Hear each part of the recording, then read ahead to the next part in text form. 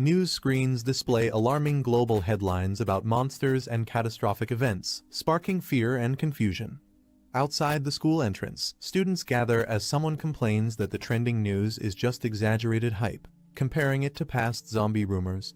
The crowd shifts their attention to the appearance of the popular girl, Shui Kingzi. Students gossip about her breakup with her boyfriend. One student claims the girl was just settling for him, as she got accepted into a top university while he failed to even enter an ordinary college. They agree their futures were never compatible. Another student tries to remember the boyfriend's name, saying it might have been Fang Yi. Suddenly, Fang Yi appears in front of Shui Kingzi. Shui Kingzi calmly states that she has made up her mind and believes their relationship is no longer realistic. She explains that high school love often ends with a moment of realization, suggesting they were never truly right for each other. She adds that a lasting relationship needs equal standing and courage. She firmly says they should break up and adds that even if he tried everything, it wouldn't change her decision. Fang Yi stays silent with a blank expression, while the crowd watches. Internally, Shui Kingzi wonders if he's so stunned that he can't respond. The crowd mocks Fang Yi silently, assuming he'll beg her to stay since she's the school flower.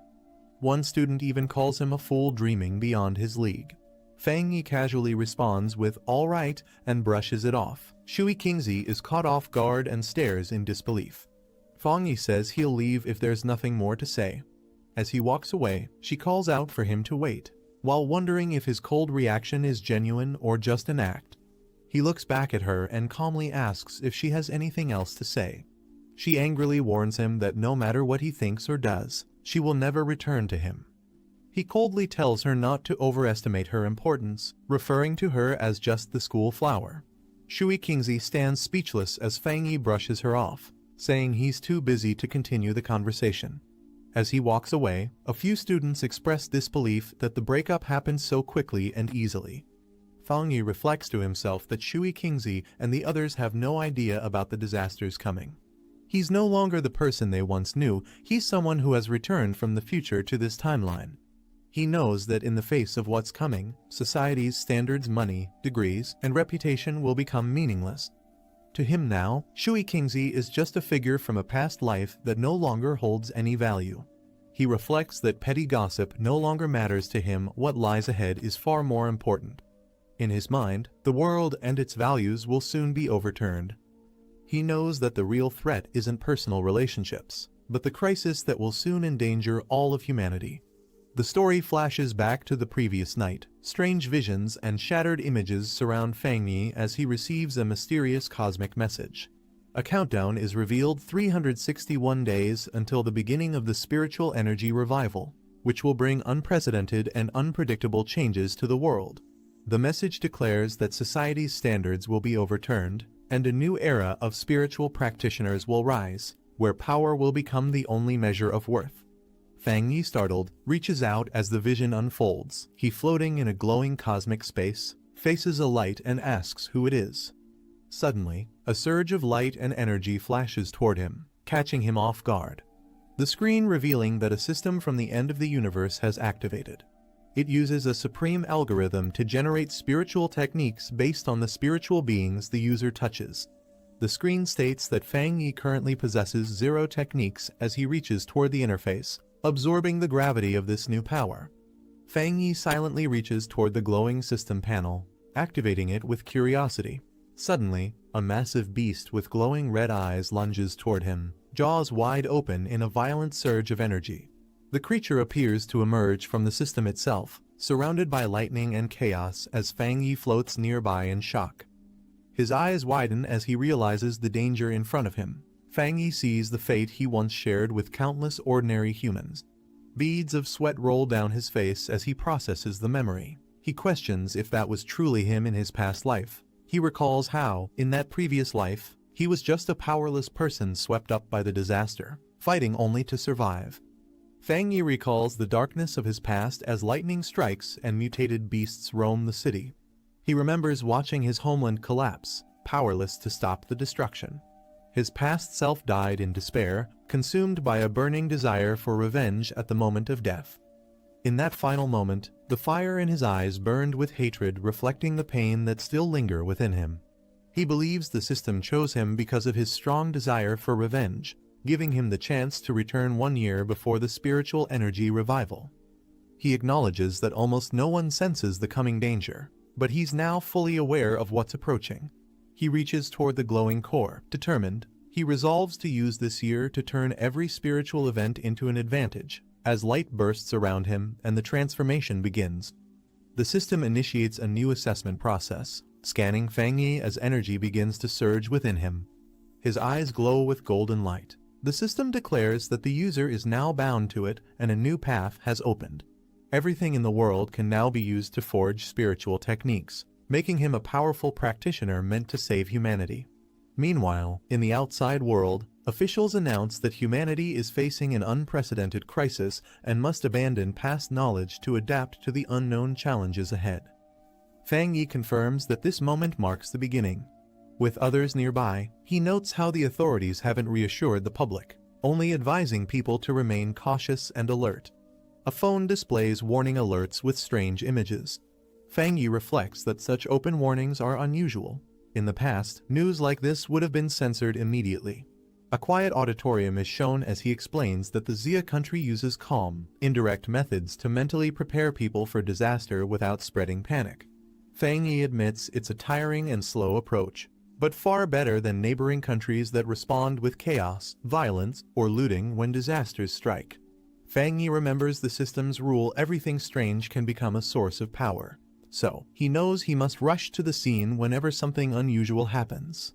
His eyes narrow as he checks his phone. A headline warns of the highest UV levels in a century at Qingcheng University, along with a heat wave alert for new students, disguised as a casual sun protection notice. Some students nearby dismiss it as media hype, joking that the university probably paid to trend, unaware of the deadly seriousness behind the warning. He looks up at the cloudy sky, noticing how different it seems from the weather warning reports just nearby. He checks his phone and sees the UV index at 0, questioning how Qingcheng University, only 15 minutes away, could be experiencing extreme UV levels. He reads a school announcement stating that registration will proceed as normal despite the intense heat, while online comments joke about the warning being fake or photoshopped. While the public dismisses it as a hoax, Fang Yi smiles subtly, knowing deep down that dangerous is beginning, and he's the only one who understands it. Fang Yi smiles confidently as he senses that his first real opportunity has finally come. The sun blazes unnaturally over Qingcheng University's north gate. He arrives calmly and realizing something is not right with the environment. As students flee from the unbearable heat, Fang Yi calmly observes the glowing particles floating around the campus gate and wonders what they are. He crouches down and reaches toward one of the flickering lights. As his finger touches the glowing orb, it pulses brightly with a surge of energy. A flash of light erupts, and Fang Yi is taken aback by the sudden reaction. The system detects a severe solar-type energy disturbance and immediately initiates the solar attribute data template. He screams in pain as the overwhelming energy surges through his body. A massive burst of radiant light explodes outward, illuminating the entire area with intense solar energy. Onlookers react in shock. Some question if they're hallucinating. Others jokingly call it a Super Saiyan moment, while one compares it to a heavenly being descending to Earth. Fang Yi screams in agony as the solar energy floods through his body. He wonders if the formation is complete, feeling like he's about to die under the strain. Suddenly, the system confirms the formation is complete, and he has obtained the golden sun breathing technique. His transformation is complete. His hair turns white, his eyes glow gold, and his body radiates with powerful solar lightning. At Qingcheng University, the new student welcome day begins under a bright. A crowd forms around the registration area as students line up. One student offers to help a Shui Kingzi carry her luggage. As she draws attention, multiple boys rush over, offering guidance and club flyers, hoping to impress her. Calm, she politely declines with a firm, "Thanks, but no need." A group of students chat excitedly, happy to be in the same city. Shui Kingzi stands beside them, visibly uninterested, thinking they're completely love-struck. Suddenly, a massive explosion of light appears in the distance, drawing everyone's attention and stunning Shui Kingzi. A warning blares through the loudspeakers, advising students to stay away from the north gate due to an incident. With a serious expression, she realizes strange things have been happening everywhere and decides she must investigate it herself. At Qingcheng University's North Gate, amidst the swirling smoke and flames, Fang Yi appears. A system panel activates, explaining that by staring into the scorching sun and breathing in the burning heat, Fang Yi can perform golden sun breathing to strengthen his body. Without prior learning, a new skill is unlocked, and writing points are gained as golden energy continues to surge around his hands. Fang Yi looks at the system panel, which confirms that a new skill has been unlocked and 59 writing points have been gained. He questions what writing points are. After a brief pause, he decides it doesn't matter, thinking it's obviously something useful, and he'll figure out how to use it later. The sun shines brightly overhead as Fang Yi looks up. Nearby students begin to react to the strange phenomenon. One comments that the sky suddenly went dark, while another says they felt a chill in the air. Someone else calls out that a crowd is forming at the North Gate, and Shui Qingzi is seen among them. A large group of people gathers at the campus entrance. The president of Qingcheng University arrives with security and questions why so many people are present despite a warning message being sent out. He orders everyone to check in immediately, warning that those who don't will lose points. The hooded officer commands the team to re-establish the perimeter and fully seal off the North Gate area. The president acknowledges the order with a nod. A system notification appears, confirming that the contaminated zone level at Qingcheng University's North Gate has been purified. Fang Yi reads another message explaining that a contaminated zone is a government-designated area in Xia country where spirit return energy appears. He's surprised to learn it's officially recognized and realizes he's not the only one affected. A broadcast alerts everyone that all unrelated individuals must evacuate the sealed North Gate area immediately, prompting Fang Yi to stay cautious. As military personnel take control, someone questions if they are from the army, while others in the crowd express confusion about the situation. Fang Yi realizes the disturbance has become too large and their presence has attracted too much attention. Without hesitation, he launches himself into the sky, deciding it's time to leave the area. The hooded officer steps through the smoke. He kneels and touches the surface, picking up a small crystal fragment. He brings it to his eyes and inspects it carefully. He examines the crystal and states that the event was no accident, suggesting someone may have already begun resonating with spirit energy. As security orders the crowd to clear out, the officer continues observing the area while other staff try to assist with dispersal. Shui Qingzi overhears the mention of spirit energy and questions whether this disaster was truly unnatural, wondering if such terrifying events could really be caused by humans. Watching Fang Yi from a distance, Shui Qingzi recalls the shadow earlier and wonders if it was actually him. She doubts her earlier suspicion, telling herself not to be naive. She thinks there's no way Fang Yi, with his mediocre performance, could have entered Qingcheng University. In Fang Yi's house as the sun sets, lying on his bed, Fang Yi struggles with intense heat radiating from his body and wonders why it won't fade. Despite taking cold showers and using air conditioning, nothing helps. He is drenched in sweat and realizes that if this continues, he won't be able to sleep tonight. While wiping sweat from his face, Fang Yi worries that the chaos earlier might have exposed him. He quickly checks his phone and finds a top trending update from the Spirit Energy Practitioners Association about a new ranking system. Recognizing the name, he recalls the group as an obscure online community that occasionally posted spiritual training content, once thought to be pure fantasy. A flash of the cloaked figure from earlier comes to mind, and Fang Yi begins to suspect that the people he encountered at Qingcheng University may have been part of that same association. Fang Yi taps open on the announcement to view more details from the Spirit Energy Practitioners Association, revealing various ranks of spiritual cultivation. He notes that while the content sounds fantastical, the watermark proves it's genuine and officially released by the Xia Country Agency. He reflects that in his past life, he never encountered such information because he was just an ordinary person focused entirely on survival during the disasters. Realizing this might be an official signal for early awakeners, he sits on his bed and decides to resume practicing golden sun breathing as instructed. He closes his eyes and begins breathing steadily. As the heat builds within his body, he starts to sweat but stays concentrated. Flames of golden energy swirl around him as he levitates in his room. A narration explains step 1 of the process, strengthening the body into a vessel capable of absorbing the energy of heaven and earth. As if becoming a living weapon, he channels his spirit energy and concentrates intensely, commanding himself to shape it into the form of the divine axe as golden power explodes around him. As the energy condenses above him, Fang Yi wonders if this could truly be it. Then the system confirms his breakthrough to Ghost Axe 1-star rank. A new system appears, reminding him that he has 50 writing points available to convert knowledge into skills. He had forgotten about them, but now considers using them to boost his new cultivation rank even further. Fang Yi reflects on the system's explanation, questioning what it means to forcibly embed power into anything. Curious, he holds out his glowing hand and wonders if a random object like a mug would qualify as anything. A system window appears, asking if he wants to use a writing point to embed the sun attribute into the mug. As the mug glows, he realizes his guess was right. Smirking with satisfaction, Fang Yi confirms to himself that this new ability has limitless potential. He realizes that forcibly embedding attributes means granting objects supernatural powers. He wonders what would happen if he used this ability on a weapon like a sword or a gun, rather than a mug.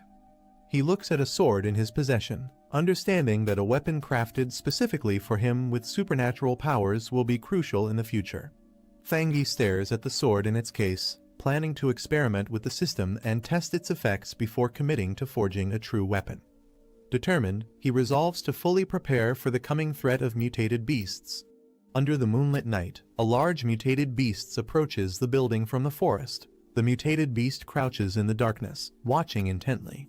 Inside the room, the sound of coughing echoes repeatedly and moonlight spills through the window onto the bed. Fang Yi lies in bed, sweating and coughing as he shifts slightly and murmurs. Suddenly, he slowly opens his eyes. He sits at the edge of his bed with his feet touching the floor. He walks into the living room and stops, noticing something while moonlight floods the space. He focuses on a sound, thinking that ever since he entered Ghost Axe, his sense of hearing has become sharper than normal, making it easy to hear noises from nearby houses. Still lying on the couch, he continues hearing repeated coughing sounds and realizes something isn't right. Fang Yi peeks out his apartment door and hears coughing echoing from the corridor. He spots a beast with glowing red eyes and black feathers in the hallway and identifies the sound source. It's there. Recognizing it, he realizes the creature is a mutated rabbit beast affected by the mutation. He recalls that even with distant memories from his previous life, seeing this beast again still sends chills through him. Meanwhile, a helicopter with a spotlight approaches the city. A girl with long hair stands on a rooftop under the moonlight, stating that the rabbit who consumed the dark spirit fruit is still on the loose and that its speed is shockingly fast. She instructs to stay updated on any new developments while continuing to eat the lollipop. She leaps across rooftops, swiftly moving through the city. While midair, she suddenly senses something and turns her attention toward it. With force, she kicks off the building and accelerates toward the source. The girl reports that she has detected the beast's dark energy again, and that it fled 20 kilometers away to a residential area. She urges for immediate pursuit to protect the residents. She pushes off a building wall with force. While flipping through the sky, she warns others to be cautious. The beast has consumed a spirit fruit, and although its transformation isn't complete, it may still grow stronger. A man on the street looks up in surprise as a blur of light streaks across the night sky. Inside the Central Channel manga department, a man wonders if he's hallucinating from working too much. Another colleague scolds him, asking if he's done with the manga. He points out that they're on the 65th floor, shocked by what he's seeing outside, a figure leaping in front of the full moon. Meanwhile, the mutated beast charges toward Fang Yi, letting out a roar. Fang Yi's eye lights up with intense golden energy in response. He notes that ever since his breakthrough, his body has improved. He can clearly see the beast's slow movements, and his muscles react fast enough to dodge its attacks. Power gathers in his hand as golden energy crackles around it. He wonders if these terrifying mutated beasts are already appearing this early, as he charges forward with his energy ready to strike. He recalls from his past life that the beast hasn't fully transformed yet, but its current stage boosts its power and madness due to the dark energy. He prepares to strike, determined to stop it before the residents fall victim to its rampage. He grabs the beast firmly, unleashing his power through his glowing hand. A loud crack echoes as he slams the beast down with full force. He pins the beast down and stays focused as golden energy surrounds him. He realizes the beast's weak point is its tail and prepares to strike.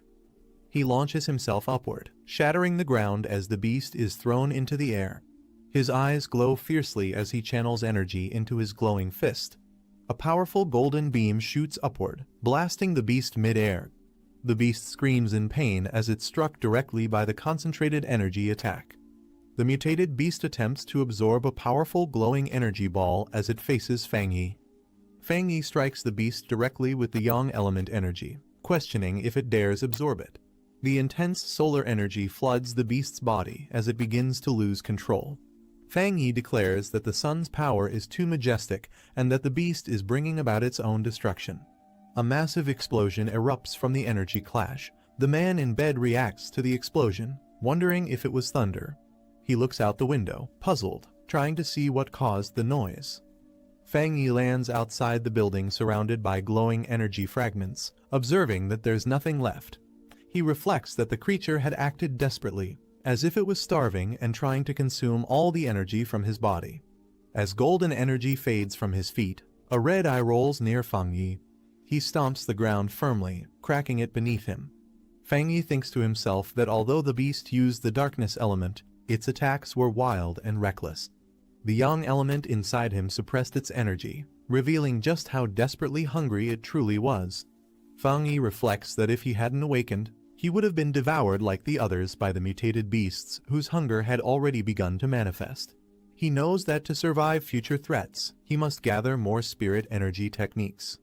Meanwhile, under the full moon, the girl descends from the sky. She lands forcefully in the forest. She steps forward and questions if the target is truly dead. Kneeling down, she confirms the corpse has been torn apart and decides to begin collecting the remaining dark element energy. As she reaches toward the ground, she suddenly reacts to something unexpected. The girl winces in shock from the heat, pulling her hand back and wondering how intense the temperature is. She realizes the heat is due to a high-level yang energy one with a pure concentration, similar to what's detected at Qingcheng University, and suspects it's no coincidence. Raising her hand to her earpiece, she contacts HQ, confirming the rabbit is dead and explains she wasn't the one who killed it. A new pioneer did, someone possessing a high-grade elemental affinity. Someone at HQ asks if the person who purified the polluted zone at Qingcheng University's northern gate and killed the mutated rabbit is the same individual. Another confirms the person isn't listed in the HQ archives and remarks on the unusual talent of a pioneer with such pure elemental power. They insist the association must reach out to him immediately. The girl agrees, activating flames and energy in her hands as she prepares to store the sample. She seals the yang element energy carefully inside her cloak. HQ instructs her to postpone all other missions and focus entirely on tracking the new pioneer and gathering any information about him. They hope to persuade him to join the Spirit Energy Association. The girl calmly unwraps her lollipop. She acknowledges the command with a quiet "understood" as she places the lollipop in her mouth. Still chewing, she casually says that before anything else she just wants a cup of milk tea. Fang Yi wonders who this mysterious person is, recognizing that such overwhelming power must belong to a true expert. He silently vows to meet him no matter what it takes. Fang Yi stretches his arms wide in front of a large window as sunlight pours in. He states that the whole day's plan starts in the morning and acknowledges the dazzling sunlight. He removes his shirt, revealing a muscular physique, and mentions that waking up early helps with his cultivation. As he stands in the sunlight, glowing energy begins swirling around him while he activates the golden sun breathing technique, directing himself to feel the morning sun and operate the technique. Surrounded by radiant golden energy, Fang Yi explains that after entering the Ghost Axe realm, he can now sense the aura of the mountain masterpiece more clearly when using the golden sun breathing technique, which feels like threads circling the divine axe. A sudden explosion of light erupts as he realizes the breakthrough happened faster than expected, surprising him. Fang Yi clenches his glowing fist with determination, channeling the power through his arm as energy surges outward. Lifting the golden axe, he notes it feels much lighter than before. As he swings it, He reflects that cultivation is like chopping wood. What truly matters is persistence. He swings the golden axe downward with force as radiant energy shoots up through his body. He channels the power while standing firm, stating that his axe technique is becoming more refined and destructive. With golden eyes glowing, he senses his body becoming stronger, remarking that his physical toughness has increased. He reflects that although his progress seems fast, it's due to unused residual energy from his previous breakthrough to 1 star. Surrounded by golden flames, Fangi decides that from now on, he must level up gradually, 1 step at a time. As he glances at a package labeled authentic goods, he notes that the anomalies caused by his cultivation are too flashy and thinks he needs to find a quieter place. At the association office, an older man hears something and reacts with curiosity. Holding a phone, the man detects a solar energy fluctuation and immediately suspects Fangi as the source again. In a quiet mountain forest by a stream, Fangi sits cross-legged and activates a screen interface in front of him. When prompted to use code points to implant a yang attribute into an item, he confirms with a yes as golden energy wraps around him. He recalls a past attempt where he used a figurine as a weapon. The coding worked, but it couldn't handle the yang attribute's power. Now wielding a new blade, Fangi senses that not all props can be turned into weapons. But this one is different. He feels the blade and his body share the same origin and resonate together strongly. The screen confirms that the coding was successful. Surrounded by golden energy, Fangi praises the weapon and prepares to test its power with a strong swing. Shocked by the overwhelming force, he exclaims in surprise as a massive burst of light explodes from the weapon. Holding the glowing blade with a confident stance, Fangi unleashes a fiery arc of energy in a wide slash. Fangi unleashes a massive slash that nearly causes a wildfire, relieved that the situation didn't get worse. Seeing the smoke and destruction, he realizes it was too loud and he's probably already been noticed. He prepares to leave quickly. Meanwhile, the girl rushes toward the scene, frustrated and yelling repeatedly in anger. She complains that she only went to redeem a coupon and buy milk tea, but missed something important, blaming her bad luck on retrograde Mercury. The girl looks surprised and shouts in shock upon realizing something about a hot spring. As she rushes through swirling smoke, she questions what the Buddha statue just did and wonders how to handle the aftermath and where to report it. With teary eyes, she worries about getting scolded by the cleanup department again and complains that ever since they appeared, nothing good has happened. Suddenly, she's caught off guard as something hits her from behind. The girl is shocked and yells in disbelief, realizing that last night the aura was still 1-star ghost axe, but now it has advanced to 2-star and even carries the presence of a spirit weapon. A visual explanation describes spirit weapons as powerful tools infused with attributes, far beyond ordinary weapons. She notes that spirit weapons are extremely rare, with the association only possessing 2. She's confused how someone else could have one, especially since current tech is still incomplete and restricted from public use. After a pause, she nervously laughs it off, saying it must be a mistake on her part. Sitting by the stream, she prepares to cool it down and clean up the aftermath. Walking through the forest, Fangi reflects that his weapon has the yang attribute now, but the system never said it was limited to just 1. Remembering the system's words, he notes that many techniques can be coded, and anything in the world can become coding material. He wonders if he can stack multiple attributes onto the same weapon. While checking his phone, Fangi receives a message from someone asking if he's a pioneer. The sender reveals they checked his browser history and saw he entered the realm after using a driver post. Fangi realizes he forgot to set his privacy settings. The conversation continues with the user saying their group has 3 members trying to connect with other pioneers. Fangi responds that he's a newbie too. They ask about his cultivation progress, mention how tough the body tempering divine axe is, and share a rumor about a national team player reaching that realm. Fangi replies that it sounds impressive. Fangi is surprised to learn that even official military recruits are still only at the Ghost Axe realm. He receives a message from IDUG-72 about a newly formed pollution zone and a suggestion to team up, offering safety and shared loot.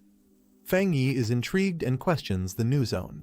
He asks for the location, and IDUG-72 sends a compressed data file titled Dark River Molten Dragon.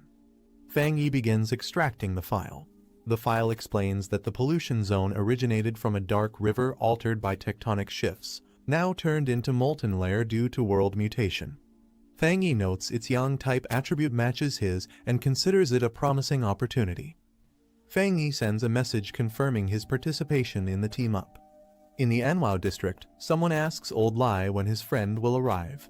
A group stands before a massive sealed entrance, with one member thanking Xiaoya for the detailed map and intel that helped him find the location easily. Another member expresses gratitude for the group's support and reminds everyone that once they're inside, they'll need to watch out for each other. Zhang Xiaoya, a staff member from the Ministry of Culture's Spiritual Energy Cultivation Association, laments that there don't seem to be any standout pioneers to recommend this time. A narration explains that most pioneers don't realize the association is a government agency, and becoming a formal member is extremely difficult, often requiring heavy connections and multiple tests. Zhang Xiaoya sighs, dreading overtime if the group doesn't discover anything. Just then, someone excitedly recognizes Fang Yi approaching. Fang Yi steps forward confidently and introduces himself to the group, saying it's nice to meet them all. She observes Fang Yi and guesses he's at Ghost Axe Realm 2-star. She finds his strong aura unusual, it's warm and not oppressive. The group stands ready at the cave entrance. Someone announces that since everyone's gathered, it's time to move out. Another responds with an okay. Inside the cave, Fang Yi takes the lead and tells Zhang Xiaoya to handle the light. She agrees, and the group begins their cautious descent. As they explore, one member warns Fang Yi to be careful of loose rocks. Another comments the heat isn't as intense as expected. They guess it's because they haven't reached the core of the pollution zone yet, and Fang Yi reminds everyone to prioritize safety and speak up if tired. Fang Yi reflects that although he arrived last, the group has already welcomed him warmly. He senses their friendliness is genuine, whether out of kindness or survival instinct. The team reaches a cavern filled with glowing molten lava. One of them exclaims in awe, realizing it really is lava. Fang Yi suddenly steps forward toward the lava without hesitation, alarming the group. Zhang Xiaoya warns him not to act recklessly with danger ahead. Ignoring their shouts, Fang Yi plunges a weapon into the lava. The others panic, yelling at him for being reckless and shouting to pull him back immediately. Flames erupt violently from the lava pit as Fang Yi makes contact, shocking the rest of the team. The system detects a world anomaly called Inner Flame and begins analyzing it while activating ultimate computing power to code the phenomenon. The analysis reveals that the Inner Flame has an extremely high internal temperature and explosive traits, making it incredibly destructive. The system then describes the Crimson Flame Blade technique when the blade is drawn. Each strike is surrounded by blazing flames and lightning, unleashing its full might. Fang Yi prepares his hand to activate the technique, surrounded by swirling fire energy. He declares that it perfectly complements his Tang blade and chooses to spend a serial point to embed the Inner Flame attribute into the weapon. The team watches in awe from a distance as Fang Yi rises safely from the lava. They notice his weapon is absorbing the layer's energy and confirm he's unharmed. As flames swirl around his newly enhanced blade, Fang Yi stands confidently. One of the team members praises his discovery, deciding to absorb energy during training too. Fang Yi notes that the spiritual energy has stabilized, and it's time to cultivate. Another teammate raises his arms, excitedly saying he can now absorb energy smoothly. A second person shares the same experience, saying with a bit more training, they'll officially enter the cultivation path. Zhang Xiaoya smiles and assures them not to worry about safety. She's only there to gather intel and will keep watch while they focus on their training. Everyone expresses gratitude to her. Suddenly, Zhang Xiaoya turns toward the cave entrance and notices new figures approaching. She warns the group that more pioneers are coming. A group of aggressive newcomers arrives. The red-haired leader mocks the others, calling them small fries, and declares the area his. Zhang Xiaoya looks back at her cultivating teammates and realizes all three enemies are at 1-star Ghost Axe Realm, concluding they can't risk provoking them. She politely responds that they found the location first and her friends have already started absorbing energy. She offers to share the space if they're willing to cultivate peacefully. The man mocking her strength and yelling at her to get lost. He threatens violence if they don't leave immediately. Zhang Xiaoya silently reflects that in this era of spiritual energy revival, The rule is survival of the fittest and the weak are left behind. Despite that, she reminds herself that as a member of the Xia Countries Association, she can't let this continue and must intervene. Just then, Fang Yi steps forward with a confident "heh," surprising her.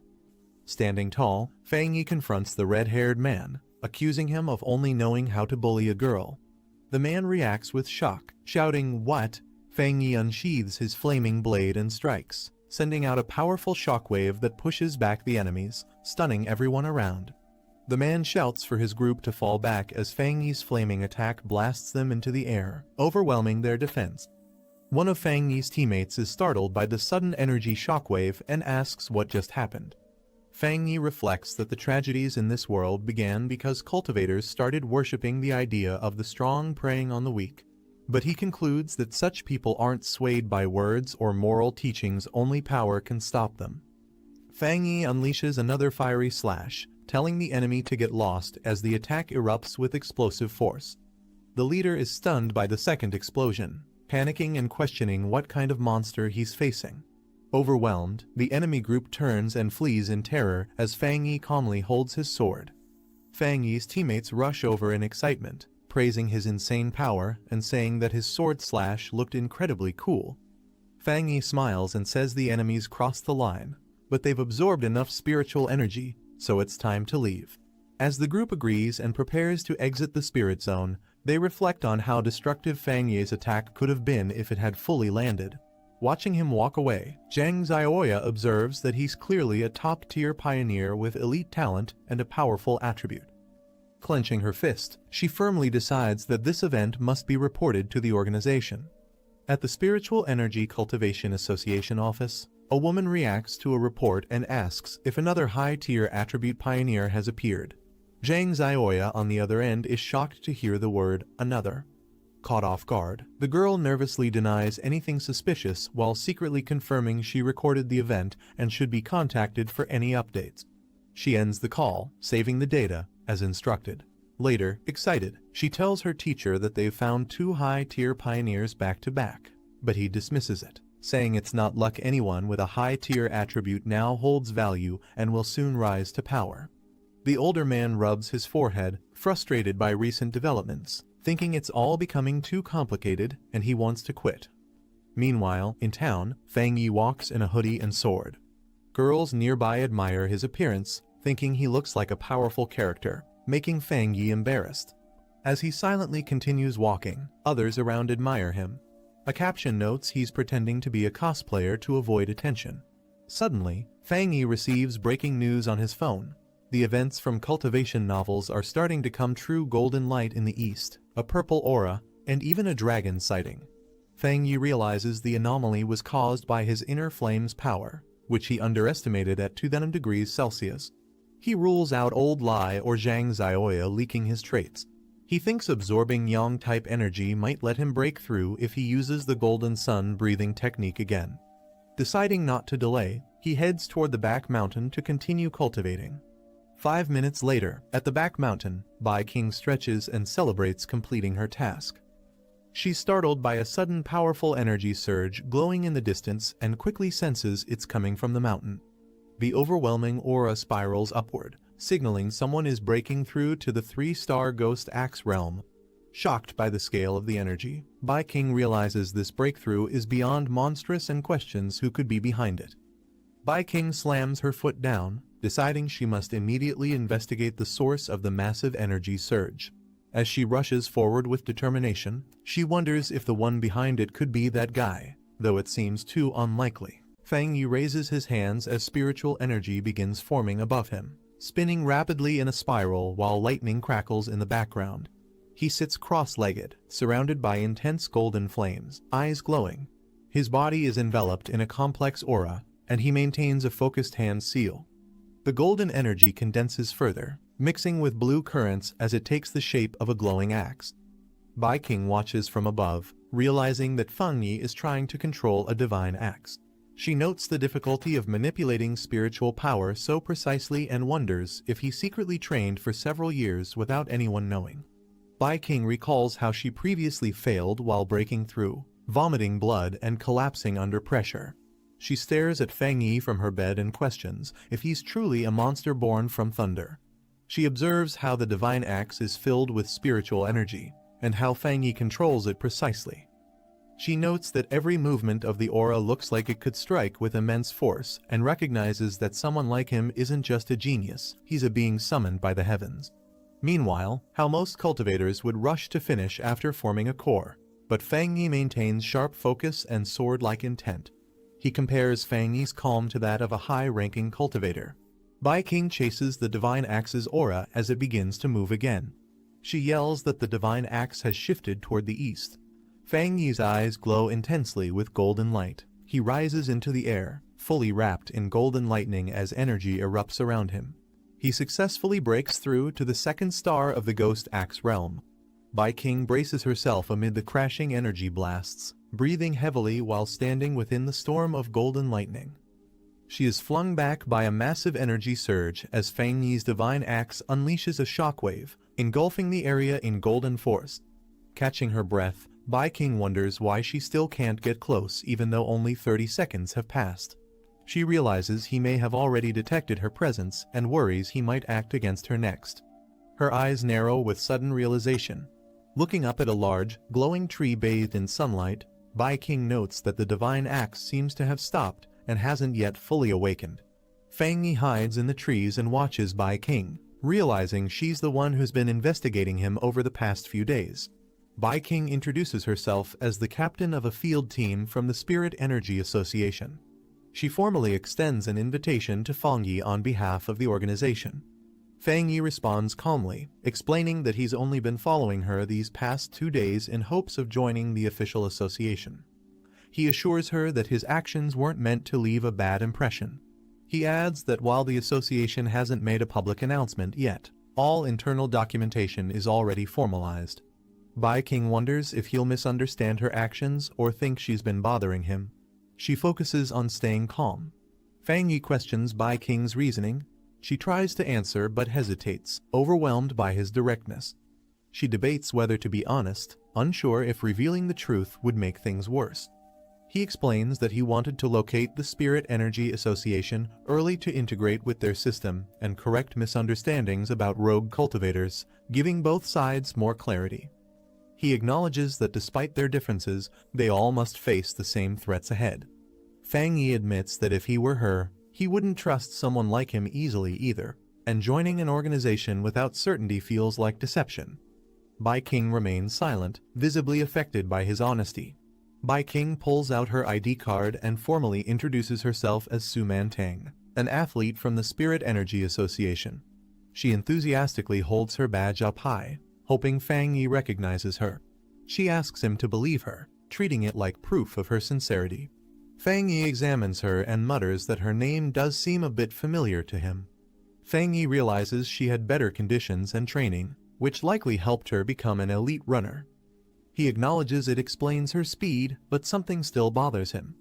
Fang Yi looks serious, remembering that in his previous life, Su Mantang failed to fulfill her mission and humanity was ultimately wiped out.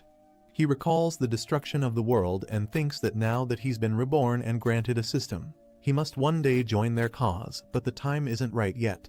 Su Mantang smiles and says she really does recognize him, hoping it builds trust. Fang Yi quickly leaps away, telling her he'll consider the offer, leaving behind a trail of wind. Fang Yi reappears behind Su Mantang and tells her to temporarily keep his identity and actions a secret from others. Based on her conduct, he concludes that the Spirit Energy Association likely trusts her more than other scouts. He internally decides to make use of her abilities, believing she can serve his goals well. Su Mantang agrees to cooperate but says the association has already noticed the disturbance from his breakthrough and she must still report it eventually, perhaps in half a year. Fang Yi accepts the condition and calmly agrees. Su Mantang leaps through the forest, frustrated that Fang Yi slipped away again. She complains about always missing her chance and the tiring task of reporting back. She grumbles about cleaning up after others' messes, then tells herself to stop dwelling on it. Since she's already on assignment outside, she might as well finish it properly. Receiving a message through her earpiece, Su Mantang is shocked to hear that an abnormal has reappeared. She quickly asks if it's active again. She recalls the brutal monster pack responsible for past horrors. She vows never to forget them. Dark red creatures with twisted forms crawl through ruined cities, hunting, biting, and killing without reason. They target humans and spread chaos wherever they appear. The creatures are classified as abnormal beings by the Spirit Energy Association. Their actions vary in behavior, with some attacking randomly and others following complex strategies. If they're not eliminated early, they grow stronger by absorbing aura, becoming more destructive and difficult to handle. Lightning strikes violently in the middle of a heavy rainstorm, illuminating tall city buildings. Fang Yi steps into a puddle as rain pours heavily. Emergency warnings flash on electronic screens, announcing that the area has entered a dangerous state and civilians should evacuate immediately. Passers-by comment on how frequent these anomalies have become. Fang Yi looks up. He notes the intense lightning pressure in the atmosphere and realizes that the center of the storm is still moving. Fang Yi climbs a flight of stairs in the rain. He stops before a distant mountain struck by purple lightning and mutters that the signal is coming from there. Without hesitation, he leaps forward into the storm. He lands with speed, sprinting up the slope toward the mountain.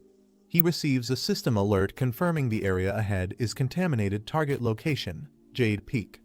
Another display identifies Jade Peak as a 545-meter mountain and a notable landmark in the city. Fang Yi approaches through the misty, skeletal forest littered with bones. The system reports that the contamination level is currently unknown. Fang Yi continues forward without hesitation. Suddenly, Fang Yi's eyes sharpen as he senses something unusual nearby. A massive bolt of bright blue lightning strikes down in front of him. The meeting begins with a report showing a mountain struck by lightning. They explain that the spiritual energy levels are rising, and the danger level of Yuhuang Peak is increasing rapidly. A man in a suit says this is a serious situation. The original cleanup team was reassigned, so the emergency meeting was called. He then asks King Yin to continue the briefing. Bai King, in front of the council, explains that currently the peak is inaccessible due to explosive lightning-type spiritual energy. They had only rated it as an A-level pollution zone so far. Bai King adds that in 1 hour, it will reach a level that demands a new emergency classification. However, based on past data, no one in their district, including herself, has the ability to approach it safely. The officials review death rate estimates and conclude that even Ghost Axe Tier 3 elites have a 100% fatality rate if deployed into the contaminated zone. Another officer proposes immediate lockdown around Yuhuang Peak's base with 24-hour patrols to stop anyone from entering. A second officer agrees, stating the mountain must be sealed completely from the root of the danger. They finalize the decision. No one is allowed near the spirit turbulence until energy levels drop. The zone will remain locked for safety. Suddenly, lightning crashes into the mountain. Amid the rain and flashing light, Fang Yi appears in a hooded cloak, muttering to himself that he will reclaim his memory. Fang Yi stands amid the storm, but realizes it's not enough. To absorb the powerful spiritual energy, he must move deeper into the mountain's core. He reflects on the deadly nature of this energy and its origins. Even ordinary monsters are now strengthened, and the danger level is rising with distortions in space and time. Although he now controls Golden Sun breathing technique and Flame Blade, Fang Yi knows he still lacks the strength to fully wield these powers. Future enemies will be far more terrifying, and even cultivators might struggle against them. He prepares his weapons carefully, combining fire and blade traits to increase his attack power. However, he notes that overuse may also cause severe damage to his body. Only by pushing his limits can he survive what lies ahead.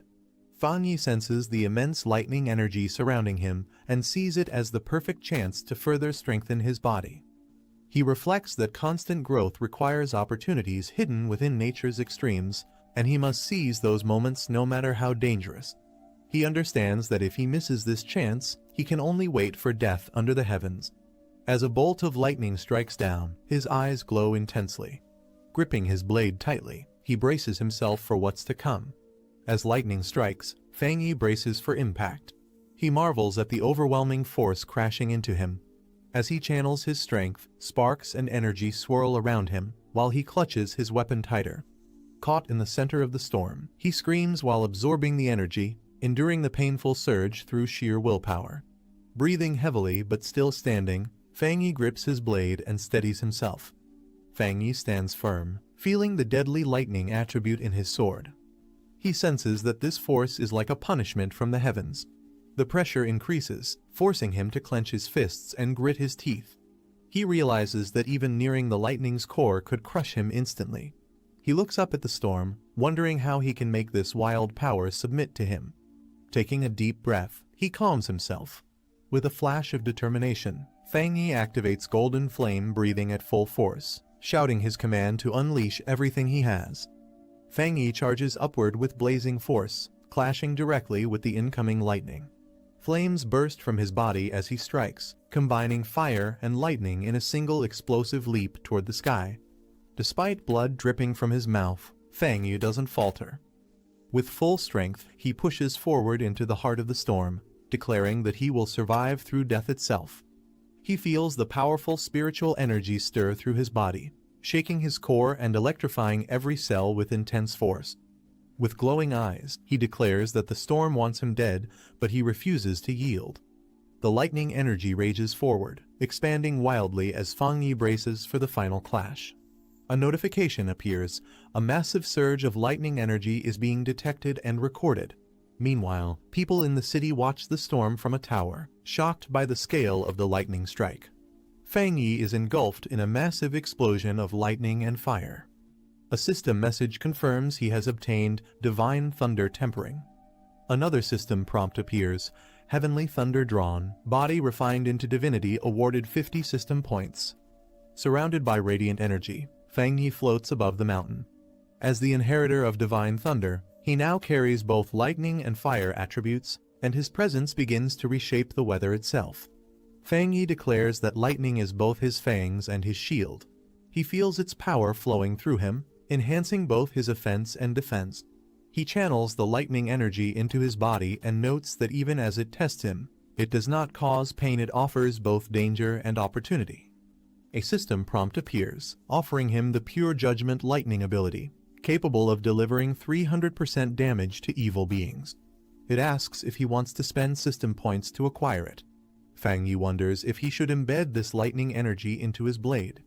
Though doing so could damage its structure, it may also break through its limits. Fang Yi considers the risk. If he injects too much lightning attribute, the weapon might not be able to withstand it. A system prompt asks if he wants to embed the lightning attribute into the object. He makes his decision, stating the energy should go into his right hand.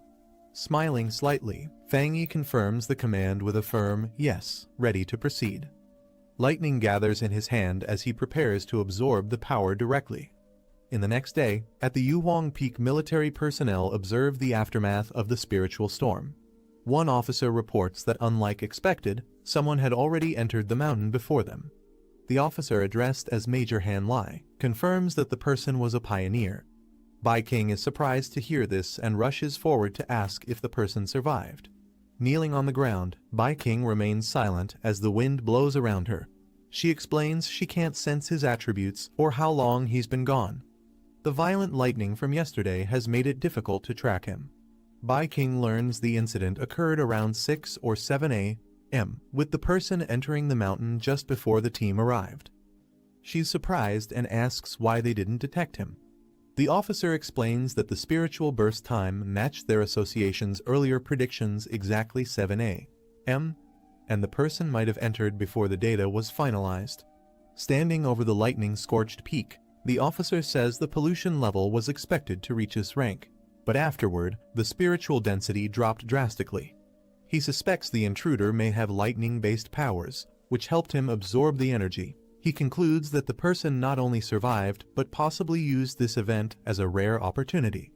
The outcome was too precise to be a coincidence, and the person acted faster than their entire team.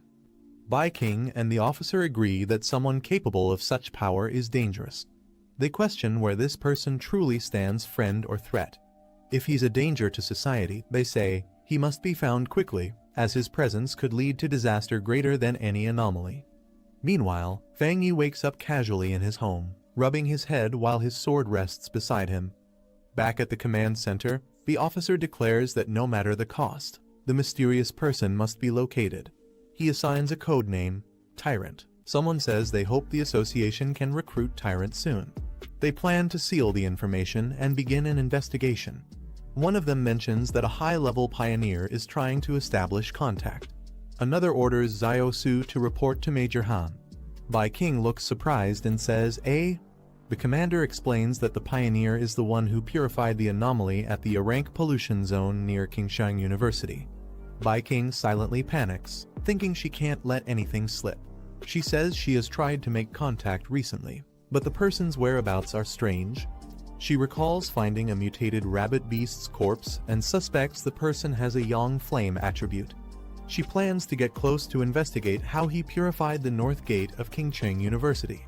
In her thoughts, Bai King panics, thinking she has already done her best by mixing truth with lies to make it believable and worries that saying nothing would backfire. The commander mutters Yang Flame attribute while thinking seriously. The commander thanks Xiao Su for her hard work and says they need young talents. Bai King salutes and replies that it's her duty and she will continue doing her best.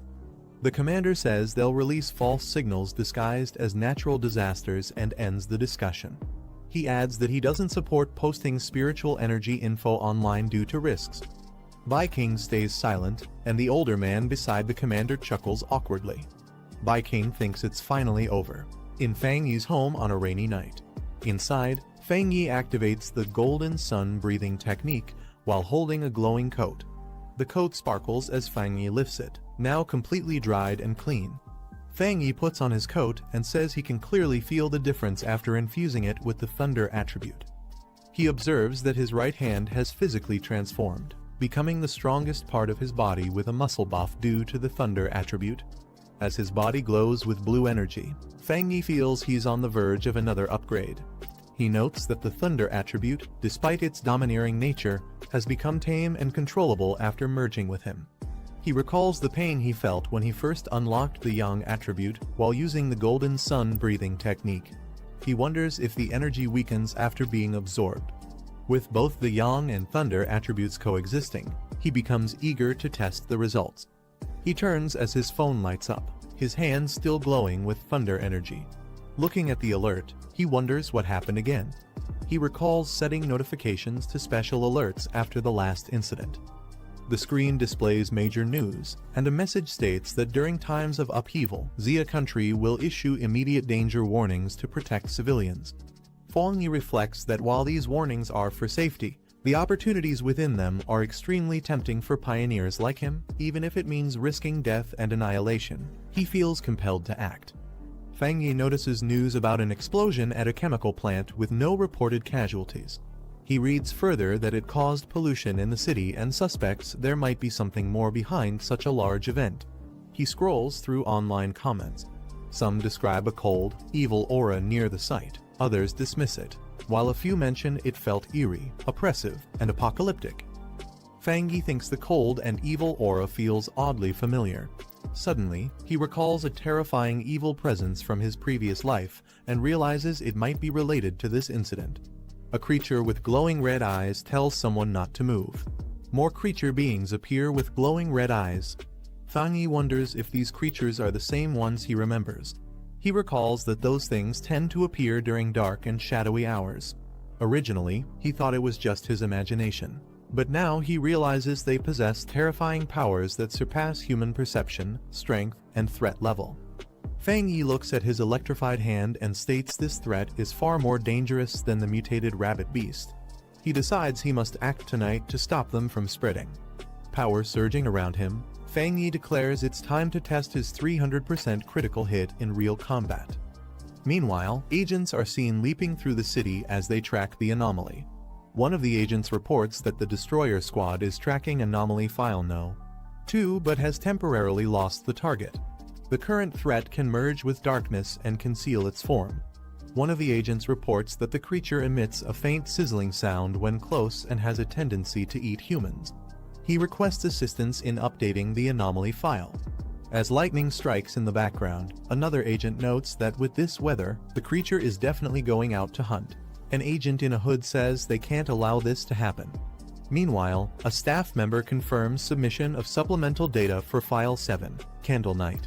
Inside the control room, an officer announces that the extermination request has been submitted as Priority B, with a resolution expected within 12 hours. A command is given to the destroyer squad to continue pursuit but prioritize their safety above all else. One squad member acknowledges the order, responding with "understood" as they descend through the rain. Observing the situation, another member reflects that 12 hours isn't fast, but it's the best headquarters can do. He notes that with anomalies reviving everywhere across Xia country, even headquarters struggles to keep up. A warning comes from the control room stating that the area being approached contains Spiritual Energy Cultivation Association agents.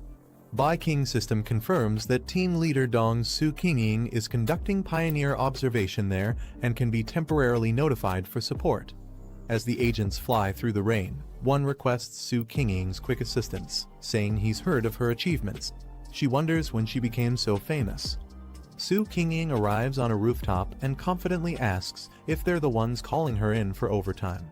A member of the squad informs Su Qingying that the Candle Night anomaly eats people, saying this mission isn't just about overtime.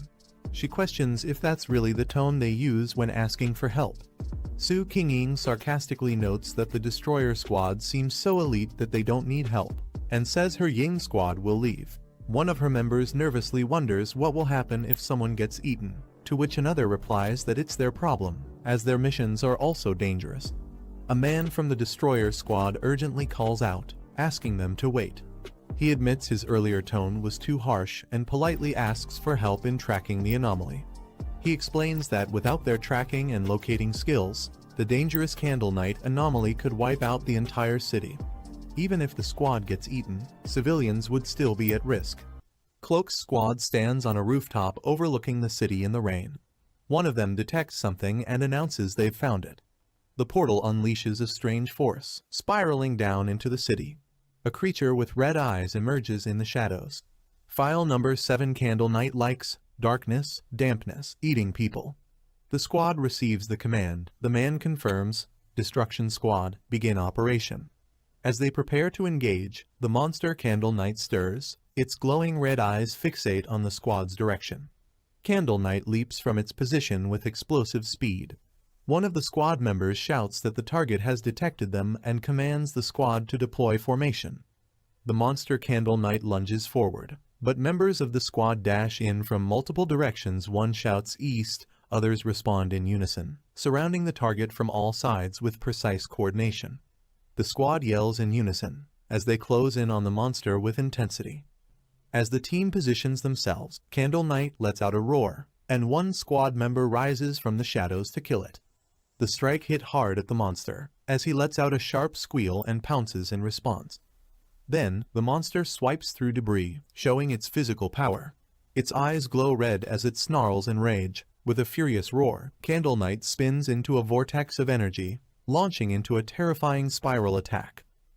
King warns the squad to dodge quickly, shouting that a soundwave attack is incoming. A spiraling shockwave tears through the battlefield, sending squad members flying as the vortex smashes the surroundings. King checks on their leader, asking if he's okay. The captain, bleeding from his arm, admits that if he hadn't backed off in time, the impact would have shattered his bones. He warns that with its dark attributes and destructive force, Candle Night will cause catastrophe if it stays in the city. Candle Night's body glows green as it channels corrosive dark energy. A massive green shockwave erupts beneath the creature as it unleashes its power into the ground. The monster starts digging rapidly, melting through the earth with corrosive breath in an attempt to escape. King shouts that it's trying to burrow underground. Another warns that its dark attribute corrodes anything it touches instantly, and they lack a high tier counter attribute to stop it. A squad member explains that while Candle Night can corrode the ground, it can't tunnel out instantly. He urges the team not to break formation, reminding them their role is intel and tactical support.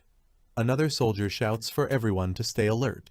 Suddenly, glowing red eyes emerge from the darkness. Candle Night bursts out violently and strikes, knocking a squad member into the air with a fierce blow. The leader yells for everyone to chase the monster before it escapes. As they follow the green energy trail, a surge in spiritual energy is detected. Reaching a rooftop, one member notices the spike and commands the others to wait outside, while they follow the target in. Inside an abandoned factory, the lead scout prepares to scan for spiritual energy readings before proceeding.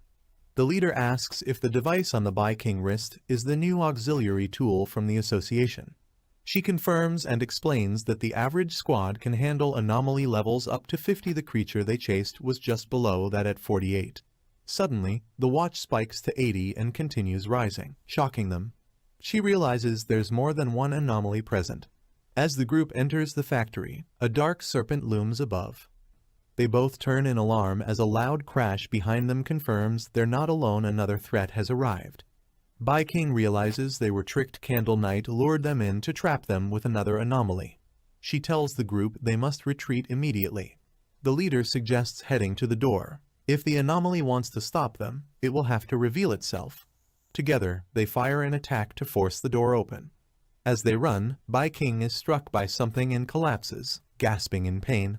She realizes her senses and body are being overtaken by the poison gas as a dark creature looms in the mist. She calls out to the others but gets no reply. Alone in the mist-filled factory, she suspects they're nearby but unable to respond. Holding her communicator, she pieces it together. Candle Knight lured them in, but the poisonous place belongs to another anomaly, likely a giant serpent. The serpent's face emerges from the toxic fog. She realizes that unlike Candle Knight's dark powers, this mist is poisonous and began affecting them the moment they entered. The gas not only paralyzes senses but drains spiritual energy rapidly. She knows if she tries to attack now, her energy will run out. She's already close to collapse. Lying on the ground, she questions what kind of anomaly could possess such intelligence and overwhelming power. It feels like they're being toyed with. Her body collapses completely. A faint light breaks through the ceiling above, but she's too weak to move. As her eye barely opens, struggling to stay conscious as she senses something approaching. Fang Yi crashes down from above, descending with confidence. He lands firmly on the ground, cracking the floor beneath him with sheer impact. Standing tall, he faces the looming serpent and confirms it's a dark attribute anomaly, unfazed and fully in control. The black serpent lunges with jaws wide open, aiming to devour the intruder. He dodges swiftly, but a second creature, Candle Knight, crashes into him from above. He's forced back, growling in frustration as both enemies close in. Realizing the truth mid-battle, he confirms there are two anomalies working together. He smirks, realizing one anomaly lures while the other harvests. He mocks Candle Knight, biting him, saying it must enjoy it too much. Power surges through him as he activates thunder energy. He slashes through the serpent, burning its body with a blazing attack enhanced by thunder. With lightning crackling, he turns to the next enemy and challenges it to handle fire next. The black serpent opens its mouth wide, revealing sharp fangs as green liquid drips from its eye. Fang Yi swings his glowing golden weapon in a fast motion toward the black serpent. He tells the serpent to focus on the blade. The black serpent coils its massive body, facing the glowing attack ahead. Fang Yi strikes down the black serpent's head with his glowing blade. He lands and faces the black serpent as it looms forward. Fang Yi notices something unusual, then sees the black serpent's mouth glowing green. Observing the serpent's attack, Fang Yi notes that it had a follow-up move as expected. The black serpent's head is struck by a surge of blue lightning, causing it to react in shock. The serpent roars as the lightning spreads violently through its body. Fang Yi notes that sensing the attack in advance was fortunate, as the serpent's dark aura is more dangerous than Candle Knight's. He explains that while wielding the Tang sword and using the power of infernal flame, he controlled and retracted the force, then used the sword to channel thunderbolt power into the serpent's body. He explains that while Candle Knight is fierce, its power is weak and can only harm a few humans, but the black serpent is different. He notices purple marks on his arm and identifies them as snake scales. Fang Yi realizes the black serpent is a cunning mutated species with improved intelligence, capable of deadly sneak attacks. He notes its poison has a built-in paralyzing effect that kills silently without leaving a trace. He looks at the mark closely, revealing a cut on his skin. Fang Yi feels a sharp pain, but notes it must be due to the circulating golden sun breathing technique in his body. He explains that the yang flame attribute can dissolve poison, while the golden sun breathing technique protects, heals, and purifies, giving him a clear pain response to warn of incoming poison attacks. Fang Yi thinks that for others without his defenses, the poison could be incurable, and observes that the serpent likely relies on ambush tactics to grow to its size, being around 3-star ghost axe rank. He adds that with Candle Knight as its partner, it becomes the perfect trap for elite pioneers, and it has likely devoured many people who never reached the association. The black serpent burns away, leaving only its skeleton as Fang Yi notes that no matter how dangerous it was, its end is ash and dust. He reflects that while the infernal flame was strong, the thunder attribute's triple critical hit was the highlight, making his combat ability decent among pioneers. Fang Yi stands silently in front of the blazing flames. He walks away, leaving the fire burning behind him. Fang Yi senses that someone is still present near the flames. He approaches as coughing is heard through the smoke. Bai King appears, staying silent. Fang Yi recognizes her as someone from the association, recalling her name starts with Su, while another person tells her there's no need to pretend. Fang Yi tells Bai King that her act of playing dead needs improvement. She realizes it really was him earlier and claims she woke up from the smell, not pretending. Fang Yi points out that she's strong, as she still had enough energy to shield herself when her teammates had passed out, and she wouldn't have noticed the smell of blood or burnt flesh otherwise. She awkwardly thanks him for the compliment. She admits she kept a bit of spiritual energy to protect herself, but wonders how he managed to defeat both Candle Knight and the giant serpent. Fang Yi tells Bai King she doesn't need to keep covering her eyes, only to promise to be honest and not reveal his identity. He notes it's getting late and, since she and her teammates are safe, he'll leave first. She thinks he's more friendly than before. She calls out for him to wait. Fang Yi declines, saying too many words spoil things, and leaves the scene to her. Fang Yi leaps away from the scene. He's relieved the white-haired girl didn't see him trying to absorb the dark attribute earlier, finding the discomfort and eerie coldness disgusting. He considers that the dark spiritual energy might have been disturbed, causing his body to reject it, and notes the system didn't respond, deciding to review it later at home. Bai King laments not getting a good look at his face, realizing he still hasn't let his guard down around the association. She tells Commander to wake up, saying it's over. Commander slowly regains consciousness. He exclaims that they were ambushed, while she remains silent. Both are surprised as they stand near the black serpent's massive burned skeleton. The group sees the serpent's remains and questions the overwhelming yang attribute, as Bai King explains that a pioneer came to help them. She thinks it should be the target of her mission, which was to track a high-level yang attribute pioneer.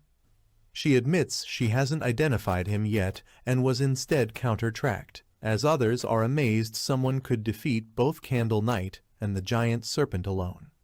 The commander asks about Candle Knight's corpse and suggests cleaning up the scene and submitting the remains to the association. He uses green energy to examine the remains, but suddenly steps on a spot emitting a blue electric charge. He reacts to the violent energy as Captain Su watches. Bai King asks Captain Su if the target was yang attribute, noting the residual electrical charge is far too intense. Captain Su examines the body, confirming the thunder attribute is pure and high tier, and wonders if two high-level pioneers worked together to kill both the Black Serpent and Candle Knight. Captain Su realizes only one person appeared and thinks no one would believe a single person carried two extreme high-level attributes. She notes that just having one of them would make someone a top-tier genius.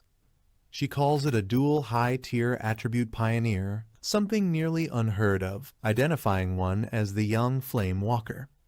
She identifies the other as the Thunder Tyrant. Fang Yi stands surrounded by lightning, holding a fiery weapon, while someone questions what kind of person he is.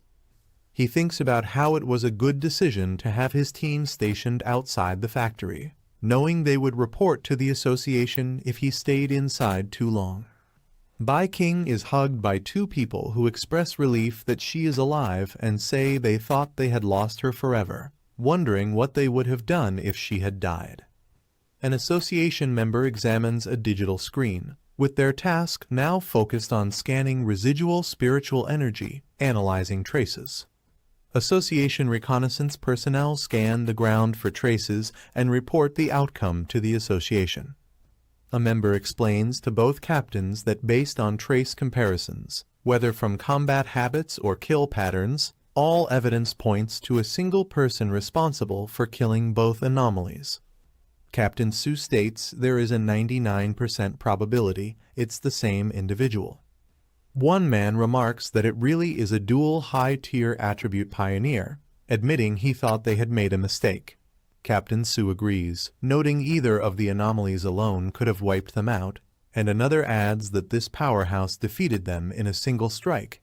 Even though they are all in the Ghost Axe realm, the power gap is enormous. Bai King says her surveillance target has appeared, the data has been updated, and she needs to report to the higher-ups. She reports that both Tyrant and the North Gate of Qingcheng University were her assigned targets. A man on the phone responds that he understands the situation and tells Xiao Su to pause her mission for now. She hears that since the target saved her, eliminated the anomalies, and secured the area, it means he doesn't resent the association and isn't their enemy. However, for her safety and to make a good impression on him, she should avoid contacting him for now, even though Old Han disagrees with this view. She says she has one theory about something that happened before, when Tyrant was about to advance at the back mountain.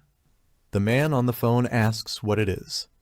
Bai King explains that she once sensed an incredibly strong aura in the area where he was active and suspected he might have a spiritual weapon, though she thought it was unlikely. But now that it's confirmed he is a dual high-tier attribute pioneer, she believes otherwise. The man asks in surprise if he has a spiritual weapon. The man says it's unlikely for someone, no matter how gifted, to possess a spiritual weapon without outside help or resources. He adds that the reconnaissance team found no traces of a third spiritual energy attribute usually linked to a spiritual weapon. Bai King explains that when she came into contact, the spiritual weapon aura she sensed was of the yang attribute. The man understands, saying that if the weapon's attribute comes directly from his own yang energy, then if he is a spirit creation realm cultivator, it is theoretically possible for him to create it on his own. Bai King reacts with surprise, noting that spirit creation realm cultivators are extremely rare worldwide, with barely more than 2 known. She adds that if this person possesses a third attribute, it would completely shift the balance and shake the entire pioneer community. The man explains that research shows different attributes clash within the human body, making it nearly impossible for them to coexist, and so far no pioneer has ever been confirmed to possess 3 different spiritual attributes. He says that if the person truly has a spiritual weapon, the absence of a detected third attribute might actually be good. He hopes such a powerful pioneer never becomes humanity's enemy. Meanwhile, the man believed to be the subject showers quietly. Fangyi notes that there's less than a year until the official spiritual energy revival, yet anomalies and phenomena are already erupting everywhere, becoming highly active. He mentions that many pioneers, including himself, have started cultivating on their own. He explains that once the interface between the body and the spiritual world is opened, people become more sensitive to changes in heaven and earth, like those in the underground river before.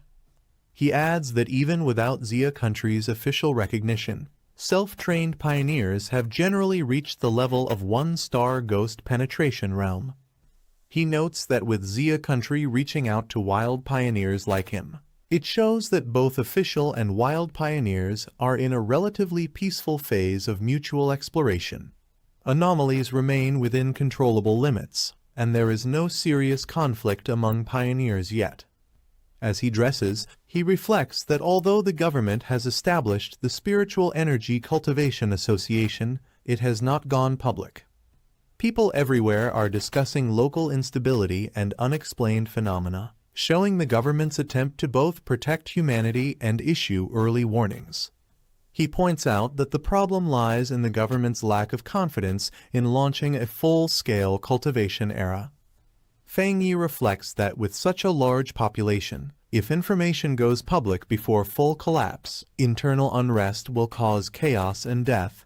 Even recognized pioneers can't yet stabilize societal upheaval, and both internal and external threats will only hasten the collapse. He thinks the government's cautious approach isn't wrong, as human hearts are more dangerous than ghosts or gods. However, what worries him is that anomalies are developing faster than he expected. He recalls that what he encountered today was a typical mutated product of dark attribute contamination.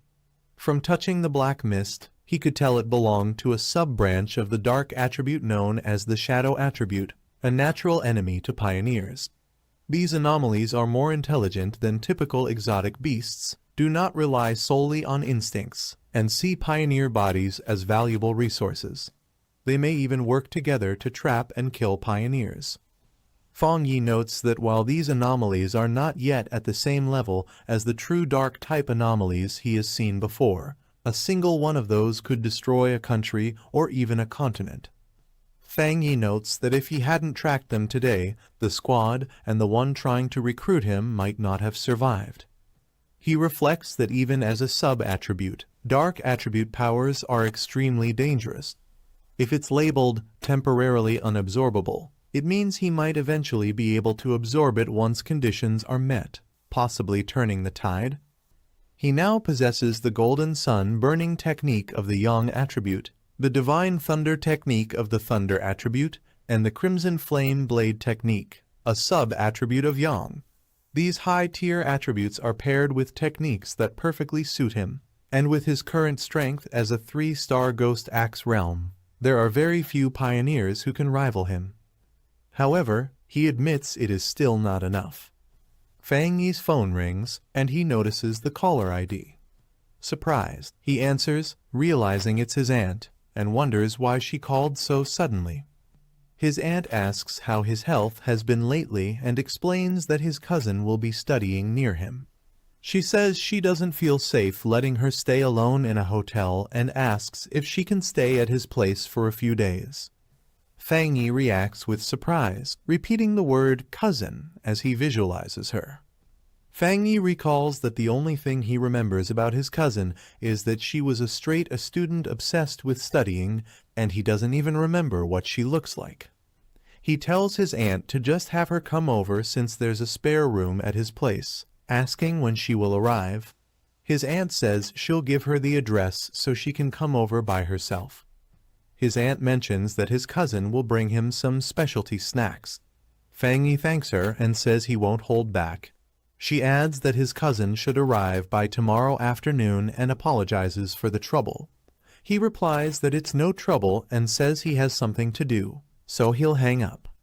Somewhere else, a person in a hooded outfit is at a computer, reading and replying to messages about the Spiritual Energy Revival Martial Arts Vanguard team. The person in the hood ends a conversation with a message telling their aunt to take care and visit next time. They look at an online article with the headline, Rumor Alert, Internet Famous Town Renamed Death Town, 3 more vanish, still accepting Pork Beast Challenge. They read the location name Yonghuo Town aloud. Someone at the door asks if they have finished packing, surprising the person at the computer. The girl says she's packed but doesn't want to bother her cousin, preferring to stay at a hotel. Her guardian insists it's safer to stay with her cousin and says she trusts him. The guardian reminds her not to cause trouble while staying there and to help out around the house when possible. The girl agrees. Wearing her hood and mask, the girl leaves through the door. She thinks to herself that she will handle one hurdle at a time and that no matter what her cousin is like, he won't be harder to deal with than an anomaly. The sun shines over the city as people walk through the streets. The girl walks with her suitcase towards her destination. She checks her phone, which shows she has arrived at her destination. Looking up, she confirms to herself that this should be the place. This is the end of the video. If you guys want to see the next part, then don't forget to subscribe and like the video.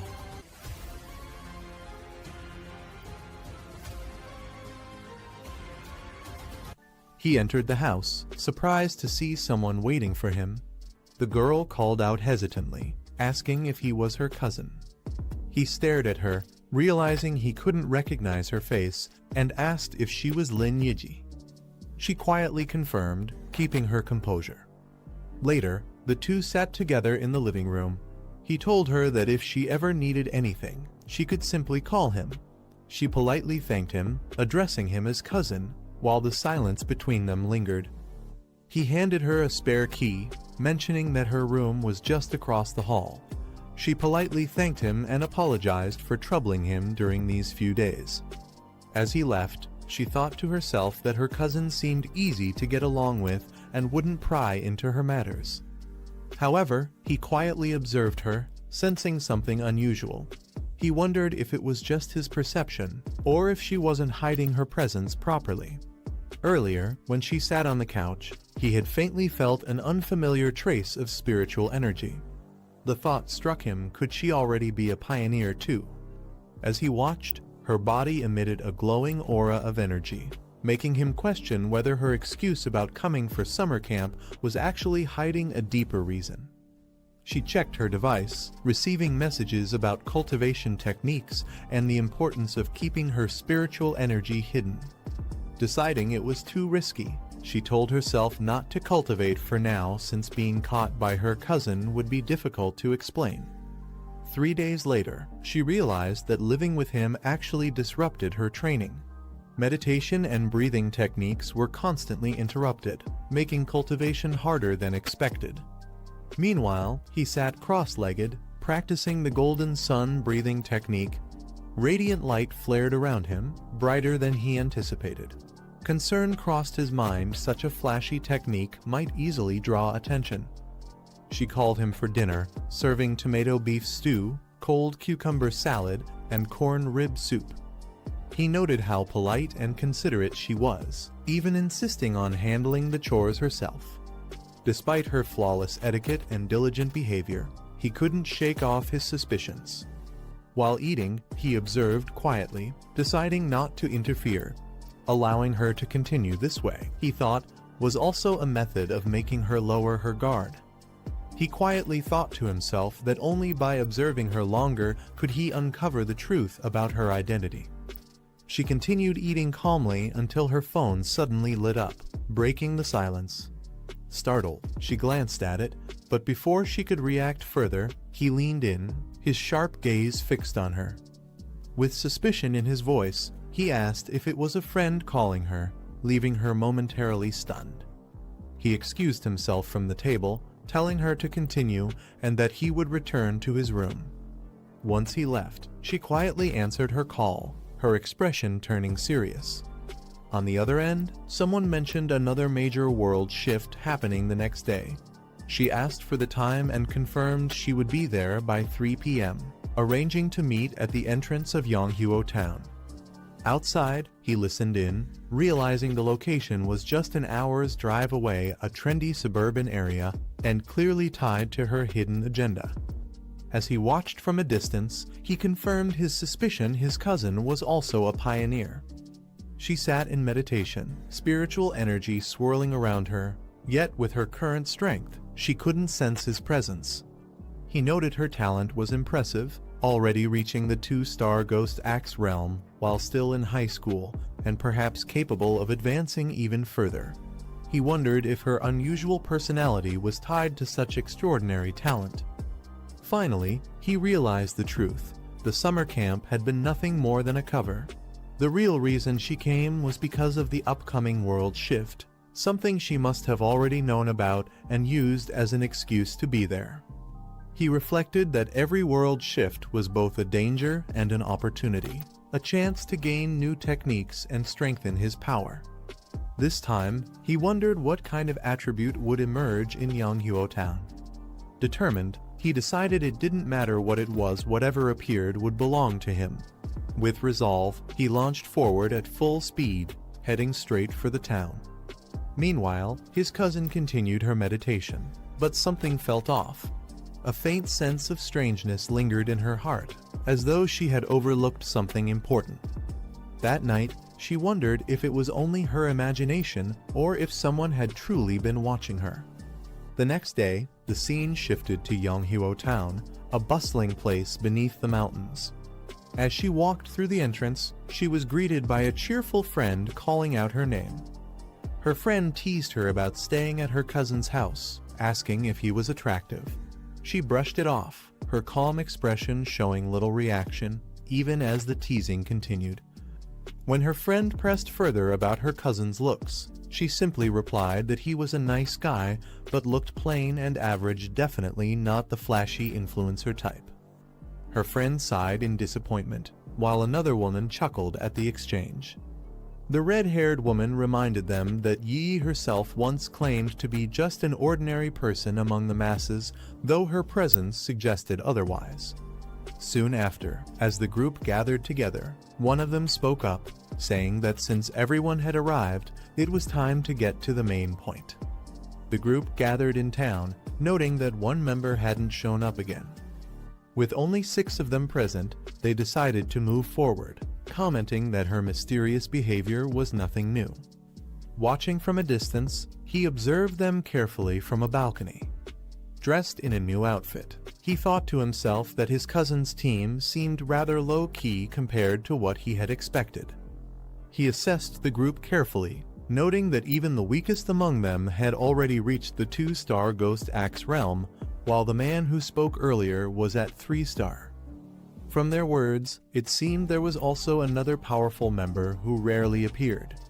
Sitting calmly with his drink, he shifted his gaze toward the mountain above Yanghuo Town. His sharp eyes caught sight of a phenomenon, an enormous vine descending from the sky, signaling the beginning of the world shift. The massive vine stretched from the heavens down into the earth, towering over the mountains of Yanghuo Town. Its sudden appearance defied all previously known information about world shifts, making it difficult to comprehend. Observers were left stunned, acknowledging it was indeed a world shift, though uncertain whether it would lead to total collapse. The red-haired woman stared in disbelief, whispering that she wouldn't have believed it if she hadn't seen it with her own eyes. Everyone present felt the overwhelming presence of the vine, realizing they were witnessing something extraordinary and far beyond their expectations. As they approached the massive vine, one of the girls hesitated, urging the group not to go any further.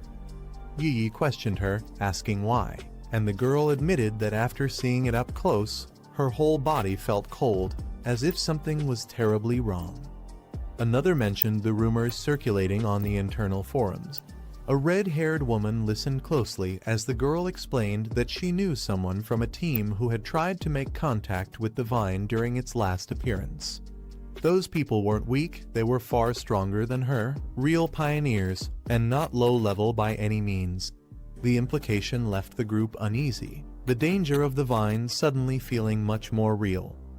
They pressed forward and found the area littered with bones entangled in the roots of the massive vine.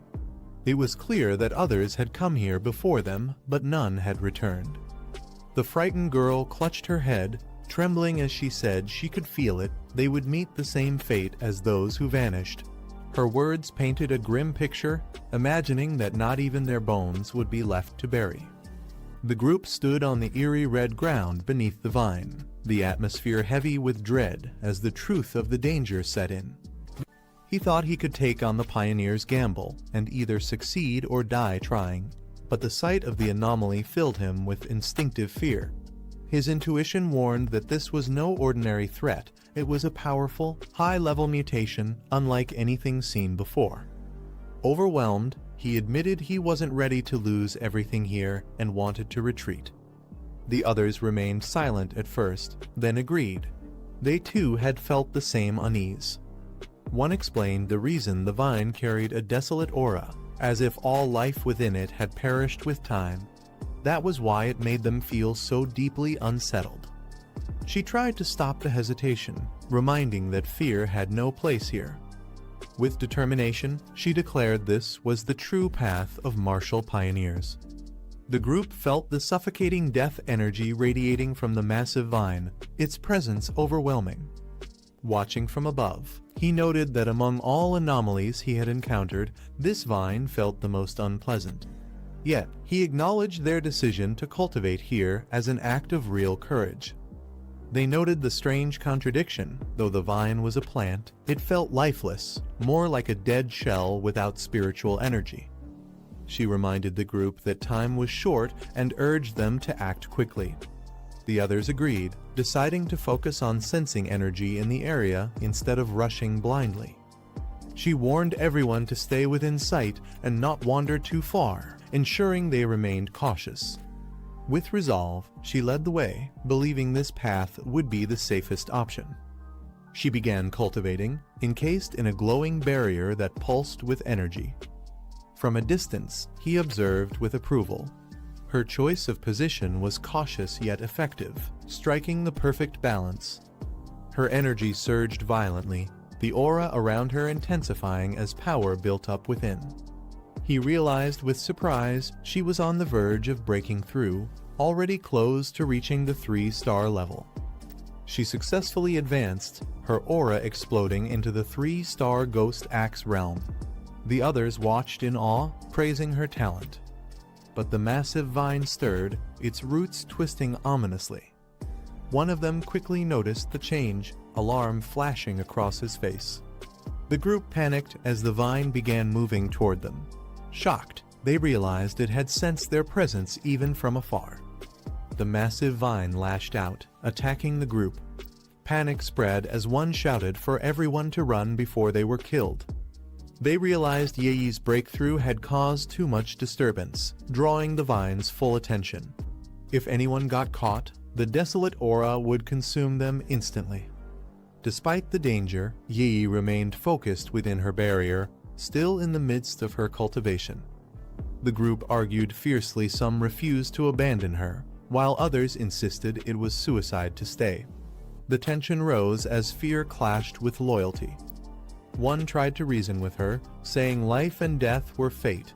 If they stayed, they'd all perish, and since they were only acquaintances, it wasn't worth the risk. Frustration flared as tempers clashed. But she stood firm, refusing to abandon her teammate no matter what. From a distance, he watched silently, realizing her cousin had no idea of the danger closing in. Yi struggled within the tightening vines, their overwhelming power threatening to crush her barrier. He clenched his weapon, recalling his promise to his aunt he had sworn to protect her no matter what. Meanwhile, the others fought desperately, slashing at the spreading vines in a bid to hold them back. But one was ensnared, her body wrapped tightly as she cried out in pain, unable to break free. The vine struck fiercely at Yi's barrier, threatening to shatter it as she remained deep in cultivation. Just then, he leapt forward, his blade glowing with blazing golden energy. The others cried out in shock, fearing for Yi's safety. His sword descended like a fiery strike, cleaving through the vine with explosive force. His golden strike landed with explosive force, shaking the ground beneath the vine. The monstrous roots recoiled from the impact, retreating under the blazing energy. The others watched in disbelief, realizing the attack had forced it back. The golden aura continued to tear through the vine, burning away its strength. He descended with power radiating from his body, standing tall as the overwhelming force pushed the threat aside. They shielded their eyes from the blinding light, stunned by the overwhelming power that had just forced the vine back. One wondered if this was the appearance of another pioneer. They realized the blazing force was the purest Yang attribute, a rare high-tier power capable of suppressing the desolate vine. He compared it to his own talent, frustrated. Though he had reached the 3-star Ghost Axe realm in record time, only a handful in the country could display such overwhelming strength. Gritting his teeth, he admitted that Lin Yi's talent was close to his, yet not by much. Even so, the gap between them and this mysterious power was undeniable. He gripped his weapon tightly, realizing the vast difference between them. If such powerful pioneers existed, then what did that make the rest of them? From below, they stared at his radiant figure, admitting that his power had crushed not just one of them, but all of them. They questioned what kind of existence he truly was, his presence towering like something beyond human. Meanwhile, another marveled at the vine's terrifying technique, calling it a perpetual engine that could endlessly absorb life energy from its surroundings. The system extracted the vine's ability desolation attribute, a power that could instantly corrode and drain all surrounding life force. He opened his glowing green eyes, realizing why the vine had only thrived in such harsh terrain. If it had grown elsewhere, it would have drained the life from everything for dozens of miles around. Calmly, he reflected that this attribute was both brutal and tyrannical, a power that stripped vitality by force. He reflected on the desolation attribute, calling it tyrannical for forcefully stripping away the life force of others. One of the women thanked him sincerely, saying without his intervention they would have all died, asking how they could ever repay him. He waved it off, replying there was no need. In truth, he had gained the most endless vitality and the desolation attribute thanks to their lead. Meanwhile, the others decided it was wiser to focus on watching his cousin's movements more carefully from now on, especially after the earlier conflict. He departed swiftly, thinking to himself that when danger strikes, people reveal their true nature. A scattered and disorganized team would never survive the major shifts to come. The others stood in silence. One wondered aloud what they should do now. Another teased, asking if he regretted not helping earlier. They concluded that with the threat gone and Lin Yi having advanced to the third level, their best option was to stick with this team for as long as possible. Meanwhile, Yi slowly opened her eyes, her gaze now glowing with a new and powerful brilliance. Yiji finally awakened, surprising everyone. They rushed over, relieved to see her conscious. Confused, she asked what had just happened, noticing the others still recovering on the ground. She then sensed the lingering yang energy nearby, its scorching intensity so strong that it could be felt even from a distance. One of them offered to explain what had happened, while the others quietly wondered about the mysterious man who had intervened. They were left in disbelief, wondering if someone that powerful could truly exist. One admitted he was practically a monster, far beyond their level. They recalled how no matter how hard they had tried, they couldn't cut through the vine, yet he had forced it back with a single slash. Looking up, they saw the massive vine curled far away in the sky, completely avoiding them after the clash. She thought about the man's lingering deterrent, noting how even after he left, the once raging vine had become meek and lifeless. When she returned home, he greeted her casually, surprised at her sudden appearance. He noticed her face looked pale and pointed it out with concern. She brushed it off with a smile, saying she was only tired from studying. He told her to rest after working so hard and suggested they order takeout for dinner. She agreed quietly. She reflected that breakthroughs were mentally exhausting, far worse than staying up all night for weeks. Lying down, she reminded herself that she was no longer ordinary, and even if she pushed herself harder, this was the path of a pioneer. The world was already changing. Meanwhile, he stepped outside, thinking that unlike his cousin, a normal life was no longer possible for him. She checked her phone and was surprised by a sudden message in the group chat. It was from Jia Lan, who instructed everyone to notify her if there was any trace of that powerhouse again.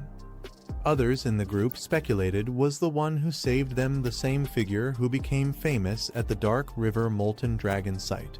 If so, why would someone of that level bother helping them? They recalled the overwhelming power of that slash, a burst of white light so intense that no pioneer of the same tier in Xia country could have possibly withstood it. He prepared to leave, thinking that Lin Yi would now likely lower her guard, allowing him to observe her movements more freely. Riding his bike through the night, he reminded himself it was time to figure out how to properly carry the desolation attribute. He reflected that the attribute leaned more toward plant-type entities, making it unique compared to others. But he also realized its sinister, corrosive nature could be dangerous. Placing it directly into his body might lead to severe negative effects. He considered that directly merging the desolation attribute with his body might conflict with his thunder attribute. Instead, he decided the best approach was to use an external medium, just like the strange ghost vine that had evolved after sensing spiritual energy revival.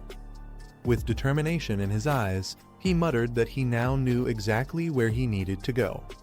Under the moonlit sky, he rode his bike through the quiet mountain road, heading toward his next destination. He arrived at City Forest Park, parking his bike under the shade of a large tree. Walking into the field of flowers, he decided he needed to find a plant that resonated best with his spiritual energy, one that could become the lucky one.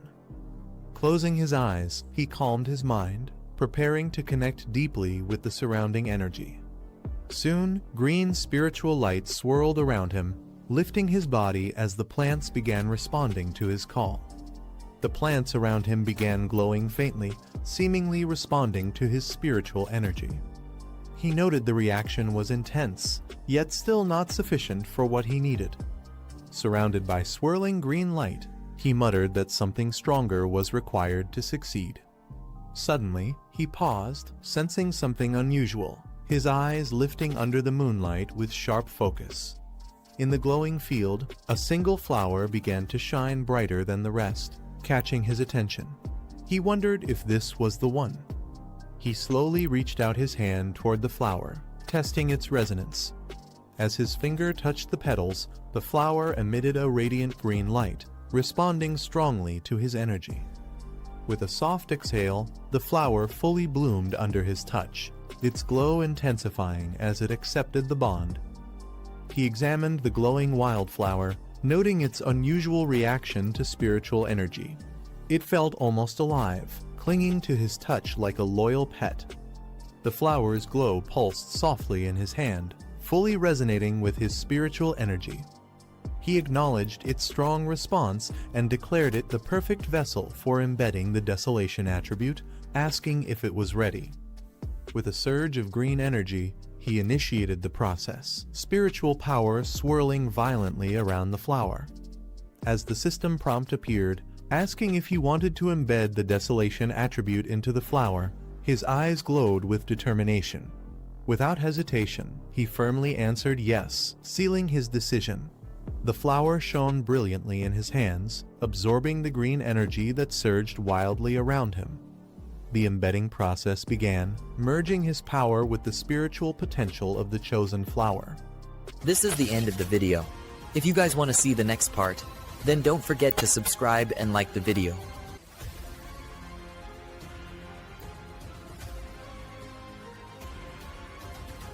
A powerful green light strikes down from the sky, shaking the ground. The man looks up, startled by the sudden flash. A glowing lotus begins to bloom in the forest. The flower fully opens, radiating a strange, luminous energy. Green energy surges from the flower, wrapping around the man as he observes its power. He senses the overwhelming force, comparing it to the hand of a demon. In just seconds, the energy spreads across the forest, draining everything in its path. The glowing lotus begins to shrink, its light slowly fading. He decides to stop, worried the spiritual energy association might notice, and uproots the glowing flower. Walking away, he recalls seeing many surveillance cameras and realizes the area is being closely monitored. The flower continues to absorb energy even without its roots, leaving him surprised. He notes that its power hasn't weakened and finds it remarkable that such an ordinary-looking wildflower could hold this much strength. A warning alarm blares as abnormal energy levels are detected, making him realize he may have triggered surveillance. Without hesitation, he takes off with the glowing flower in hand. At the monitoring center, staff panic as the energy levels spike beyond control. Authorities quickly mobilize, ordering the park to be quarantined and secured. A soldier's device shows the anomaly level hitting 30, far beyond normal limits. The unit enters the forest, noting that the military steps in whenever readings exceed 10. They scan the surroundings, puzzled by the unusually high spike. Despite normal conditions, they observe that all the plants seem to have been drained of life in an instant. Soldiers speculate about the source of the spiritual energy and head deeper into the forest. A commander yells for them to stop, warning them not to go closer. He explains that the power they sensed belongs to the desolation attribute, shocking the troops. He then asks if they know about the mysterious vine hanging from the sky. Soldiers realize the vine has already been classified as an O-rank mutation. Their leader explains that its deadly power comes from the desolation attribute, which drains all surrounding life. One soldier trembles at the thought of what could have happened if he had entered. The commander warns that plants with the desolation attribute create death zones, devouring the vitality of anyone who steps in. They recall data of another desolation plant that turned a forest into a deadly forbidden zone. The commander explains that desolation is the strongest plant attribute, and now a new one has appeared. An officer steps forward, stating he's already aware of the situation. The soldiers recognize him immediately, calling out to Major Hen. Soldiers order all research staff to put on protective suits and join them in the contaminated zone. Researchers quickly gear up, preparing to enter the area. The team advances cautiously through the dead forest. Despite no source being found, they notice the desolation aura has already dropped to 25, spreading unnaturally fast. The team decides to continue their investigation, moving deeper into the zone. They unleash blue spiritual energy, preparing for potential danger. The energy surges forward, lighting up the dark forest. It condenses into a powerful sphere, pulsing with intensity. At home, he places the glowing flower into a pot, joking about raising one for the first time. He notes that the desolation attribute makes it valuable in combat, while its plain appearance keeps it inconspicuous. He reflects that true battles depend not just on strength, but on hidden trump cards. Suddenly, his phone rings. Old Wang from next door is calling. He's surprised to see Old Wang calling, realizing it's his childhood friend who joined the army 3 years ago. A memory shows them walking together as desk mates through school before Wang left to become a soldier. Answering the call, he's greeted warmly by his old friend, who's excited to see him back. Wang suggests they meet up for a drink at their usual spot. Old Wang excitedly tells him over the phone that he has a huge secret to share. Later, Wang places his phone on the table, meeting with higher authorities. He reports that he has completed the task as instructed, but raises one concern. Wang asks if the person they're targeting turns out to be innocent. Could his safety be guaranteed? The commanding officer coldly orders him to focus only on completing the mission. She adds that if the target isn't the person they're searching for, he may at least give a final warning as a friend before cutting ties completely.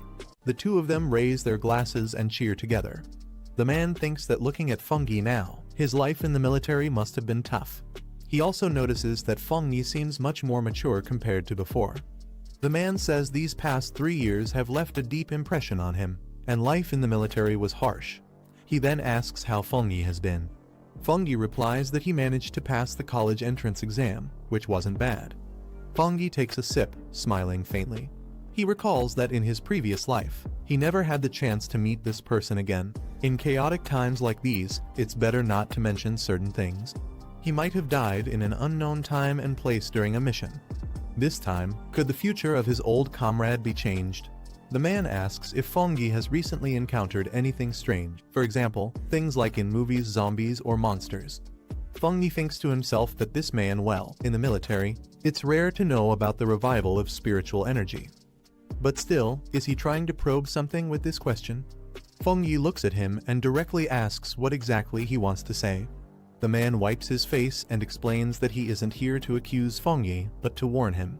He says in the near future, maybe a few months, or at most a year, their country will likely face turmoil again. Feng Yi stays silent, watching him carefully. He explains that ordinary citizens must cooperate with the authorities to keep this matter secret, not allowing any information about spiritual energy revival to spread. It's revealed that the man has already been listed as a key target and is under secret surveillance, mainly because of his close friendship with Wang. The man tells Feng Yi not to be nervous. He reassures him that as long as he doesn't spread anything, it will be fine. Wang is still in the military base in the south, protected by the country's strictest security, so he can feel at ease. The man's phone suddenly rings, catching his attention. He answers quickly, and a voice orders Wang Liang to regroup within 10 minutes with the emergency squad at the target location. He responds with a firm acknowledgement. He apologizes to Feng Yi, explaining that the mission is urgent. He tells him to head back on his own since he cannot send him off. Feng Yi looks at him and asks if the matter is related to the revival of spiritual energy. Then he firmly says to let him go along as well. The man looks surprised and tense at Feng Yi's sudden words. Feng Yi grabs him by the collar and tells him to bring him along, asking if this mission is also connected to their superior's orders. The man tries to respond, but Feng Yi assures him that even if his superiors didn't give instructions, he knows they wouldn't blame him for taking Feng Yi along. Feng Yi adds that he also wants to know what exactly the government plans to do regarding the revival of spiritual energy and what role the so-called experts actually play in the large military base under heavy clouds. Feng Yi and the man walk side by side toward the entrance, with a note that this is one of the country's most secretive facilities. Feng Yi and the man arrive at a restricted area filled with soldiers. Someone announces Wang Liang's return. Feng Yi thinks to himself that this level of spiritual energy concentration might have already exceeded normal limits. They pass through the inspection checkpoint, and a soldier confirms their clearance, allowing them to proceed. The heavy doors open with force, revealing a blinding light and intense energy surging from within. Inside, a large group of soldiers surrounds a monstrous creature, restraining it with beams of spiritual energy. Feng Yi and Wang Liang stop at the entrance. The restrained monster suddenly releases a powerful red beam of energy, forcing the soldiers to hold their ground while struggling against its strength. Feng Yi observes the attack and notes that this is a fusion attribute. An officer explains that the monster combines fire and lightning attributes, making it extremely difficult to restrain. She adds that several soldiers have already been injured in the process. She then notices Wang Liang and calls his name. The officer's expression hardens as she questions Wang Liang. She asks why he has brought an unauthorized outsider like Feng Yi into the restricted area without permission. Wang Liang tries to respond but hesitates. The officer gives a sharp order, saying the situation is urgent. She instructs the soldiers to form up immediately and take defensive positions. The soldiers respond with acknowledgement. She glances at Feng Yi, questioning if this is the person Wang Liang brought in. She thinks to herself that he doesn't seem special, only appearing like an ordinary person who has awakened spiritual energy. The officer states that since Feng Yi is Wang Liang's friend, she won't press further, but she reminds him this is a restricted zone. Entering here is dangerous, and he must keep everything he sees a secret. Feng Yi calmly replies that he understands. She raises her weapon and shouts an order to Lai Yu, commanding him to tighten the defense. The restrained monster erupts with violent energy as soldiers leap into action, surrounding it from above. The officer fires her weapon, unleashing a powerful blast directly at the creature. The combined assault from the soldiers and the officer's attack strikes the monster head-on, filling the area with explosions. The monster roars fiercely, its entire body glowing red as it releases an even more terrifying surge of power. The monster's energy suddenly intensifies again, and it lets out a terrifying roar. Someone warns Lai Yu to be careful. Lai Yu engages the beast directly, blocking its fierce attacks with quick counterstrikes. The officer orders everyone to stay alert and keep their distance from the monster. She instructs them to eliminate it before it completes its evolution. The soldiers acknowledge her command. Feng Yi watches from the back and thinks that the squad's coordination and combat efficiency are impressive. He reflects that even the strongest individuals must work together to unleash their full potential. Feng Yi's eyes widen in shock. he urgently shouts to the soldiers that they are not the monster's match. Dark purple energy erupts violently from the beast, spreading across the battlefield and forcing the soldiers to brace themselves. The officer quickly raises her weapon and shouts orders to raise the alert level, declaring a state of emergency in the restricted zone. She commands everyone not to retreat. The soldiers answer her command. The monster grows even more terrifying, its body now fully merged with the power of the black crystal. A warning is given that it has completed its evolution, and the danger level has drastically increased. The monster's eye glows ominously red, terrifying those who face it. A soldier can only stare in shock. The officer shouts Wang Liang's name in alarm. At the same moment, Feng Yi's eyes glow blue as he activates his power. The monster charges forward with violent force, clashing head-on against the defense. The officer yells to everyone that the mutated beast in Area 019 has now completed its evolution into a higher stage, upgraded to Class B. She announces that the battle plan must be updated immediately. Feng Yi watches silently from behind. A soldier coughs up blood violently, collapsing as Feng Yi turns to look at him. Feng Yi rushes to his side and asks if he's alright. The soldier continues to bleed heavily. Struggling to speak, the soldier explains that the monster released a wave of energy that crushed his insides, causing him to collapse. With blood still dripping from his mouth, the soldier forces a smile and tells Feng Yi not to worry. He says the soldiers of the 19th unit are all strong. Feng Yi silently steps forward. The officer shouts to everyone, ordering them to use any means necessary. She declares that no matter the cost, they must not allow the Class B mutated beast to escape the restricted zone, even if it means sacrificing their lives. Feng Yi's body glows with blue energy as he surges forward. The officer turns in shock, demanding to know what he intends to do. This is the end of the video. If you guys want to see the next part, then don't forget to subscribe and like the video.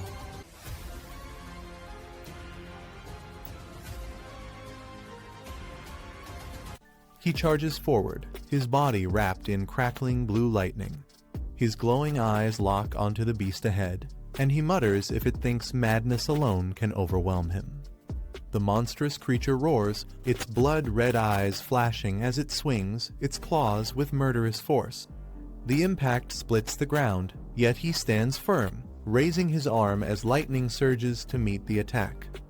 Without hesitation, he thrusts himself upward, lightning wings bursting from his back. The beast snarls in fury, but its movements can't keep up with the blinding speed of his assault. With all his strength, he channels the divine thunder into a devastating strike. The beast's head is consumed in a massive explosion of blue energy, its roar drowned out by the crack of lightning tearing through the air. The beast is struck head-on by the violent surge of blue lightning, its body consumed in the explosive blast. The shockwave tears across the battlefield, sending soldiers stumbling back as debris scatters in every direction. One man stares in disbelief, questioning if he saw it right. He realizes this is the kind of abnormal mutation even high-ranking officers can't handle alone. Another soldier turns to his superior in shock, asking if his brother could truly be the one behind this power. The red-haired officer, sweat on her face, admits none of them are mistaken. The beast collapses, its body scorched and smoking as he stands tall amidst the aftermath, lightning still flickering around him. With a cold stare, he remarks that the creature isn't fully dead yet, but this much is enough. He then orders the officers and others nearby to fall back. The red-haired officer watches in shock, realizing that even with their entire squad working together, they could barely restrain such a monster, yet he has done it alone. Her eyes narrow as she admits the truth. This overwhelming strength isn't ordinary power, it's an extreme attribute at its highest level. He raises his arm, lightning spiraling around him as immense energy gathers, shaking the very air. The crackling current surges through his hand, and the red-haired officer watches tensely, realizing his power is still climbing. The storm above thickens, forming a massive vortex of thunder and clouds. She wonders aloud just how terrifying his evolution will become. With a steady step forward, he advances, his presence alone pressing down like a storm ready to break. A blinding surge of lightning erupts from the ground as he walks forward calmly, his presence embodying the word Overlord. His expression remains cold and steady, electricity flickering across his body like it naturally belongs to him.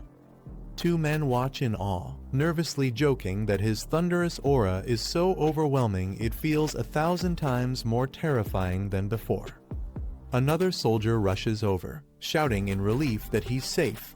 Laughing, he admits the boy nearly scared him to death. A soldier slaps him on the shoulder with a laugh, teasing that he never expected his comrade to be this powerful. He apologizes for keeping his true strength hidden, joking that military orders kept him from revealing it sooner. His friend laughs in disbelief, saying after not seeing him for 3 years, he's shocked to learn who he really is. Turning away, he exchanges a brief glance with the red-haired officer, the battlefield calm after the storm. The officer steps forward with a serious expression, extending her hand as she sincerely thanks him for his help. He smiles faintly, his crimson eyes glowing with calm confidence after the intense battle. When the officer thanks him, he responds modestly, saying it was simply to protect his friends. The red-haired officer formally introduces herself as the guardian of Base 019 and requests his contact information, promising to report everything truthfully. He agrees without hesitation, while those around watch in quiet awe at the respect the officer shows him. The red-haired officer acknowledges his strength, admitting it surpasses even the elite task force members. She expresses her strong desire to have him join the recovery army. Yet, in her thoughts, she notes something even more shocking: his growth and potential far exceed the level of an ordinary awakened soldier. He calmly asks if she's truly willing to invite someone like him into their ranks. He insists there's no need for flattery, since he doesn't see it as anything special. The officer explains that the order to recruit him didn't come from her alone, but from the higher-ups.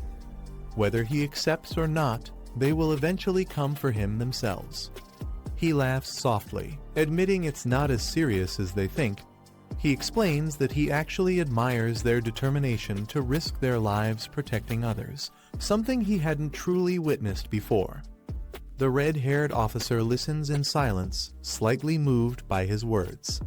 He continues with a calm smile, saying they can rely on him in the future whenever trouble arises, just as past generations once protected humanity. However, he sets one condition: his freedom must never be restricted. The officer is left speechless, her expression tightening as she processes his demand. He announces that time is running short and prepares to take his leave. The officer agrees, saying she and her men will handle the remaining cleanup and escort him back safely. As he walks away, he reflects on the true value of the army, its role in navigating dangerous spirit zones, ensuring safe passage while maintaining the advantage in battle. At the same time, he realizes the army also acts as a shield, drawing a clear line of defense between ordinary humans and the extraordinary threats that roam the world. One soldier whispers that after what they've seen today, describing him as merely not simple no longer fits. In truth, today's display was only the tip of the iceberg of his true power. As he floats above the crowd, his overwhelming aura leaves everyone stunned. They whisper that to reach such a level so quickly, he must possess knowledge and strength beyond ordinary means. A soldier suggests they cannot simply let him slip away, hinting that if the officer won't recruit him, they should hand the task over to him. The red-haired officer immediately silences him with force, ordering him and the others to follow her command without question. Later that night, under the quiet sky, the scene shifts to a building glowing with light, marking the beginning of what comes next.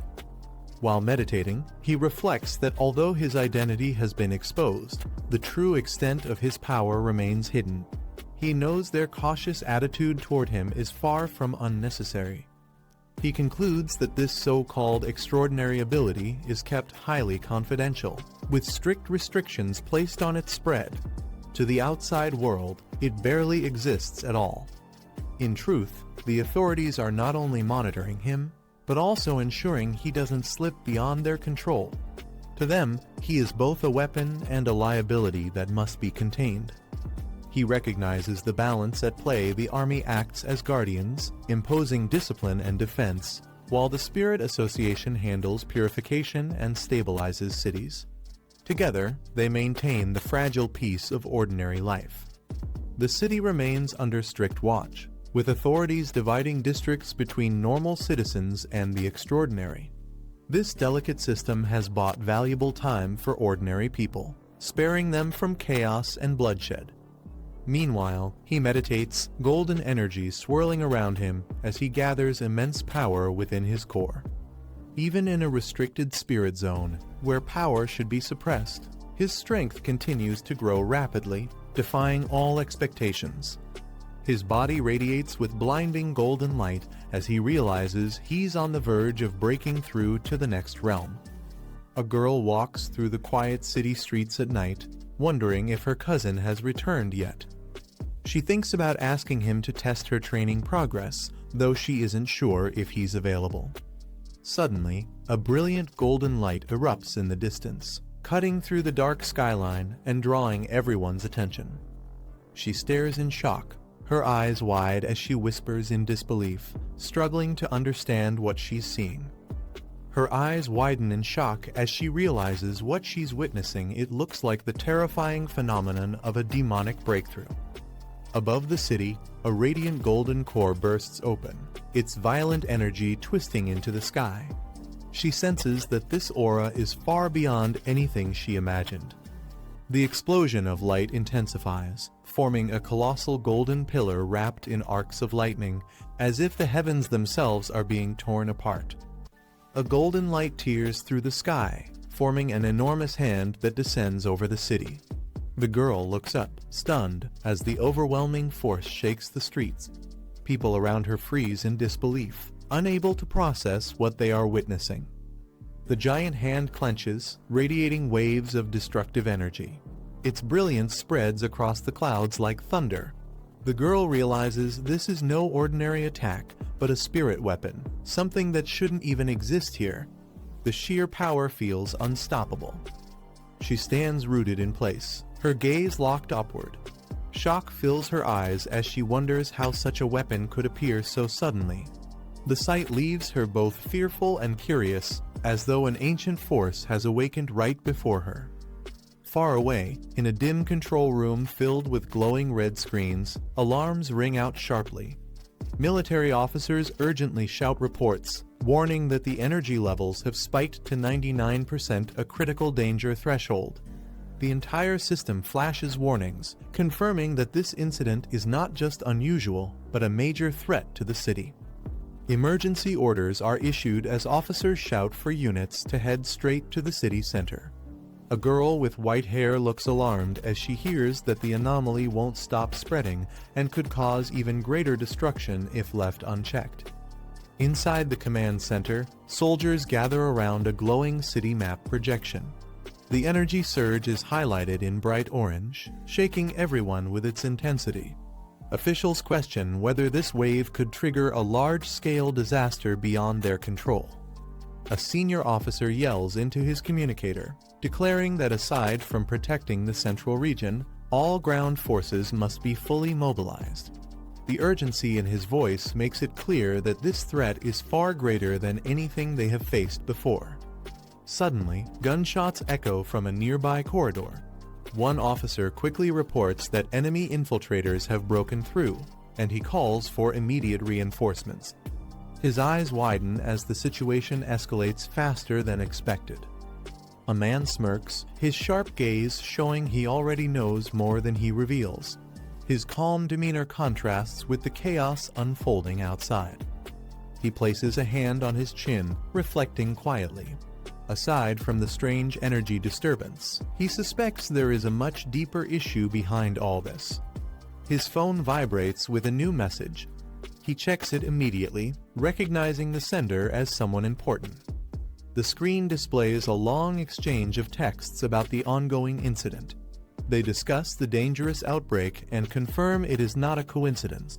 After reading the messages carefully, He sits back on the couch in silence, his expression unreadable as he processes the weight of the information. The man reviews information on his tablet, his eyes glowing with a faint red light. The data confirms that the recent surge is tied to dangerous spirit weapons, capable of overwhelming both defense systems and energy barriers at once.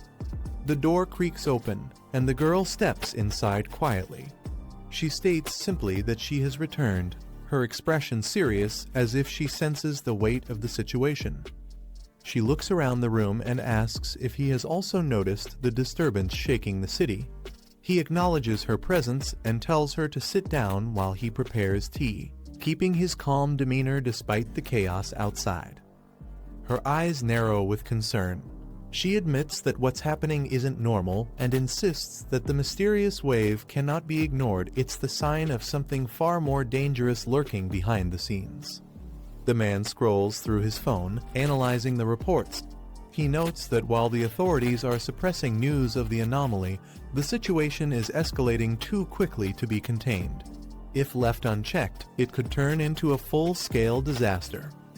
The girl listens silently, her face calm but her eyes reflecting unease.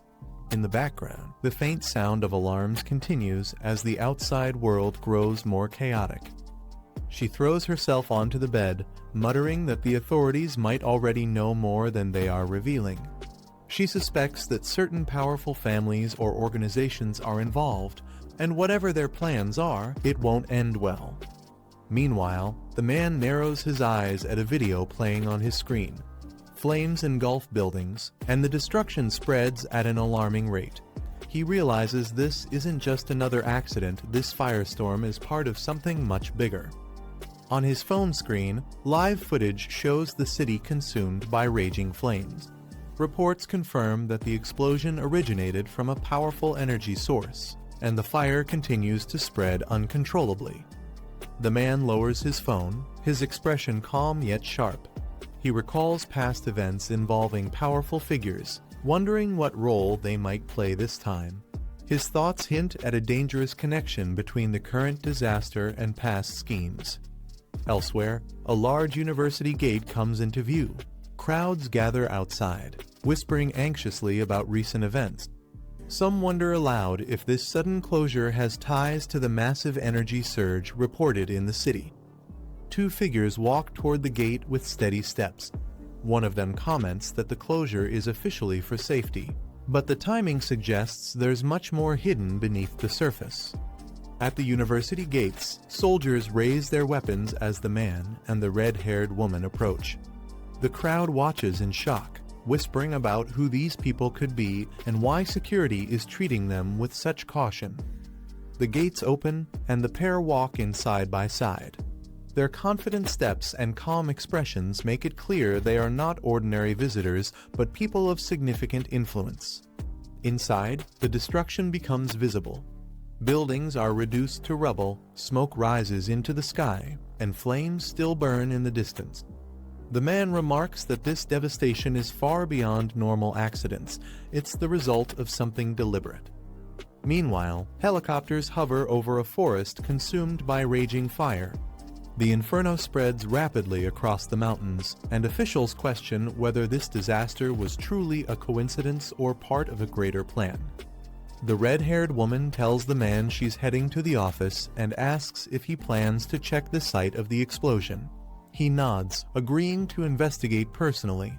She warns him to be careful before they part ways. The man walks alone toward the restricted area, his steps calm and steady. The site is heavily damaged, surrounded by caution tape and silence. He crouches down near the ruins, noting that the blast's traces point directly to spirit energy. It becomes clear to him that yesterday's massive fire wasn't a natural accident, but a deliberate act. His expression hardens as his red eyes narrow. He realizes that the clues lead to something much larger, and someone he knows may already be connected to this destruction.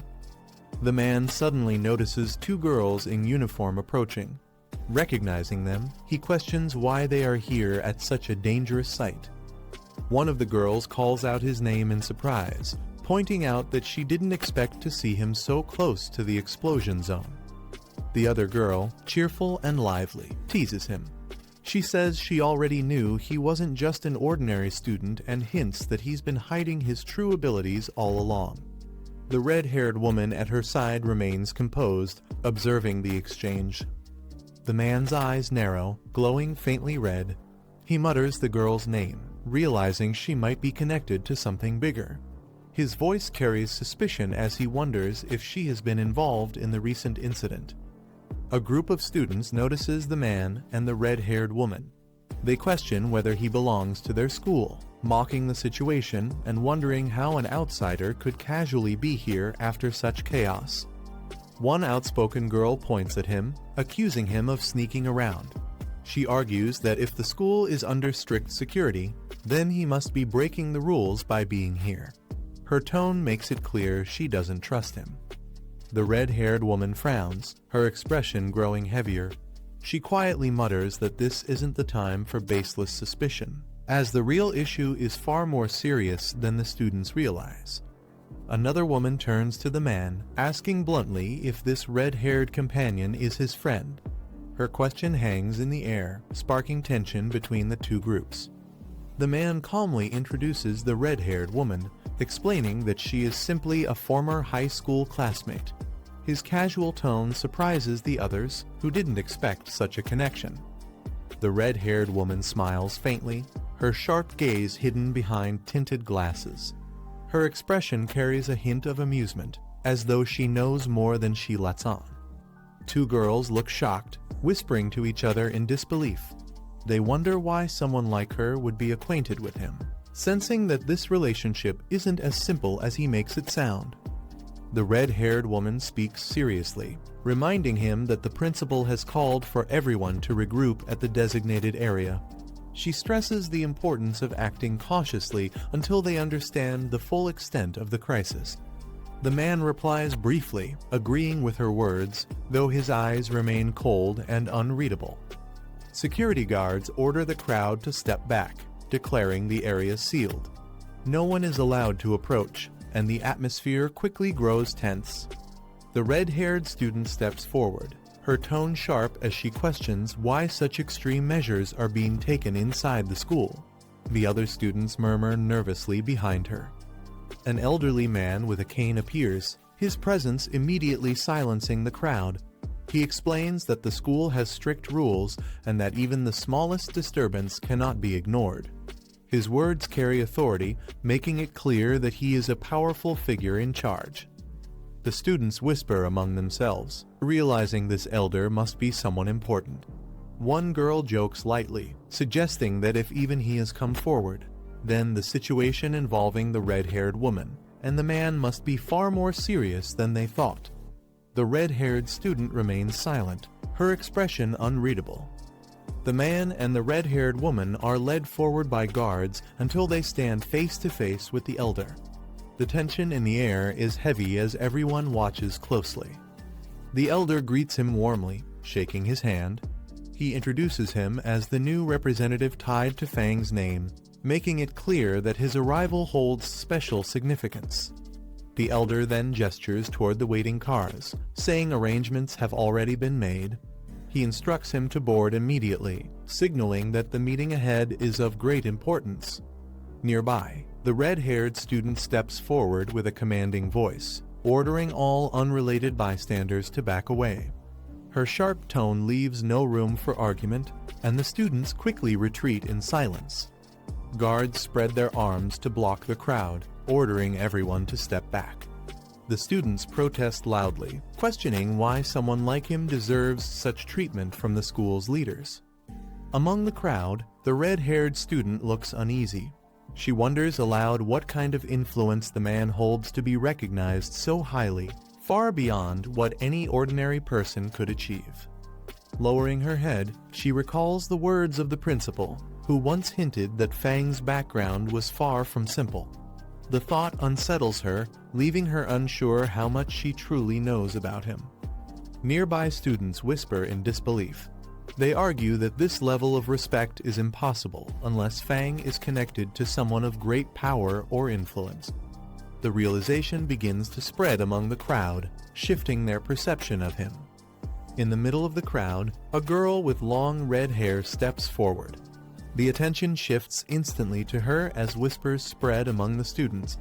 They realize that throughout the entire incident, the boy never once acknowledged her status as the school's beauty and center of attention.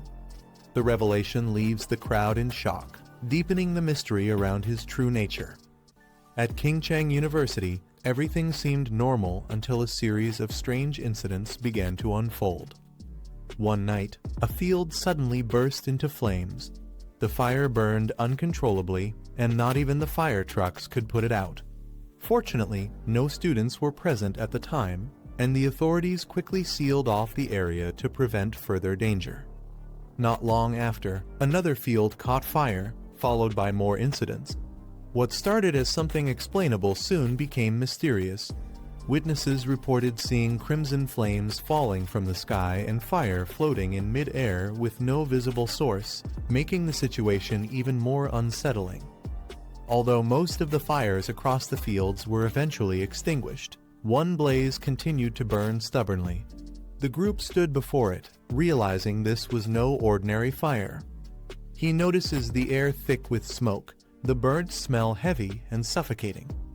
The group observes the fire burning around the basketball hoop, confirmed as the only spot where the flames refuse to be extinguished. A device is revealed, showing a reading of 11, drawing everyone's attention. It's explained as a spiritual power detection device. If the reading goes beyond 10, the area becomes too dangerous for ordinary people, as human life cannot withstand anomalies above that level. The detector suddenly spikes, showing an alarming reading of 60, shocking everyone. It's explained that the threshold is far too high if left unchecked. The anomaly could spread beyond the university and threaten the entire city. Urgent action is required. In the chaos, someone rushes past the restricted zone despite the danger, drawing urgent shouts from the group. The figure leaps into the flames, immediately engulfed in a violent explosion of fire. The detector surges again, shooting up to 110, confirming the anomaly as an S-grade threat. The group panics, realizing someone has already rushed inside. They question what to do now as the danger rises beyond control.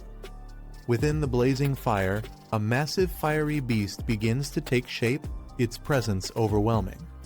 Amid the flames, a lone figure walks forward calmly, facing the inferno head-on. He recalls how the young attribute once shielded him from the dangers of fire, and believes this heavenly flame will be no different. Before him, a massive fiery dragon emerges, its form blazing with overwhelming power. He knows he must get as close as possible to the origin of the flame. The dragon roars, its maw wide open as it lunges to consume him.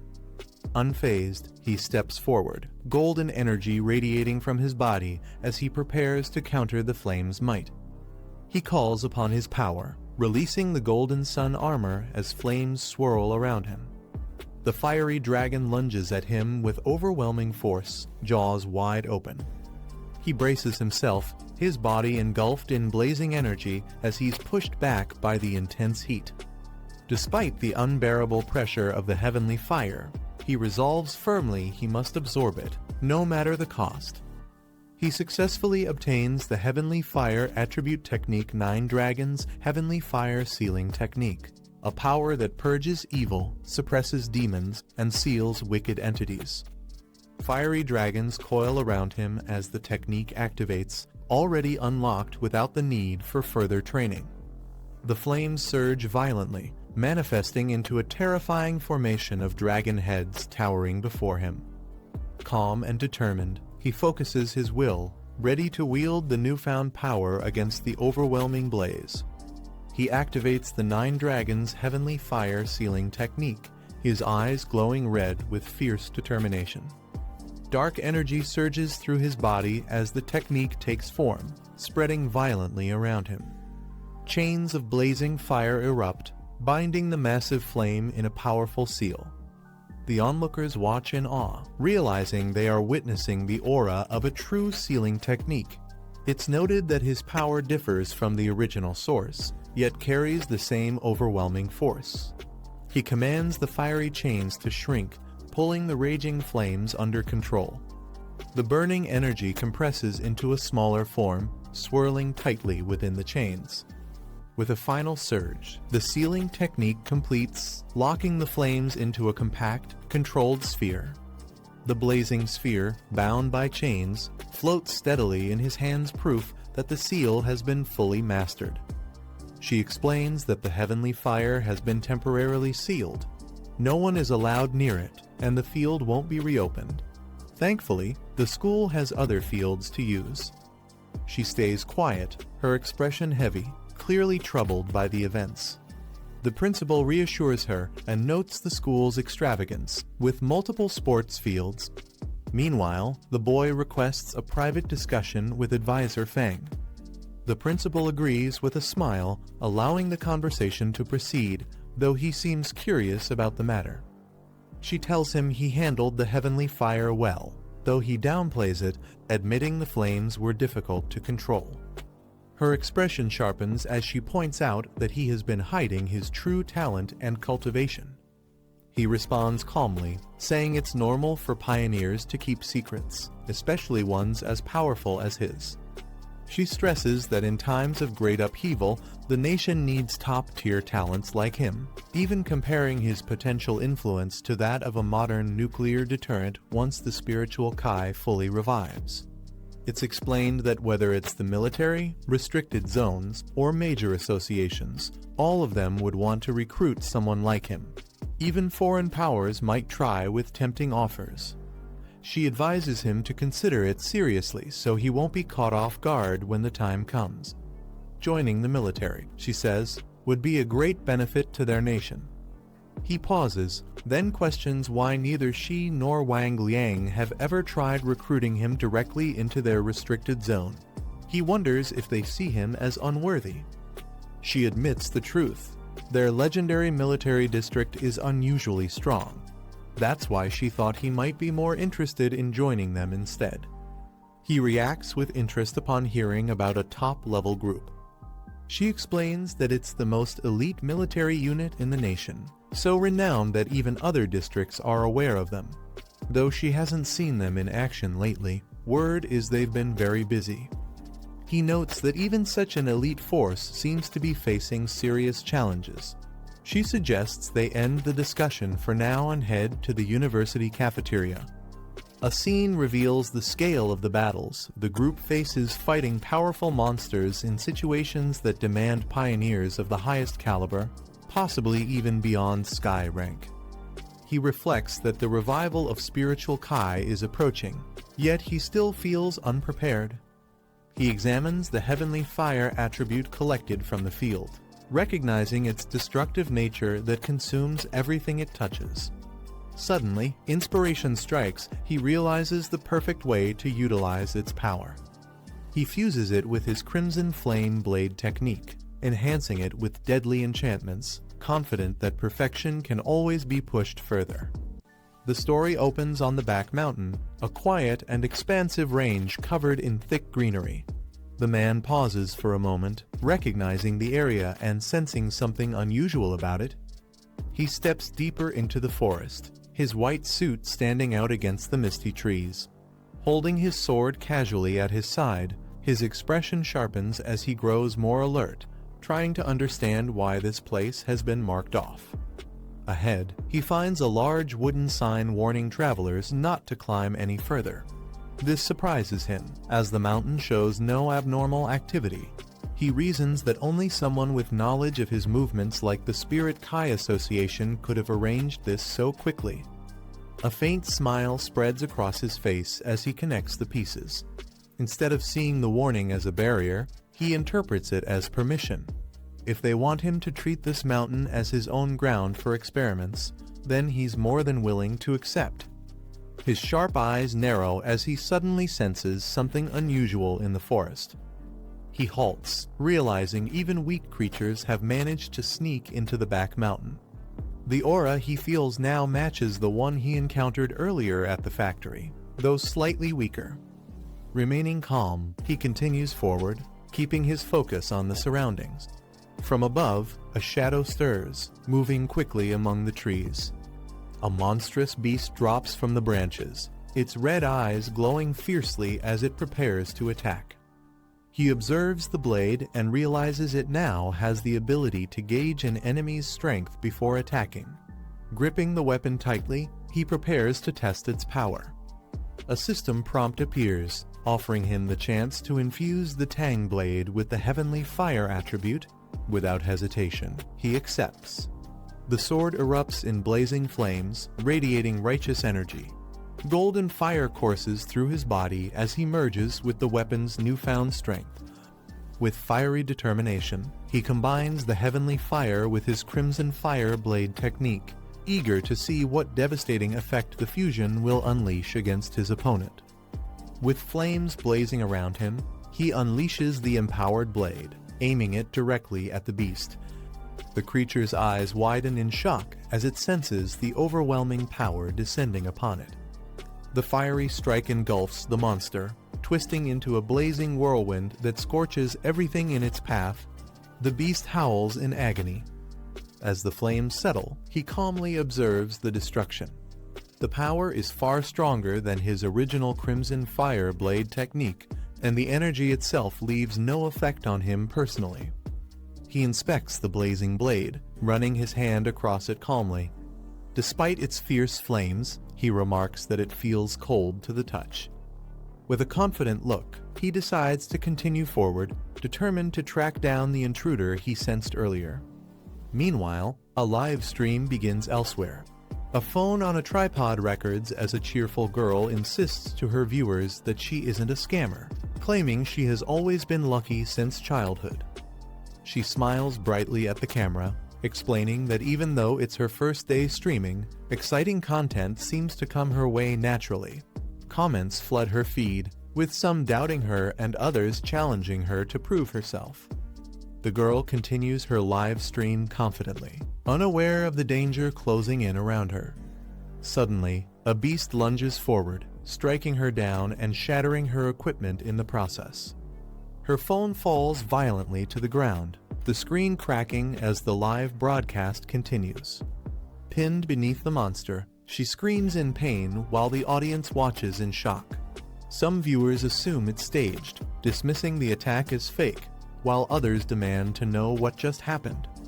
The girl struggles beneath the beast's grip, her face streaked with fear and tears as she weakly pleads for it to stop. The monster roars ferociously, its jaws dripping as it prepares to finish her off. Suddenly, a blazing dragon-shaped flame bursts forth, tearing through the scene with overwhelming power. The fiery dragon crashes down, shocking both the beast and the girl. Viewers watching the stream are stunned, questioning if what they're seeing is real or just high-level special effects. The live stream viewer count skyrockets past 13,000 as the intense battle unfolds. The girl, still shaken but alive, looks up in shock and recognizes someone emerging from the chaos. Her trembling hand grabs the phone tightly, determined to capture what's happening. Through the blazing inferno, she records the moment, shouting that someone is standing within the flames. The audience erupts with excitement as the mysterious figure begins to reveal himself. The livestream captures him cutting through the flames, and viewers erupt with excitement, calling him an immortal deity saving people. Clips of his fiery strikes spread rapidly online, reaching millions of views and taking the #1 trending spot. At a computer lab, a girl excitedly shows her friend the viral video, insisting that deities must have descended and that the heavenly fire is real. Her friend dismisses it with skepticism, claiming it's just staged special effects, but her serious expression suggests she may not fully believe her own words. Excited students point at the video spreading online, insisting that the fiery display was real and proof of something extraordinary. One of the girls, however, refuses to believe, claiming it's all just special effects. Yet deep down, she struggles to dismiss the uncanny resemblance to someone she once knew. Elsewhere, two women discuss the footage, noting how much the mysterious figure looks like the pioneer who once saved them. They wonder if he could be the same person. In another location, two men watch the clip.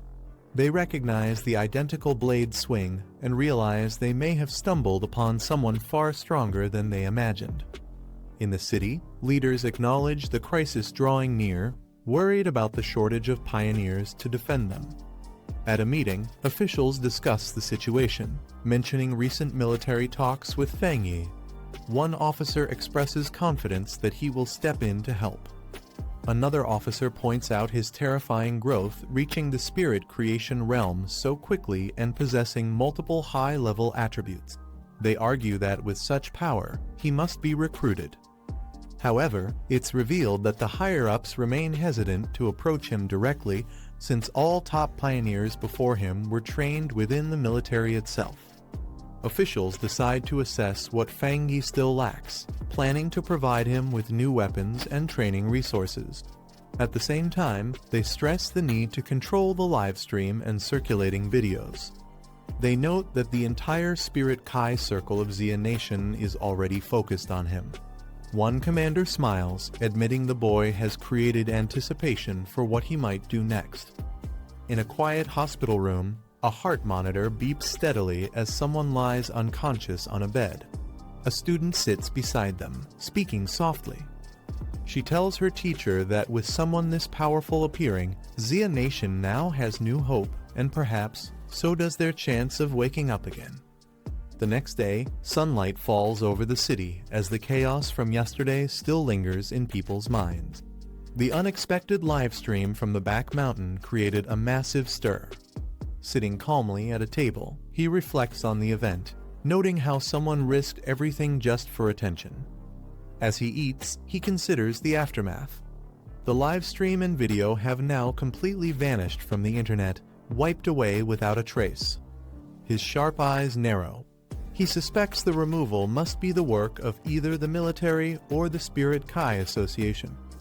He notices Lin Yi hasn't returned all night and didn't even leave a message, which immediately raises concern. He tries calling her, but the line is unreachable. His expression hardens, realizing something is wrong, she wouldn't act so irresponsibly. Determined, he decides he must find her, sensing the situation is more serious than it seems. Elsewhere, in a misty forest, two girls wander anxiously. One asks how long they've been trapped, uncertain of their fate. The two girls remain trapped in the forest, exhausted. One admits they've been stuck for nearly 10 hours and apologizes for dragging her friend into the danger, mistaking the threat at first for an ordinary shadow wraith. Her injury becomes clear as she clutches her bleeding side, struggling to stay steady. The other girl takes charge, telling her not to waste energy on apologies. She insists they must stay alert and conserve their strength, though she admits she still isn't strong enough. As determination flickers in her eyes, she recalls the fiery expert who had displayed overwhelming power. She wishes she had that same strength to protect them now. In the depths of the forest, the two girls stand close together, fear heavy in their expressions. From behind, a massive shadow wraith emerges, its glowing red eyes piercing through the darkness. The creature's towering figure looms over them, its dark aura filling the air with dread. The injured girl clutches her side, while the other braces herself, both realizing the terrifying danger standing right behind them. Out of the shadows, a monstrous figure suddenly lunges toward the two women. Its claws slash forward with terrifying speed, leaving them frozen in shock for a moment. But before the creature can strike, the black-haired girl shouts a warning. She steps in front of her companion, gathering energy in her hand. A bright glow forms instantly, her quick reaction saving them from the sudden ambush. With a sharp movement, she releases the glowing strike. The beam of light shoots upward, colliding directly with the monster's body. The impact forces the creature back, its dark form thrown off balance by the powerful attack. Yet the danger is far from over. More distorted figures crawl out from the darkness, their twisted bodies moving unnaturally. As she stares at them, realization hits these are not ordinary monsters. They are the very people who were trapped here before, twisted into these horrifying forms after their deaths. The two women stand over fallen corpses, realizing something is wrong. Their attacks have no effect on the black fog, and even the spirit energy they release is useless. The enemy doesn't seem harmed at all. They look around cautiously. It feels as though the fog is waiting for them to exhaust every ounce of their strength. The oppressive force surrounds them like a cage, treating them as prey trapped with no escape. The red-haired woman's eyes narrow, her expression tense. A single bead of sweat runs down her face, showing the weight of the situation pressing in on them. Suddenly, a crimson eye appears in the swirling darkness above. Its gaze locks on them, radiating overwhelming malice. Both women freeze in shock, realizing the true threat has just revealed itself. The crimson eye pulses violently, its glow growing more intense. Dark energy swirls around it, making the air heavy with dread. Suddenly, multiple smaller red eyes begin to split off, multiplying within the vortex. Each one stares down at them, as if the abyss itself is alive and watching from every angle. Fury replaces fear. The black-haired girl lashes out, unleashing her power while shouting at the monstrous entity. Blazing energy erupts, slamming into the fiery eyes as she demands its destruction. She steadies herself, warning her companion not to falter. The creature is losing patience, and any weakness now could mean the end for them both. Her sharp gaze shows determination, refusing to let despair take over. The girl's eyes widen in silence, reflecting the eerie glow of the crimson light. She braces herself as the darkness presses closer. A piercing flash erupts from above, sending icy shards crashing down. She looks up in shock as the monstrous force reveals its power, freezing everything in its path. Surrounded by countless red eyes staring down at her, she feels completely overwhelmed. Her voice trembles as she wonders if this is truly the end. Meanwhile, her companion is consumed by writhing shadows, her body dragged into the void. Her thoughts echo with regret she shouldn't have acted alone, overestimating their strength. Believing they could finish this mission by themselves has now led to ruin. Her eyes close slowly, a calm acceptance settling in. She reflects that the path of cultivation has always been filled with danger, and perhaps her fate was to vanish one day in some forgotten place. As the abyss pulls her deeper, she wonders about the future. What kind of world will rise after this? What role will those who remain play in shaping it? She realizes she may never again witness the tide of Spirit Kai revival. Tears stream down her face as she braces for the inevitable, her body trembling between despair and unwillingness. But suddenly, a blinding surge of blue light erupts above. It cuts through the suffocating darkness, leaving her stunned as she reaches upward, unsure if it's salvation or another cruel trick. From the explosion of blue light, a figure bursts forth, descending with overwhelming power. His presence tears through the darkness, scattering the suffocating energy. The man steadies himself in midair, his glowing eyes sharp and confident. He mutters that it was a close call, his calm demeanor contrasting the chaos around them. Tears stream down the girl's face as she stares in disbelief. Shocked, she cries out this figure is her cousin. His strike crashes downward like divine judgment, splitting the abyss with crackling energy. The darkness shatters under his force, leaving only the brilliance of his attack behind. The girl looks on in relief, realizing it truly is her cousin who saved her. His overwhelming power radiates through the crackling blue energy. Shocked, the red-haired woman whispers that he's not an ordinary person. But danger lurks close. From the shadows, the anomaly's true body emerges a grotesque, many-eyed creature creeping up behind him. The girl quickly shouts a warning, telling him the main body is right at his rear. Flames surge into his hand as he prepares to counter. He doesn't flinch. Instead, a confident grin spreads across his face. Declaring his intent, he vows to test heavenly fire against the creature's dark attribute, unleashing a blaze that roars with destructive force. The man dives forward, unleashing a devastating blaze that engulfs the anomaly in a torrent of fire. The flames roar with overwhelming intensity. The monstrous entity shrieks as it is swallowed whole by the raging inferno, its body writhing in agony. The two women huddle together amidst the sea of flames, one weakly asking if they might already be dead. Fear grips them as the fire rages all around. The black-haired girl steadies herself, assuring her companion to look closer. Despite the inferno, they are still alive. Shocked, the red-haired woman realizes this fire is not consuming them, but only their enemy. The two women stare in disbelief, realizing they are still alive. Relief washes over them as the man casually assures them the enemy has been dealt with, even joking that he hasn't had breakfast yet. The red-haired woman's eyes widen as recognition strikes her. Excitedly, she recalls that he was the one who saved them back in Yanaming Town during the Death Ghost incident. The man scratches his head, admitting it wasn't that hard to recognize him after all. The black-haired girl reacts in shock, questioning if the powerful fire-wielding expert they saw earlier was really her cousin.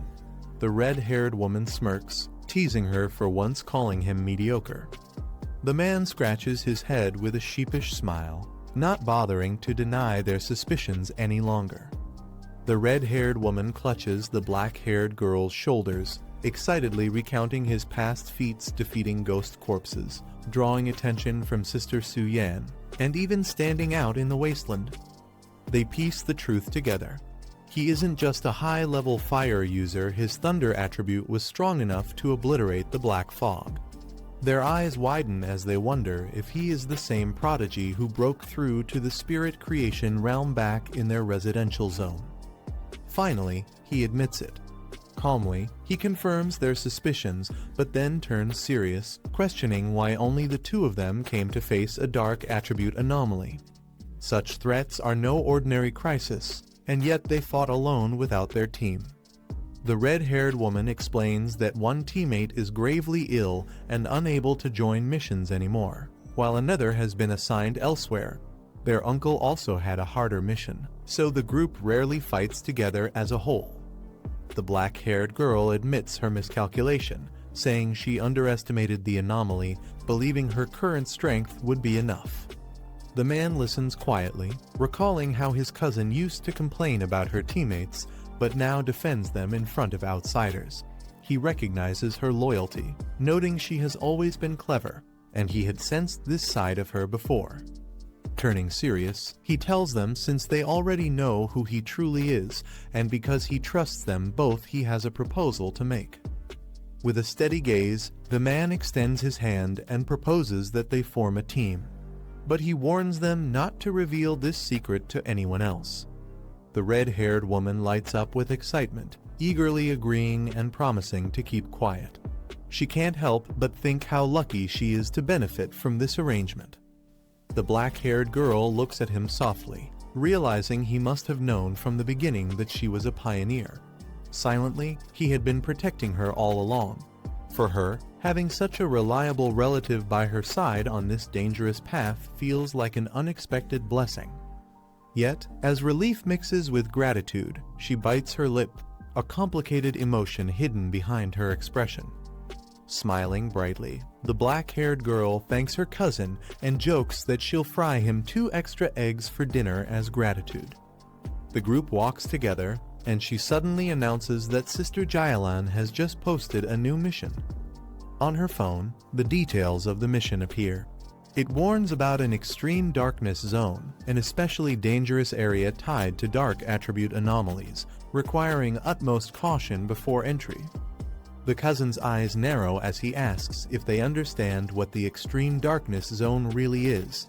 She explains it's a restricted border area of Xia Nation, where the dark attribute is so concentrated and strong that most pioneers avoid it entirely. A message appears, someone signing up for the mission and asking Sister Jailan for details about the gathering. The cousin suggests they should try it, asking if Jailan would reveal more about the mission. But the girls explain that she's always been mysterious and rarely says more than a few words. He frowns, thinking it through. For Jailan to arrange something this dangerous, she must hold an unusual status.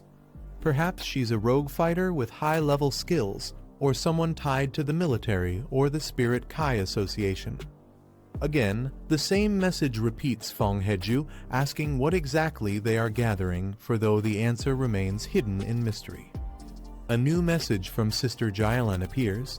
The mission's target is revealed, to collect something called Withered Bloom. She warns that this task is far more dangerous than before, as the extreme darkness zone's energy is far stronger than anything they've faced. She urges everyone to team up before proceeding. The two girls stare at the message in surprise. They whisper that Jailan has never been this detailed before, leaving them unsettled. Elsewhere, Jailan walks through a corridor surrounded by armed escorts. Her expression remains calm as she remarks that the rest will depend on someone else. Meanwhile, the cousin studies the message carefully, raising an eyebrow. He smirks, saying the words, "strong and reliable pioneers" sound almost too direct. It's as if Jailan is calling them out personally, challenging them to accept the mission. The cousin smirks, his eyes sharp with confidence. He tells his companion that Jailan's message feels like a direct challenge, as if she's personally calling him out. Far away, dark mist coils above a desolate land, the air heavy with corruption. The ominous atmosphere radiates dread, marking it as no ordinary place. He stares into the distance, a dangerous gleam in his eyes. Instead of fear, excitement stirs within him. The so-called extreme darkness zone is exactly the kind of place he wants to explore, and he's eager to take the trip. The group walks through the corridor, their footsteps echoing. One of the assistants nervously mentions concerns about the team. The woman leading them holds a bouquet calmly and answers that if the man is truly a pioneer worthy of trust, he will definitely come. The assistant hesitates, voicing her worry that if he doesn't appear, the entire batch of pioneers will be affected. But the woman cuts her off firmly, saying that if he fails to show, it only proves his strength is still lacking. She then turns toward the window, her expression sharp, a faint smile forming. She asks if they really believe that collecting the elusive flower is easy. For weak pioneers, this dangerous task is nothing but a path leading straight to death. The assistants exchange uneasy glances, unsure how to respond. The woman continues, explaining that forcing someone into a life or death mission just to maintain appearances goes against the true purpose. Her words leave the others silent, realizing the weight behind her reasoning. A dark ground is littered with blood and debris, where pale flowers bloom. The narration explains that gathering these flowers is the only path to rebuilding national strength. Only by collecting them can more pioneers be nurtured. The scene shifts to ordinary people on a subway, representing the future pillars of the nation. The flowers are essential for ensuring the survival and growth of these new generations. The view changes to a hospital ward bathed in light. Whether it is the backbone of tomorrow or soldiers who return from battle scarred, the flowers provide the vital strength to endure life and death struggles. Beside a hospital bed, the woman grips a patient's hand tightly. Her voice is resolute no matter the cost. They must obtain more of the elusive flowers to secure survival. An elderly man lies on a hospital bed, covered in scars and connected to a respirator. He is introduced as the only pioneer of Xia who reached the diamond rank, surviving only because of the healing properties of the rare flower. A powerful explosion flashes across the scene, symbolizing the might of such warriors. The narration explains that diamond-level powerhouses are invaluable, both as a national defense and as the greatest bargaining chips in negotiations with other nations. One of the assistants speaks with concern, telling the woman that while the mission is important, her health is just as critical. The woman looks down, her expression cold and unreadable, repeating her assistant's words in doubt, "My health is important." The woman bursts out in anger, her eyes blazing. She declares that her life is indeed important because her team risked everything to bring her back alive. Her face shifts to shock as pain suddenly strikes, her body reacting with weakness. She steadies herself near the hospital bed. The assistants rush to her side in concern, apologizing for their words and asking if her illness is acting up again. Holding her head, she brushes it off with a faint smile, saying it's fine and not yet time for medicine. Memories of her old comrades flash in her mind, and she murmurs that it's all in the past now. On a battlefield littered with bodies, a soldier weakly calls for the execution squad to retreat immediately. Another wounded soldier urges the young woman to survive, saying their mission to collect the rare flower is now in her hands. For the sake of their teacher, their homeland, and everyone depending on them, they entrust the future to her. The young woman cries out in refusal, shouting that she will not leave and calling out to her captain. With tears and determination, she gathers the strength left behind by her fallen comrades. Lightning energy wraps around her as she vows to return alive, carrying their will with her. The woman explains coldly that the energy given to her is meaningless if the flower is tainted with blood or not harvested intact. Only a complete specimen holds true value. Time passes. Nearly 2 hours later, a new group makes its way across a barren landscape. One of them sighs, asking how many more kilometers they must walk. A red-haired woman points ahead, remarking that even pioneers are helpless until the spiritual energy fully integrates with the body. Without that, survival is impossible. From the shadows, a man with piercing red eyes watches silently, his gaze sharp and filled with intent. The group approaches a glowing blue barrier in the distance. One of them confirms that this is the edge of the restricted zone. The black-haired man narrows his eyes, noting that even with layers of defense, the corrupted aura seeps through, leaving an unsettling feeling.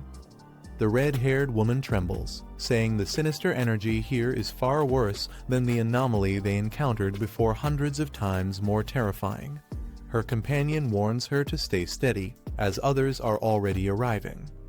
Ahead, numerous pioneers gather, some standing armed while others wait near vehicles. Observing the scene, someone remarks with surprise that quite a number of pioneers have shown up. Two women discuss the threat of black attribute anomalies. They note that these creatures kill indiscriminately and show no mercy toward humans. A terrifying shadowy monster looms over a city rooftop, its red eyes glowing as lightning flashes in the sky.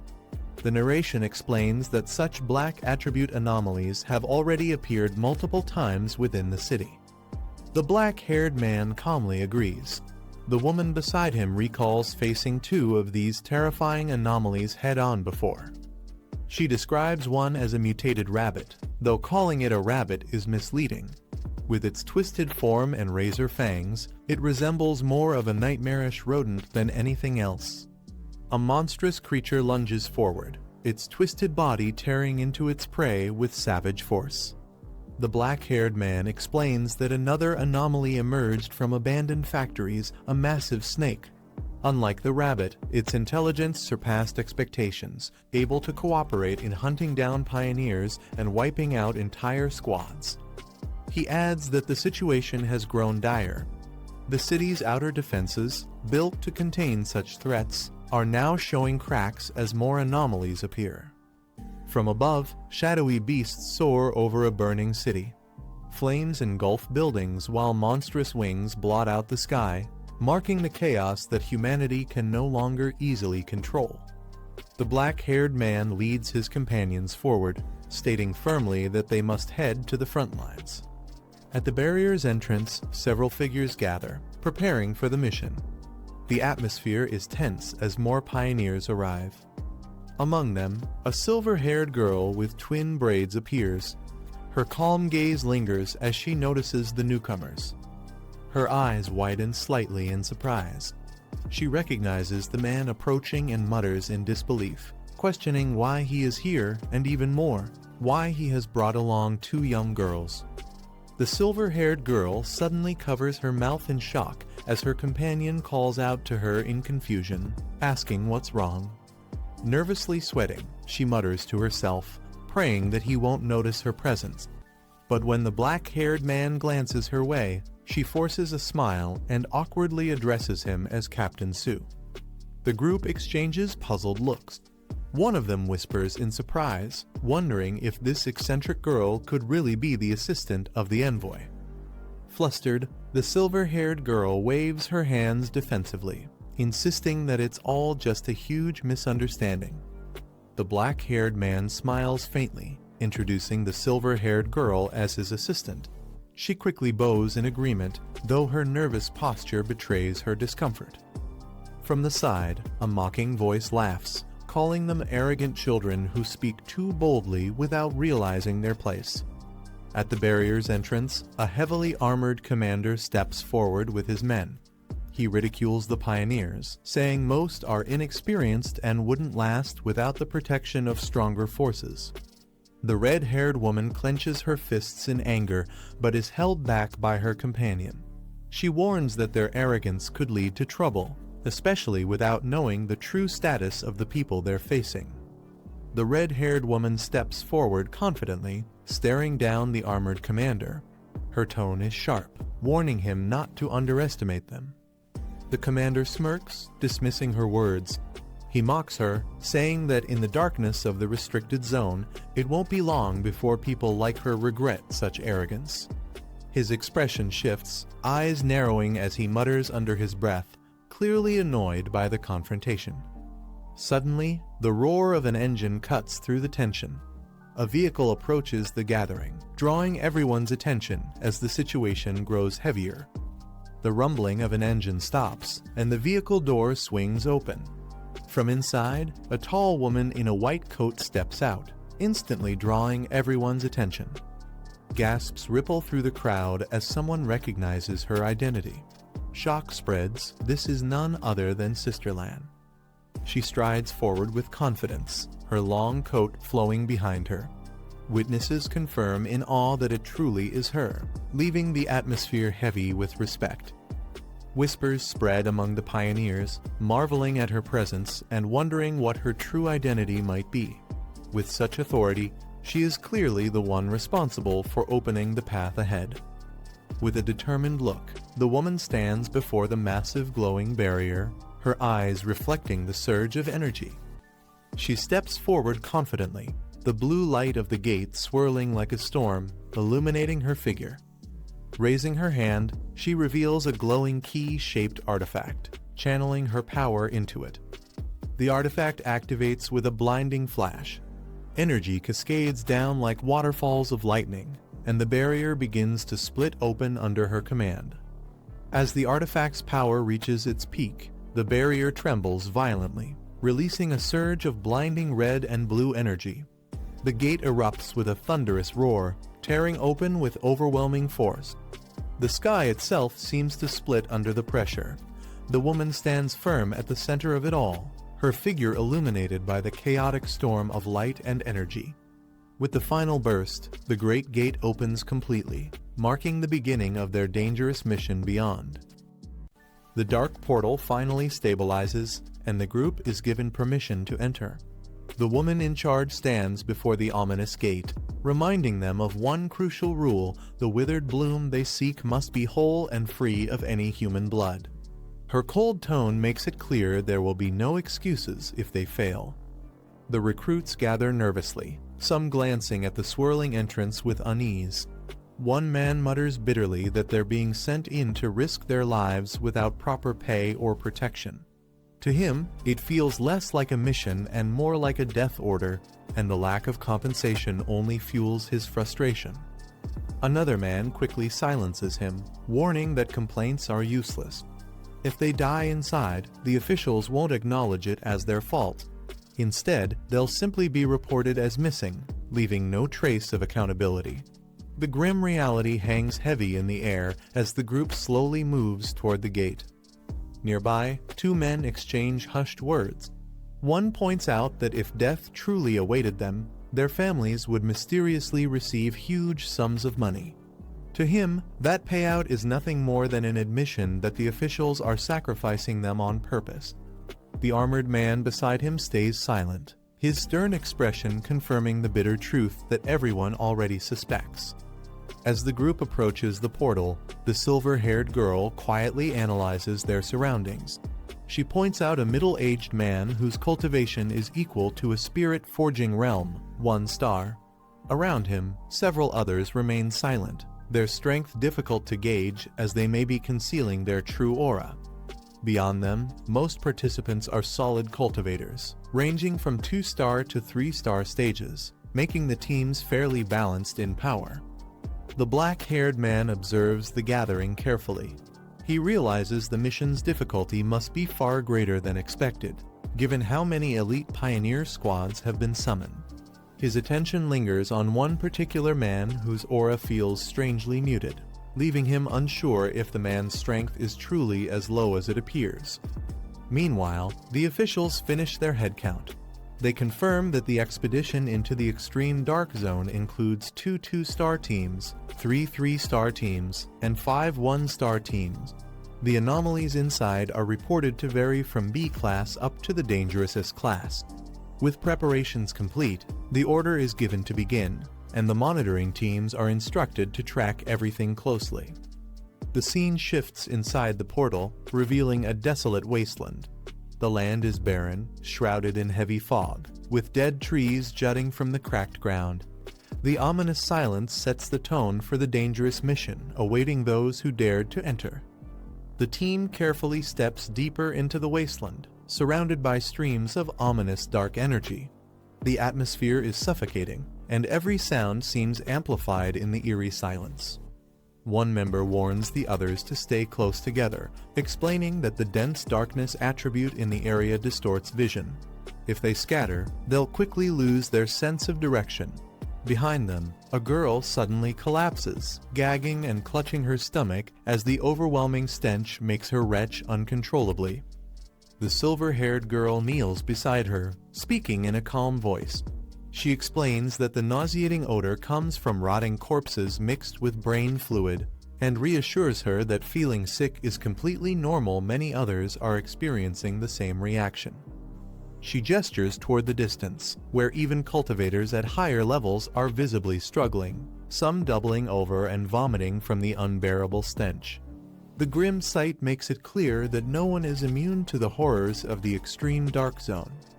The silver-haired girl explains that the darkness attribute naturally restrains pioneers, acting like a form of pollution.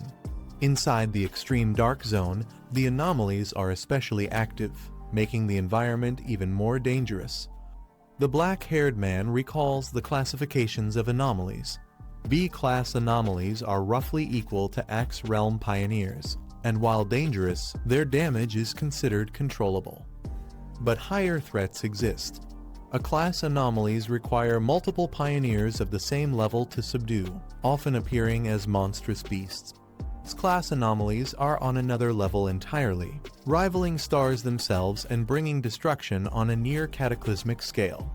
He notes that within the extreme dark zone, the darkness attribute provides these creatures with an additional boost, meaning an anomaly judged B-class elsewhere could easily be a class here. Hearing this, one of the girls admits it's her first time learning about such details. Another expresses understanding and checks if their captain is all right. But then, she nervously asks if the silver-haired girl has already been polluted by the darkness. The silver-haired girl reassures the others not to worry, saying her squad is used to handling cases with such foul stench. She reveals that Captain Su has already broken through to Axe Realm 3-star and has recently mutated his water attribute into an ice attribute, pushing himself even harder. One of the teammates notes that such rapid progression comes with risks, warning them to stay cautious around him. Still, they agree to prioritize the mission, urging the group to move quickly and stay close together to avoid distractions. The black-haired man halts the group, telling them they've reached the right spot. He orders everyone to conserve their strength and remain alert, warning them not to let the darkness exploit any weakness. Despite the oppressive environment, he reflects that his own body hasn't felt too affected since entering. His sun and lightning attributes seem to repel the darkness effectively. He considers another possibility that his recent advancement to Spirit Forging Realm may have strengthened his aura, allowing him to resist the corruption far better than before. A faint smile crosses his face as he quietly acknowledges the advantage. Elsewhere in the extreme dark zone, fierce battles erupt as teams clash with monstrous anomalies. A man slashes through a beast with ease, mocking that the so-called dangers of this place are nothing more than this. Rallying his comrades, another fighter shouts that they must seize the withered bloom and show the younger pioneers what true strength looks like. Together, they charge forward with confidence, blades gleaming in the darkness. Back with the main group, tension rises when one of the girls, Yi, coughs violently from the overwhelming atmosphere. Her companion immediately calls out her name in concern, steadying her as she struggles to breathe. The black-haired man glances back at them with a faint smile. Observing her fragile state, he quietly remarks that she's still just a child, hinting at her lack of readiness for the dangers ahead. The girl looks up in surprise as a gentle warmth spreads across her body. Her cousin places a hand near her, and the dark nausea that had been plaguing her fades almost instantly. A look of relief washes over her face as she realizes the corrosion and sickness have vanished, replaced by a comforting warmth like sunlight in winter. The others marvel at the effect, calling it the true power of the spirit-forging realm. She studies the energy carefully, noting how rare and advanced the attribute feels. Since breaking into Axe Realm 3-star, her senses for attributes have deepened, allowing her to recognize its uniqueness. She compares it with her own wood and grass attribute, which excels at absorbing aura, and even mentions how Captain Su's water mutating into ice was also a rare occurrence. The black-haired man corrects her softly, explaining that it isn't fire, but rather the sun attribute. With calm honesty, he admits it was his fault for not clarifying earlier. He is the very one who had displayed this power before during the fire incident at Kinhang University's Northern Gate and Stadium. The black-haired man explains that the anomalies they faced were unique, as sun and heavenly fire attributes differ slightly. His calm admission surprises the others, who realize he now possesses multiple rare high-tier attributes. He adds that he also has a desolation attribute, but prefers to keep some of his cards hidden. For now, it's best not to reveal everything, leaving the group stunned at how many rare powers he actually controls. One of the girls, still shivering from the cold, admits she hasn't reached Axe Realm 3-star yet and is slowly progressing along the metal path.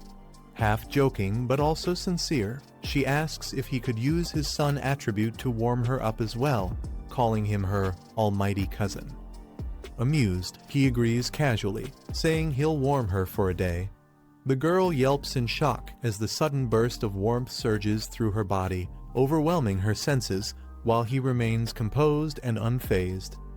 Nearby, other members notice the warmth being shared and tease the pair for patting each other like that.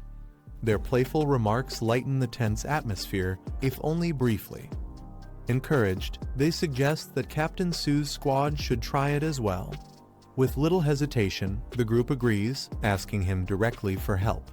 Amused, he casually raises his hand, releasing a steady wave of warmth that spreads through the cold air. One by one, the squad members feel the comforting energy wash over them. Their eyes widen in surprise, followed by joyful exclamations as the unbearable chill and nausea are driven away. But just as the mood lifts, the ground trembles. A massive claw slams down nearby, signaling the arrival of a powerful creature lurking in the darkness. The atmosphere instantly shifts back to dread. The black-haired man suddenly senses danger. His sharp eyes narrow as he warns the group that an anomaly is rapidly approaching. The ground splits open, and a violent surge of energy bursts forth. The squad braces themselves as one of the girls leaps forward with her weapon, trying to cut through the distortion. From the smoke, a massive beast with glowing red eyes emerges, charging straight toward them. Someone shouts in alarm, telling the others to watch out as the monstrous figure barrels forward. The creature reveals its terrifying form, cloaked in purple flames and radiating overwhelming power. A warning is shouted, it's an A-class anomaly. The beast roars ferociously, shaking the battlefield as the squad prepares for a deadly clash. The silver-haired girl steps forward, her eyes sharp with determination. Blue energy surges from her hands as she declares she'll handle the threat herself. With a powerful strike, she unleashes a burst of energy that pierces through the massive anomaly, its roar drowned by the crackling force of her attack. Catching her breath, she frowns in frustration, noting that the difficulty of this battle is far greater than expected.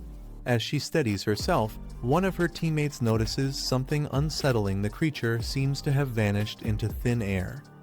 But before they can process it, the black-haired man turns, his crimson eyes narrowing. Behind him, a horde of eerie figures with glowing red eyes emerges from the fog, advancing silently yet menacingly toward the group. The group finds themselves surrounded as countless red-eyed creatures close in from every direction. Their glowing eyes pierce the darkness, and the squad braces for an overwhelming assault. The black-haired man steps forward calmly, his voice firm as he tells the others to move aside. Golden light begins to flicker around him, pushing back the encroaching shadows. His eyes ignite with blazing energy, streaks of fiery power radiating outward as his aura surges to a new peak.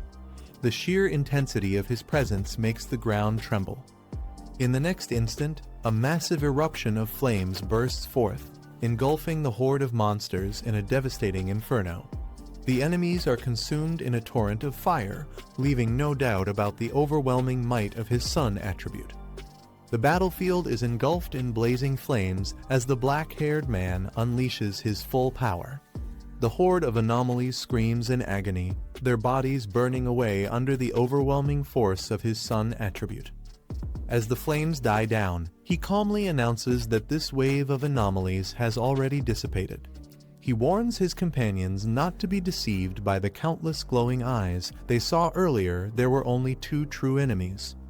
The silver-haired girl looks at him in surprise, remarking that she hadn't expected anomalies here to evolve to the point of mimicking human speech. He replies with quiet certainty that perhaps, after consuming so many people, they had learned it. The narration notes the sheer scale of his strength within a single strike. 2 A-class phantom beasts had been completely annihilated. The purple flames in his hand flicker ominously against the backdrop of the burning wasteland, a clear reminder of the unmatched power he now commands. A masked woman watches the battlefield, acknowledging the strength of the anomalies. Even for her, she admits it would take several rounds of combat to bring them down. Meanwhile, the group regathers. The silver-haired girl warns that anomalies might disguise themselves and infiltrate their ranks, urging everyone to stay alert. The others nod cautiously, realizing the danger of lowering their guard in this place. Nearby, one of the girls struggles to recover from the overwhelming aura.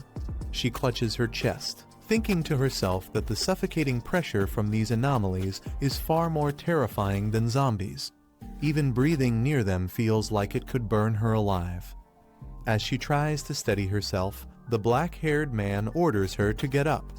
Before she can respond, a sudden sound echoes through the cavern, drawing his sharp gaze toward the source of the disturbance. As the group pauses, the black-haired man's expression sharpens. One of the girls suddenly remarks that it sounds like ocean waves can be heard ahead, a sound that feels out of place in the desolate wasteland. The uneasy calm breaks in an instant. A strange noise erupts, catching everyone off guard. The squad tenses as they realize something is rapidly approaching from the shadows. Footsteps echo across the ground, heavy and deliberate, sending chills through the group as the sound grows louder with each step. Elsewhere, another squad is locked in battle.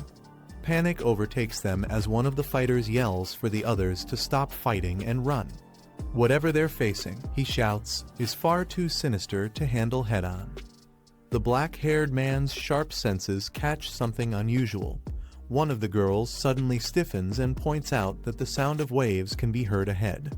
But in this barren wasteland, such a thing is impossible. Before they can react, a chilling scream echoes from another squad. Panic spreads as fighters shout in terror, realizing what they are facing. darkness erupts violently, and countless shadowy figures surge forward, their presence overwhelming like a tidal wave. The ground shakes as the soldiers struggle to hold their ground. The terrified survivors cry out in despair, identifying the threat. It's the Dark Tide, a calamity so fearsome that even legendary armies once suffered devastating losses against it. A terrifying red tide surges across the battlefield, swallowing everything in its path. Soldiers are dragged helplessly into the darkness, their cries for help echoing as fear spreads. One man trembles, realizing that if the regular army was crushed by this force, then his chances of surviving are slim as well. Amid the chaos, a warrior steps forward with determination. Holding a glowing green sword, he summons his strength and surrounds himself with a radiant barrier of light. With arrogance, he shouts that everything here belongs to him, unwilling to yield to the dark tide. The clash between the two forces shakes the air. His green aura holds strong for a moment, but the overwhelming red tide towers above, pressing against him like an unstoppable wave. The battlefield trembles, showing the vast difference in power. The warrior's confidence begins to falter. His expression shifts as he senses something abnormal. Gritting his teeth, he admits to himself that the anomalies here are far stronger and stranger than he imagined, and his power alone might not be enough to withstand them. A man struggles within the Crimson Tide, his body being consumed as despair fills his eyes. He realizes these creatures aren't just a rank, or even S rank, they are far beyond that. Fear grips him as he repeats to himself that he cannot be caught, but the darkness continues to pull him in. Nearby, more soldiers are dragged into the abyss, their screams echoing as they desperately reach for help. The overwhelming force shows no mercy, devouring anyone who gets close. From a distance, survivors watch in horror. The suffocating darkness spreads endlessly, raising the question of whether there's any hope of escape. Someone asks their leader, Captain Su, about the true nature of this phenomenon. Captain Su explains that the Dark Tide is the pinnacle of dark attribute power, a corrosive force that devours everything, leaving nothing behind. His companions panic, realizing their plan should have kept them safe, yet the forces ahead were wiped out without a trace. As the group witnesses the overwhelming dark tide, one of them recalls reading about its destructive power, said to be strong enough to erase an entire city-state. Another worries if retreat is still an option, questioning if survival is even possible at this point. A golden barrier of spirit energy forms around them, offering temporary protection. Their leader instructs them to remain calm, explaining that this shield restrains dark energy. If necessary, they must combine their strength to reinforce it and buy enough time to withstand the surge. Despite the barrier, doubt spreads among them. A blonde woman warns that the dark tide is condensed dark attribute itself, a force far beyond what they can resist. She recalls how even a powerful elder at the spirit-shaping realm was swallowed whole without resistance. Amid the fear, the black-haired young man steps forward. Flames and lightning swirl around him as he readies his power. He declares boldly that even if the dark tide is condensed, he will destroy it with his own strength. The group watches in shock as the black-haired young man unleashes his power, flames and lightning bursting forward like a blazing spear. Someone exclaims in disbelief, wondering if he truly intends to destroy the dark tide itself. The fiery strike pierces through the suffocating darkness, cutting a path into the overwhelming tide. The impact shakes the battlefield, its force echoing across the red abyss. Surrounded by a radiant aura, the young man charges headfirst into the swirling core of the tide. His determination burns brighter than the storm around him, refusing to yield against the overwhelming force. In the shadows, another figure watches closely, a smirk forming as he mutters to himself. Everything seems to be unfolding exactly as he predicted. The young man finds himself surrounded by grotesque, red-eyed monsters born from the dark tide. He observes that these aren't simple rank creatures, but abominations fused and evolved under dark energy's control, forming powerful composites. their presence grows even more overwhelming, spanning from B rank to S rank and beyond. The overall strength of these anomalies is far greater than expected, each one radiating dangerous intent as they close in. Without hesitation, he unleashes a surge of blue energy. The force bursts outward like a shockwave, tearing through the incoming monstrosities. His sword cuts through the swarm, striking directly at the towering creatures. The light from his attack pierces their dark forms, momentarily holding back the tide of horrors pressing down on him. A monstrous anomaly with glowing red eyes lunges toward the black-haired young man, its presence radiating killing intent. Without hesitation, he counters with a blazing strike of fire, slicing through the creature in an instant. Normally, such a powerful attack would only injure an A-rank anomaly, but within the Dark Tide, even these terrifying beasts can be destroyed outright. He steadies himself, eyes sharp, observing the battlefield as if waiting for something more. His gaze locks onto a figure cloaked in flames of corruption. Recognition flashes across his face. It's someone from earlier, now twisted by the Dark Tide.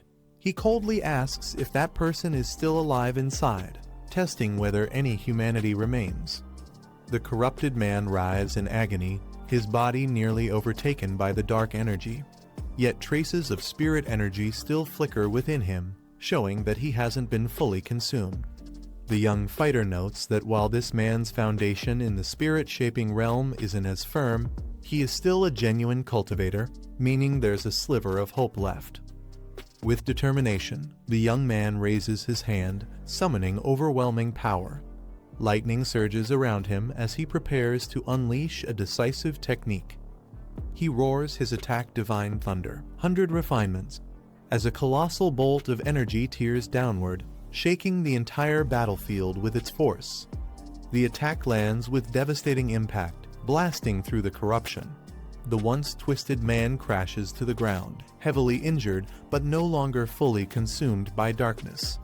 Standing over the fallen man, the black-haired fighter notes that he can still be saved, though only barely. Flames flicker along his blade, casting light on the wounded cultivator. Darkness stirs again, surging from the corrupted surroundings as he remains vigilant, his fiery sword held ready. A massive figure of corruption rises before him, regenerating without end.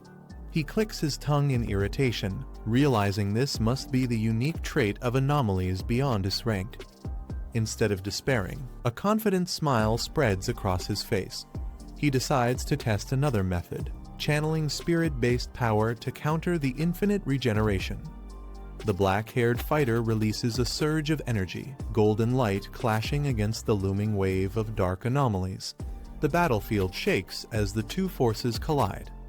Blue lightning crackles in his hand as he examines the situation. Even at the spirit-shaping realm, he realizes he cannot extract dark energy directly. He mutters that, as expected, the dark attribute is far more unusual than any other. A faint smile forms on his face, showing neither panic nor hesitation. Instead, he appears intrigued by the challenge. Surrounded by the howling tide of monstrous abominations, he steadies himself. If he can't erase the darkness completely or absorb it outright, he resolves to find another way forward. Surrounded by monstrous anomalies, the young fighter regrets not having his companion, the little white flower. With its desolation power, he could have fought the darkness on equal footing. Instead, he wonders what else he can rely on. His fiery aura burns brighter as realization dawns. He remembers that the answer has been right in front of him all along. Elsewhere, his allies watch anxiously from within their protective barrier. One of them asks Captain Su if he has ever seen anything like this before. Su admits his knowledge is limited and that he has never witnessed such a phenomenon. Their attention shifts as they notice something shocking. The overwhelming dark tide, which had been raging uncontrollably, suddenly freezes still in place. Inside the protective barrier, the girls watch anxiously. One of them feels uneasy, admitting that not even when facing ghost vines had she felt such dread. She worries about her cousin, who has been inside the tide for too long, fearing something might happen to him. Another girl reassures her, noting that his barrier is still intact, only flickering slightly. She suggests reinforcing it with their spirit power, adding that if someone like him were to fall, the rest of them would be dragged down regardless. With confidence, the blonde girl explains that he is a spirit-shaping realm cultivator wielding multiple insane attributes. His strength could rival a 3-star spirit-shaping expert, making him far beyond what they in the Ghost Axe realm could ever step in to save. Her remark lightens the tension as laughter breaks out. One girl jokes about Captain Sue's humor, while another adds that her teammates often say the same, asking if she's feeling better now. A blazing torrent of fire erupts across the battlefield, illuminating the darkness as the ground trembles under its power. The black-haired fighter unleashes one of his ultimate techniques, 9-Dragon Heavenly Flame Seal. The flames twist and roar like living dragons, filling the sky with overwhelming might. Engulfed in golden fire and blue lightning, he rises above the chaos, commanding the dragons with a single word, "Rise." His aura surges, defying the dark tide's crushing force. From within the protective barrier, his allies stare in awe. One shouts in excitement that it's her cousin, while another recognizes the devastating move, whispering in disbelief about the technique he just used. The battlefield erupts as blazing dragons soar through the sky, their flames coiling with unstoppable force. The sheer might of the 9-Dragon Heavenly Flame Seal leaves everyone stunned, with one ally whispering in awe that it's far too powerful. From a distance, a woman observes closely, recognizing the true nature of the technique. She mutters in disbelief, realizing it's a heavenly flame capable of sealing power itself. Her eyes widen as the flames compress into a glowing sphere. Shocked, she questions if he truly managed to seal the dark tide, something thought to be impossible. Meanwhile, the black-haired fighter lands with determination, his body crackling with lightning. He channels even more energy, preparing for what comes next as the battle is far from over.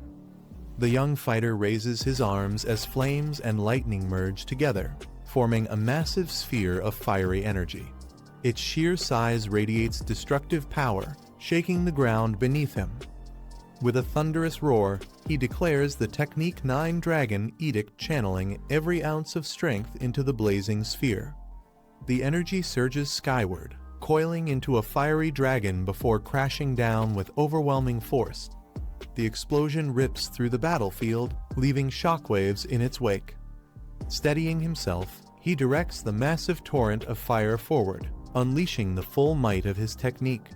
The storm of flames and lightning engulfs everything in its path, pressing toward the dark tide with unstoppable momentum. The massive sphere of fire and lightning spins violently, its energy spiraling outward as if ready to consume everything in its path. The 9-Dragon Edict grows denser, radiating unstoppable force. With a thunderous impact, the blazing sphere compresses into a brilliant core of destruction. The ground shakes under its immense pressure, signaling the devastating strike that is about to unfold. The group finally manages to catch a break after the fierce battle. Amidst the chaos, they discover a badly injured soldier who is still breathing. Concern rises as they wonder what should be done with him. Relieved, a girl rushes forward, overjoyed to see her cousin unharmed. She quickly takes charge of the wounded soldier, asking the leader to leave him to her squad's care. The black-haired man remains calm and observes quietly. One of the companions reminds him that sealing a high-level dark attribute is no small feat and questions why he doesn't seem pleased. Instead of celebrating, he stays silent. They recall his earlier words about wiping out the dark tide, realizing now that he truly did it, and the sight leaves them speechless. Breaking the silence, the black-haired man explains that the seal is only temporary, and the overwhelming dark energy won't last contained for long. Urging the group to move quickly, he stresses the need to find the lost tempering flower before the seal fades.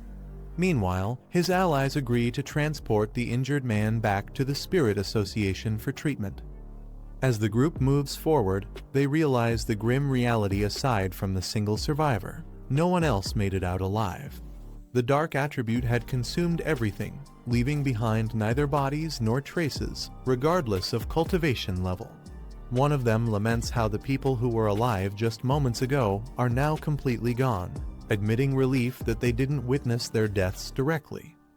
The black-haired man quickly takes charge, instructing Ye and the others to move ahead with Captain Su while he stays behind to guard the rear. The group complies and continues onward, carrying the injured survivor. Now standing alone at the edge of the black pool, he faces the lingering danger. The system registers a surge of dark attribute energy once again, signaling the threat isn't over. He raises his hand, releasing his power as dark energy bursts into the air. The detection process completes, confirming the overwhelming fluctuation of the dark attribute. The system activates once more, initiating an ultimate computational process. Streams of dark energy surge upward as the black-haired man floats in the center, absorbing its power. With his eyes closed, he remains calm as the swirling darkness engulfs him. The process continues to intensify, binding itself to his very core. Moments later, the system confirms the result compilation successful. His eyes snap open, glowing with a fierce violet light, radiating immense power. A new notification appears, revealing that he has acquired a dark attribute technique called Boundless Dark Realm. This ability creates a sealed misty space where spiritual energy is eroded, drastically weakening opponents. He examines the power in his hand, realizing it is a unique and devastating domain. The black-haired man reflects on his new ability, realizing that if he uses the Boundless Dark Realm in battle, its corrosive effect can drain opponents' spiritual power and cut off their energy. Combined with his other techniques, the effect would become even more devastating, allowing him to crush even anomalies stronger than the Dark Tide. Meanwhile, his ally senses something unusual and warns him that the black mist seems to be reforming around them. Her eyes widen in shock as she notices the sudden shift in spiritual energy. The man's power surges violently once again, triggering another breakthrough. His companion is stunned, unable to understand how such a fluctuation could happen without any major trigger. The silver-haired girl is stunned, realizing that he actually absorbed the Dark Tide's power and energy officially rated level with no upper limit. To her, it seems completely absurd. She recalls how, during the early warning period of mystical resurgence, the dark attribute was considered the most terrifying threat of all. It could wipe out entire regions, which is why absorbing it was strictly forbidden by the authorities. Officials had once tried to purify and refine the dark attribute, but the results were disastrous. The consequences were so severe that dark attribute anomalies had to be classified separately from all others. These anomalies ranged from D to S level, yet even a lower class 1 could easily torment someone just entering the ghost catching stage. The Dark Tide itself was in a league of its own, considered a highest class anomaly, far beyond what ordinary exorcists could handle. Back when dark attributes hadn't yet been banned, some pioneers attempted to absorb them.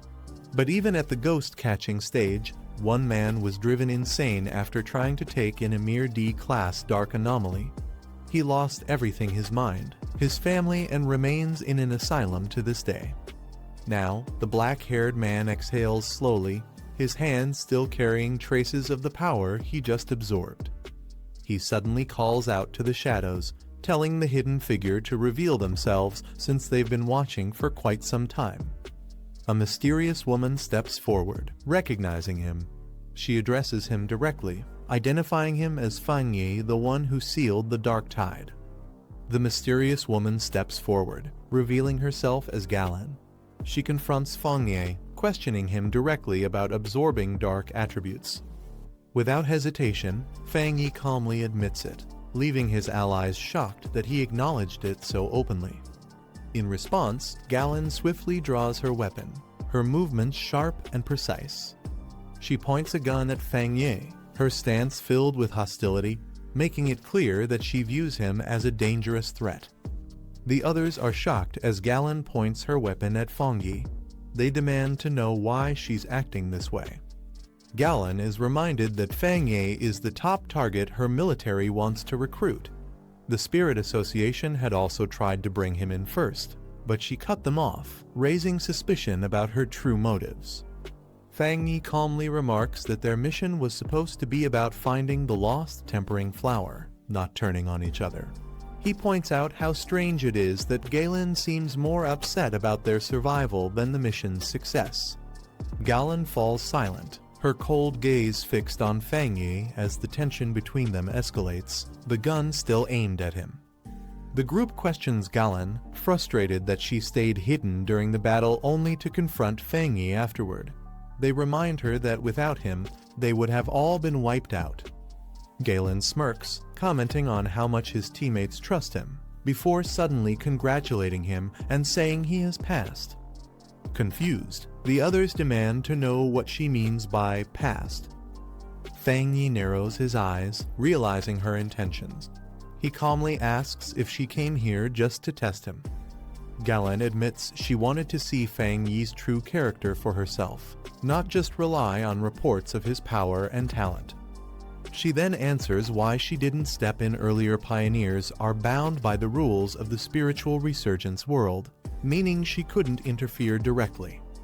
She explains that pioneers all share the same fate. Life or death can shift in an instant. Still, they are fortunate because someone trustworthy and strong stood up to protect them. Finally, she points out something they hadn't realized: none of the enemies had attacked them since the battle ended. It was because Fang Yi's act of sealing the dark tide left them too intimidated to make a move.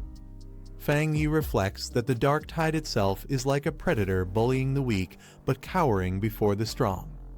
Galen steps forward, offering to guide them to the lost tempering flower, claiming she knows the terrain better than they do. Watching her, Fang Yi's ally quietly remarks that Galen seems somewhat unstable. Fang Yi recalls that her squad once encountered the dark tide before, and she was the only survivor. Because of her strict adherence to rules and the trauma of her past losses, Galen has developed a destructive mindset. Yet, something still drives her forward, and witnessing Fang Yi seal the dark tide seems to have pushed her to the very edge. Fang Yi tells his companions to let it go and give Galen some slack. The group realizes she's injured. They note that although her cultivation is at the soul creation stage with 2 stars, her spiritual barrier has weakened and dropped by at least 2 levels. The blue glow surrounding her body reveals just how badly hurt she truly is. Despite her condition, she continues moving forward, her steps unsteady but determined. Galen quietly thanks them but insists her injury doesn't matter. The narration shifts to describe the ominous surroundings, an extreme dark zone known as the Abyss Graveyard. The group continues onward together, carrying the wounded while pressing deeper into the dangerous area. Fang Yi suddenly reacts, his sharp eyes catching something unusual ahead, his expression turning tense. Fang Yi halts at the grim sight of bones scattered across the ground, realizing the danger of the place they've entered. Galen confirms they've arrived at the mass graveyard, the heart of the dark zone. Amidst the eerie landscape, they spot their objective, the radiant lost tempering flower glowing in the distance. The group remains silent, tension hanging in the air as they prepare for what comes next. The group approaches the lost tempering flower, but shadowy figures rise from the ground, surrounding it ominously. Galen stares at the flower, muttering that she has finally found it again, her expression filled with obsession. Fang Yi immediately senses something is wrong. A burst of fiery energy erupts as one of his companions shouts at Galen to snap out of it, trying to pull her back to her senses. A blazing fireball descends rapidly, aimed directly at Galen. She raises her hand in shock, realizing the sudden threat closing in on her. A massive explosion erupts, shocking the woman. She realizes the man's power carries the extremely rare Yang attribute. Without hesitation, she leaps forward and strikes with full force, the impact shattering the ground. The man stands unfazed, calmly raising his hand while she glares at him in silence. Frustrated, she questions herself, wondering if all her preparations were still not enough. The others rush to Galrin, worried about her condition. They warn her that the dark attribute has already taken hold of her. The man calmly states that when it comes to the lost bloom, he alone is enough. He turns and walks forward, carrying his sword with steady steps.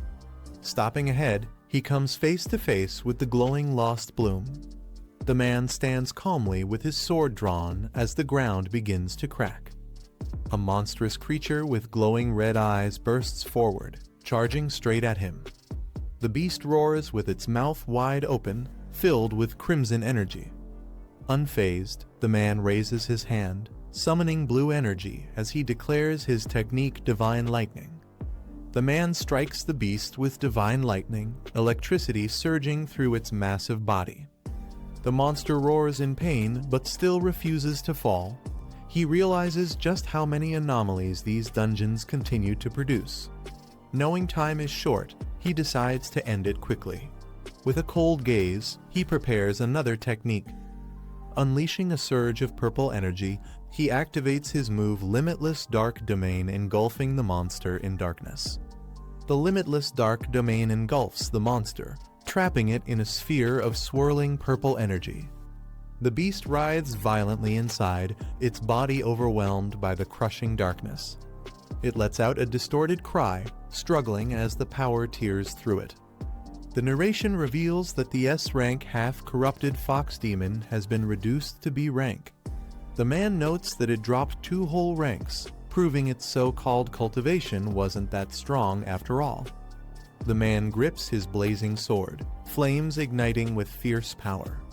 He swings down with a fiery slash, declaring that it's over as the explosion lights up the battlefield. Watching from a distance, the others notice a black energy forming. They wonder if it's the dark attribute but feel that it carries a different aura. They realize the truth, it's Fang Yi's domain. He had mastered the dark attribute and created a domain entirely on his own, without a teacher. One of the women explains that creating a domain with spiritual power is an incredible feat, something only their master could once accomplish. She recalls how their master once unfolded his domain to suppress a calamity threatening the capital, but the result was devastating. As Fang Yi's domain shifts, the others watch in awe, shocked at how quickly it is moving. With a calm smile, Fang Yi waves his hand and remarks that this should be the last of the trouble within the mass grave. The man approaches the glowing flower, its soft light standing out in the desolate land. He carefully reaches down and lifts the flower with both hands. Looking at it closely, he confirms that this must be the one he was searching for. From a distance, the woman watches in silence, her expression tense as she takes in the sight. The group confirms the mission is complete after obtaining the lost bloom, though they note how small it is. They warn that the dark tide could erupt at any moment, so they must withdraw immediately. Meanwhile, others point out they also have an unexpected tag along with them. Holding the flower, the leader thanks Fang Yi, saying the mission would have been impossible without him. She also expresses gratitude to everyone as they prepare to leave. As the group walks away, Galrin quietly tells Fang Yi that she is truly grateful. Galrin explains that Elder Wu from the King Kong realm is in critical condition, and the lost bloom is the only medicine that can save him. She tells Fang Yi that he has saved his life. Fang Yi stays silent, his sharp eyes reflecting the weight of her words. The group finally reaches daylight, relieved to have made it out alive. Outside, others cheer when they hear the lost bloom was successfully retrieved, praising the team for accomplishing the impossible. The group emerges from the dungeon to find a massive crowd waiting. People murmur in excitement, asking who actually found the lost bloom. A girl reacts in surprise as she spots something unusual. They notice a vehicle from the Star God War Zone, the elite fighting force of the Xia Nation, arriving on the scene. The narration explains that the Star God War Zone is ranked number 1 among the 10 great war zones. With abundant resources and powerful cultivation grounds, they became the nation's most celebrated elite force. the lost bloom is carefully placed into a secure container for transport. A military officer accepts it with a calm expression. Soldiers stand in formation, saluting Fang Yi with respect. The officer assures Gaoren that the lost bloom will be delivered to the hospital immediately. She nods, saying she will head over shortly. A large vehicle from the Star God War Zone departs as Fang Yi questions Gaoren about her affiliation. She admits that his strength and performance have likely already spread through their war zone. Fang Yi is told that his power alone could easily overwhelm even their most elite squad. Gaoren offers him cultivation resources and doubled bounty rewards if he joins, but Fang Yi politely declines, saying he has his own way of cultivating. Gaoren warns Fang Yi about the rising danger of dark attribute anomalies, explaining that their numbers are rapidly increasing and becoming harder to control. She adds that their influence spreads like a tumor and could cause catastrophe at any moment, which is why the association strictly guards forbidden zones. She clarifies she isn't trying to pressure him, but believes someone as capable as him has the right to understand the situation. Fang Yi responds with a calm smile, assuring her that if he encounters another anomaly, he won't stand by idly, even if strangers are involved. Gaoren looks at Fang Yi with a gentle smile, expressing her gratitude. She tells him it has been a pleasure meeting him and offers him a token. With the token in hand, she explains that it grants him access to freely enter any forbidden zone for cultivation. She adds one more invitation, asking Fang Yi if he would like to go and meet Elder Wu. The woman smiles and says the person she mentioned is her honored teacher. She suggests they meet someday, though she's unsure if he'd agree. Then, she admits she personally wants to be his friend. He quietly slides his hand into his pocket, thinking for a moment before making up his mind. With a faint grin, he agrees that having more friends could be useful and decides to join her. He raises his glowing hand and tells her to accept a small gift as a friend. Blue energy bursts from his hand as he reaches toward her. Shocked, she asks what he's doing, and he calmly explains that he can remove the dark toxins from her body. The light surrounds them as she stands frozen in surprise. Electric currents surge around her as she realizes that lightning energy can actually heal. She feels a gentle tingling through her body. The cold pain she once had is replaced by warmth. Her body begins to glow as the corrupted wounds start to mend. She feels her damaged organs and energy channels restoring to their original state, while the lightning cleanses her meridians and blood vessels. Her expression softens as she senses all toxins leaving her system. The rare lightning attribute purifies her completely, making her feel renewed almost as if she's been reborn. As the light fades, he calmly asks how she feels. She takes a deep breath, saying the dark energy inside her is gone. No, it's not just gone, it feels as though it's been shattered completely. Medical staff treat a badly injured man as a girl watches from the side, surprised that even a first-level spirit creation realm could be hurt so severely. She wonders if he can still be saved. Nearby, the woman approaches the group and asks why they haven't left yet.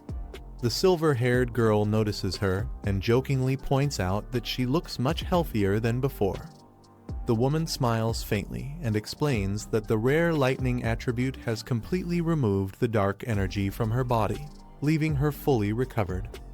Hearing that, the silver-haired girl realizes this is the power of the tyrant's lightning strong enough to destroy enemies and heal others. She turns to the man with a smirk, asking why he's staring at her. The silver-haired girl waves toward the medics, calling them over urgently to assist. She then turns to the black-haired man with a bright smile and asks if they can work together. Curious, he asks what she means, and she explains that by combining his spiritual power with medical tools, they could help more people affected by dark energy. Excited, she suddenly bows forward, begging him to demonstrate his lightning power once more. He pauses, unsure how to respond to her enthusiasm. With a faint sigh, he finally lifts his hand as blue lightning gathers around him. The crackling energy fills the air as he says this should be enough. Everyone watches in awe at the display of his power. The doctor watches in awe as lightning energy crackles nearby. He realizes it's possible a lightning attribute this pure and powerful can truly counter the dark attribute. The woman explains that Fang Yi directly transferred his lightning energy to her, completely removing the darkness from her body. The silver-haired girl then suggests having him help other injured pioneers as well, mentioning a comatose spirit creation realm fighter. The doctor shakes his head, explaining that not everyone can withstand such intense spiritual power. He adds that to heal someone that's severely wounded, the lightning energy required would be 10 times greater. The scene shifts to a man lying unconscious in a medical pod. The doctor says it would be a miracle if he even survives. Full recovery is nearly impossible. The medics lead Fang Yi to their equipment as he asks how to transfer his spiritual power, comparing it to a blood transfusion. They tell him to follow them and demonstrate the process. He places his hand into the device and channels his spiritual power into it, calmly agreeing to their instructions. Nearby, others watch as one girl remarks that she didn't expect Galrin to be such a high-ranking officer in the Star God War Zone. She's impressed that the organization would personally extend an offer to him. Another observer quietly notes how even the normally distant Galrin showed interest in him. She took the initiative to befriend him and even gave him her personal token. Fang Yi remains silent, his expression calm and unreadable. Fang Yi notices two familiar figures approaching and turns with a faint smile as he greets them. The two women, Yi Yi and Bai, respond warmly, saying they've already adapted to their surroundings. Ye Yi explains that they plan to train further and take on new missions, saying they can't always rely on him if they want to improve. Determined, she thinks to herself that she must catch up to his level as soon as possible. Fang Yi nods slightly and tells them to be careful before turning back to continue transferring his spiritual power under the supervision of the medics. Fang Yi smiles softly, thinking to himself that the younger ones have really grown up. The silver-haired girl waves as she says her team will take their leave for now, hoping they'll meet again on their next mission. Fang Yi and Galrin nod, deciding to go visit Elder Wu next. Their vehicle drives off through the rocky terrain while someone inside complains about how distant the others are for not joining them at the scene. Inside the van, the silver-haired girl fumes in frustration, saying all her efforts to recruit Fang Yi were wasted now that he's been taken by the Star God War Zone. Her teammates laugh, trying to calm her down as she grumbles behind the wheel. In a shadowy meeting, figures discuss the disarray within the spiritual association. They note that its structure is too chaotic, with officials at the headquarters acting more arrogant than even military leaders. They continue, criticizing how elite squads operate independently without unity or discipline, and how few are willing to lower their pride to work with Fang Yi.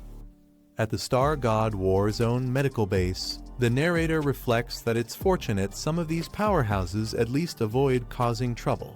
Fang Yi and Galrin arrive at the facility. Inside a quiet room, they stand beside an unconscious elderly man.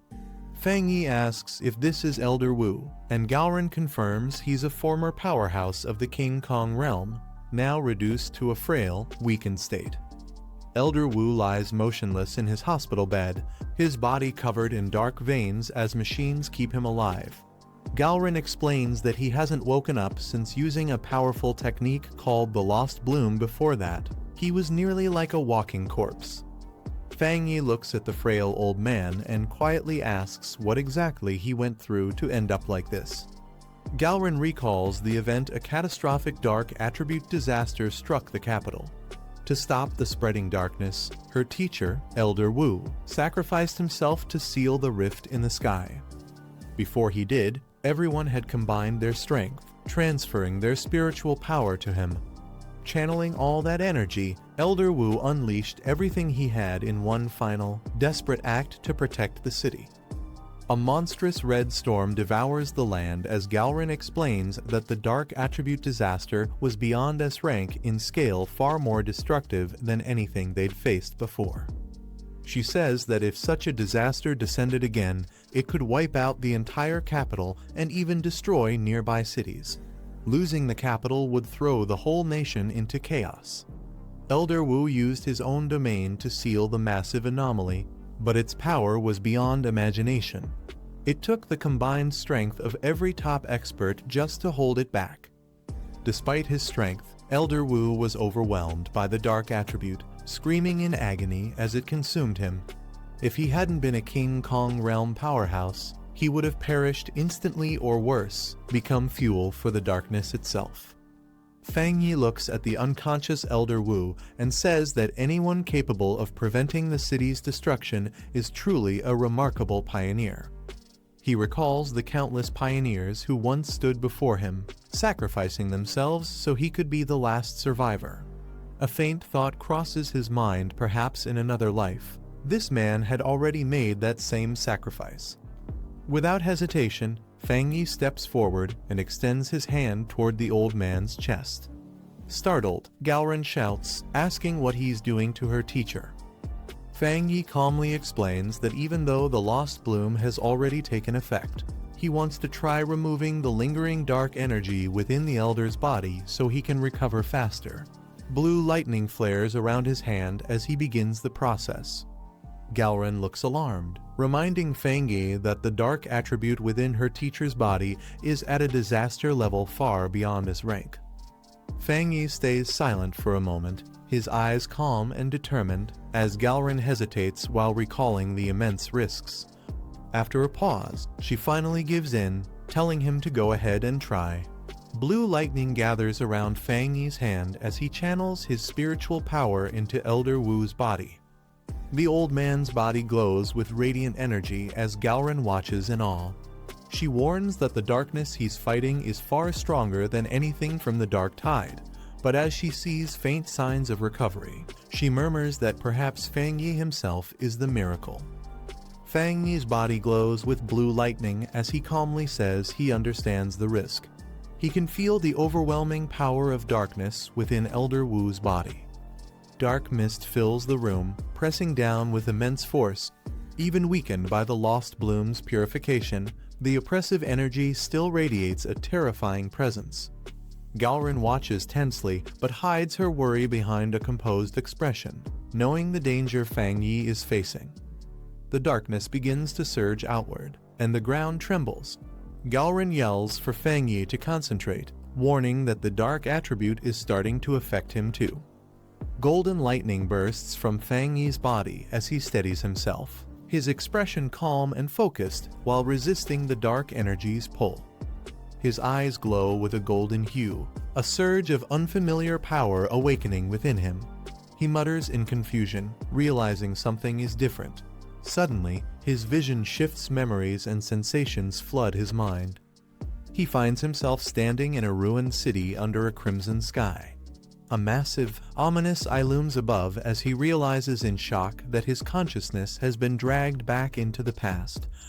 In the middle of a ruined city, a massive red eye appears in the storming sky.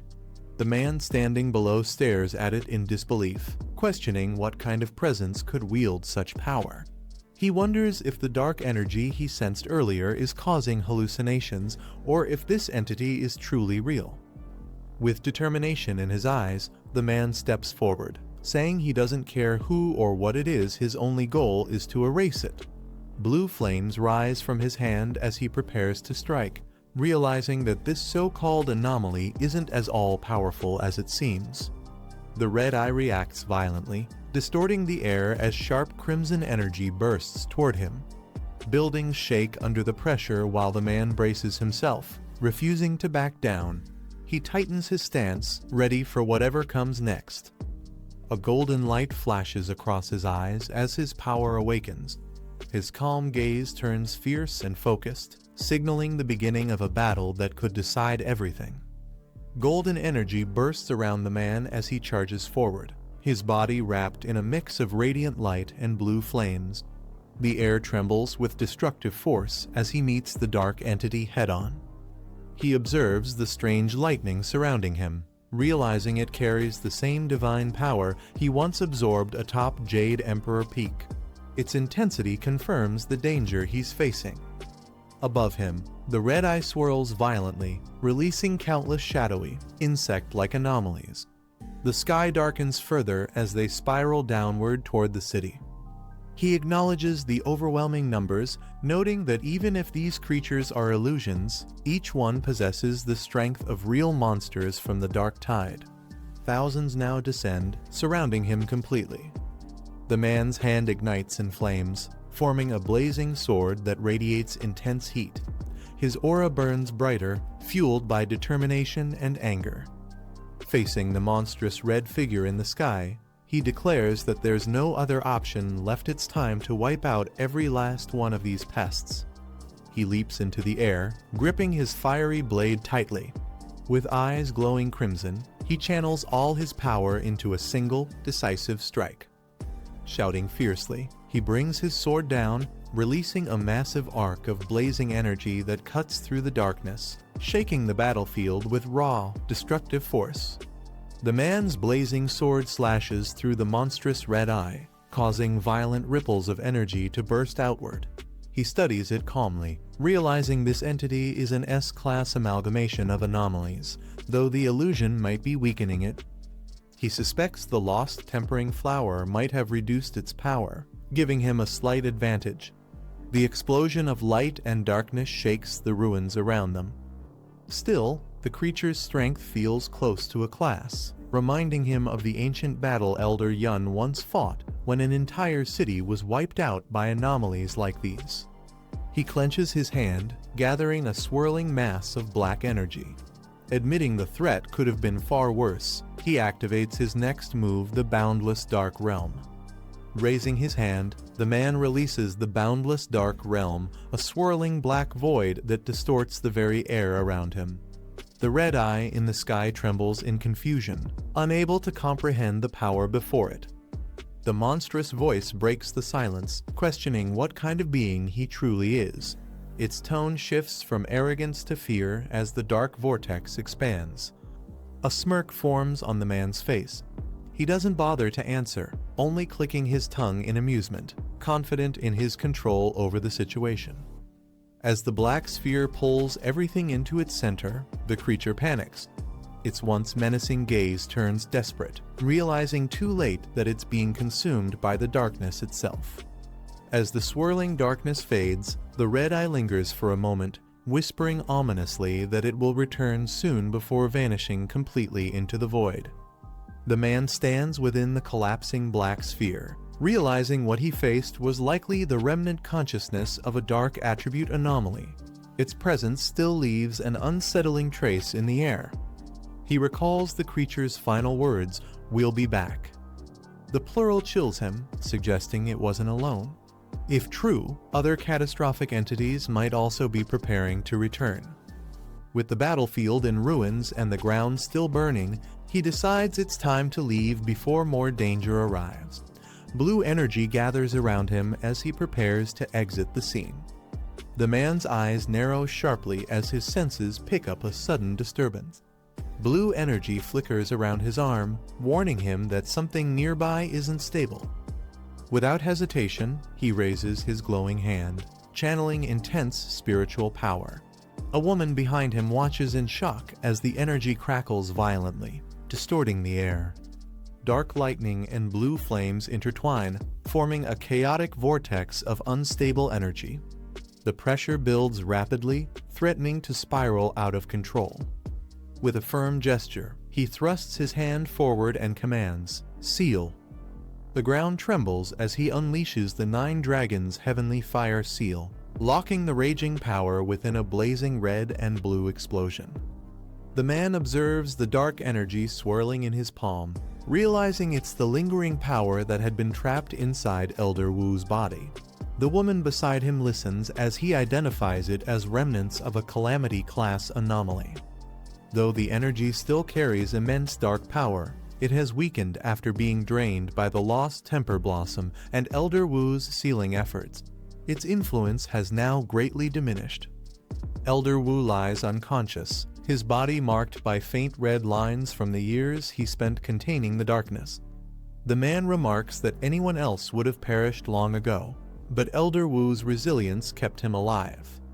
The woman thanks him, acknowledging that his ability ultimately saved Elder Wu's life. He modestly replies that it was only possible because the lost temper blossom had already weakened the corruption beforehand. Blue light bursts from his hand as he completes the purification process. With a calm expression, he confirms that the dark energy has been fully neutralized. However, he adds that there's still something important left to discuss. Traces of black mist fade from his palm, hinting that the darkness might not be gone for good. Standing beside Elder Wu's bed, he explains that during the psychic illusion, the remnant calamity seemed to stir as if it was waiting to awaken again. They must stay alert, for the next attack could come anytime. The woman acknowledges his warning, saying she's heard the same rumor before. Her tone shifts calm but uneasy, realizing that the threat might truly return. The man explains that both the military and the spiritual association constantly monitor psychic readings, collecting data on aura anomalies. All such records are heavily classified to prevent leaks. He mentions a disturbing rumor that according to official projections, with the nation's current energy reserves, humanity might not survive even the first year of full aura resurgence. It's a possibility no one wants to believe. The woman listens quietly before asking if he thinks the rumor could be true. He notes that the data seems too coordinated to dismiss, hinting that the authorities might know more than they admit. As he reflects, his thoughts drift back to his past life. He recalls surviving 3 years after the aura resurgence began, but by then, the blue star had already been reduced to ruins. With a grim look, he wonders if his rebirth might have changed the future itself. The woman reassures him not to overthink things, saying Elder Wu will wake up soon. Her calm tone hides the weight of everything they've just faced. He looks determined, vowing that if the calamity ever returns, he'll stand and fight beside her no matter what. His eyes burn with quiet resolve. As the sun sets, the man reflects on the coming storm. The battle against the calamity is inevitable whether it arrives sooner or later. It's a fate they can't avoid. But this time, he swears to change how it ends. Night falls over the city, calm and silent for now. Yet beneath the peaceful moonlight, a sense of looming destiny still lingers. Sitting cross-legged in meditation, he focuses his energy, feeling the surge of power within. After battling 2 S-class anomalies, he senses he's on the verge of breaking through to the Spirit Force realm, 2-star level. However, he knows it's not enough. Despite awakening the dark attribute, the upcoming aura resurgence will demand far greater strength. The memory of the illusion still lingers, its suppressed power had nearly overwhelmed him. Later, he sits quietly in his living room when something catches his attention, a small potted plant glowing faintly. He recognizes it immediately and sighs with a faint smile. Leaning closer, he mutters that not bringing it along last time was his mistake. Gently touching its petals, he jokes that it's not exactly something he can carry around casually, hinting at the plant's mysterious power. Smiling softly, he lifts the glowing plant in his hands and jokes about regretting not giving it a chance to grow stronger before. Deciding to make up for it, he suggests they head outside for some fresh air. Under the moonlit sky, he walks through Black Mountain toward the Spirit Association's Botanical Research Center. The place has flourished, burned trees regrown, new life sprouting everywhere, a sign of nature's quiet recovery. He kneels among the plants, carefully placing the pot into the soft soil. Grateful, he makes a note to thank Sue and the others for helping restore this place. Gently patting the leaves, he tells the plant to drink sparingly, teasing that with its appetite, it could strip every forest on Blue Star bare if left unchecked. The glowing plant begins to release streams of green energy, absorbing the spiritual essence from the surrounding forest. its petals shimmer as its power steadily increases. The man stands nearby, arms crossed, watching as a vortex of energy spirals around them. The ground trembles slightly from the overwhelming flow of life force. When the forest starts to wither, he stops the plant, saying that's enough for now. His expression remains calm but focused, aware of the delicate balance of nature. Smiling, he carefully uproots the plant and suggests they move somewhere else to continue. The flower glows warmly in his hands, responding as if it understands. The man crosses his arms and watches the glowing plant absorb spiritual energy, remarking that it's had enough for now. The forest around him grows still, stripped of its vitality. He smiles softly and lifts the plant from the soil, suggesting they move to a new spot to continue absorbing energy. The flower glows brighter in response. The man freezes as a distant howl echoes through the silent forest. His expression sharpens while the glowing plant in his hands flickers faintly in response. He narrows his eyes, realizing the sound is from a wolf, or rather, something far more dangerous hiding in the dark.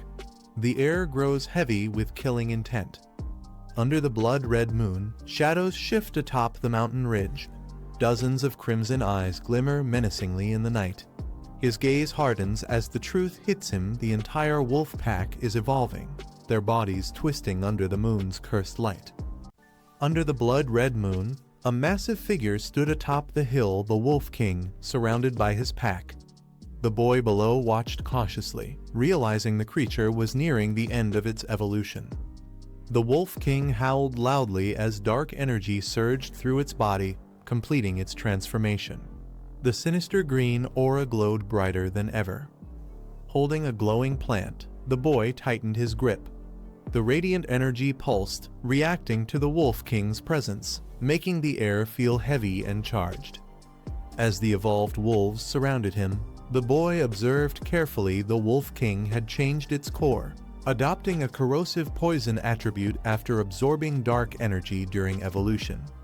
The Wolf King's dark aura flared violently, its power growing unstable as the dark attribute surged within it. The air trembled from its presence.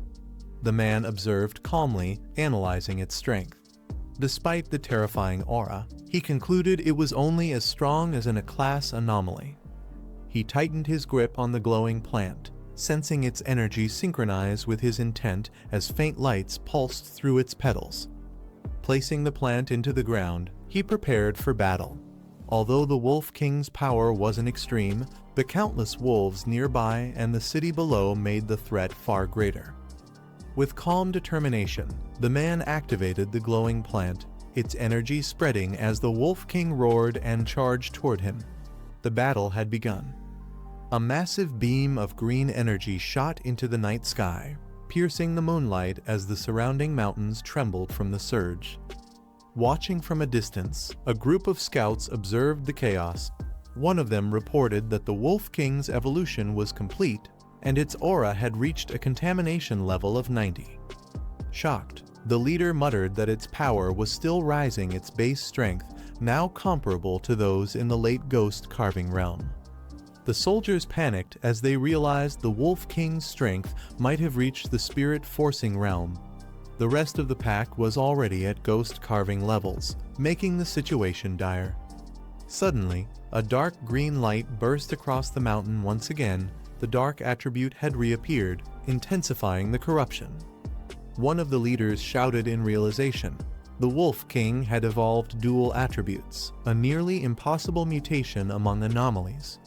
Knowing the danger, he urgently called for backup. If these beasts completed their evolution, the entire district below would be wiped out. The ground suddenly began to shake, startling the team.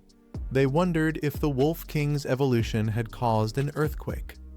But before they could react, a massive surge of green energy erupted from the mountain, an overwhelming force recognized as the power of desolation.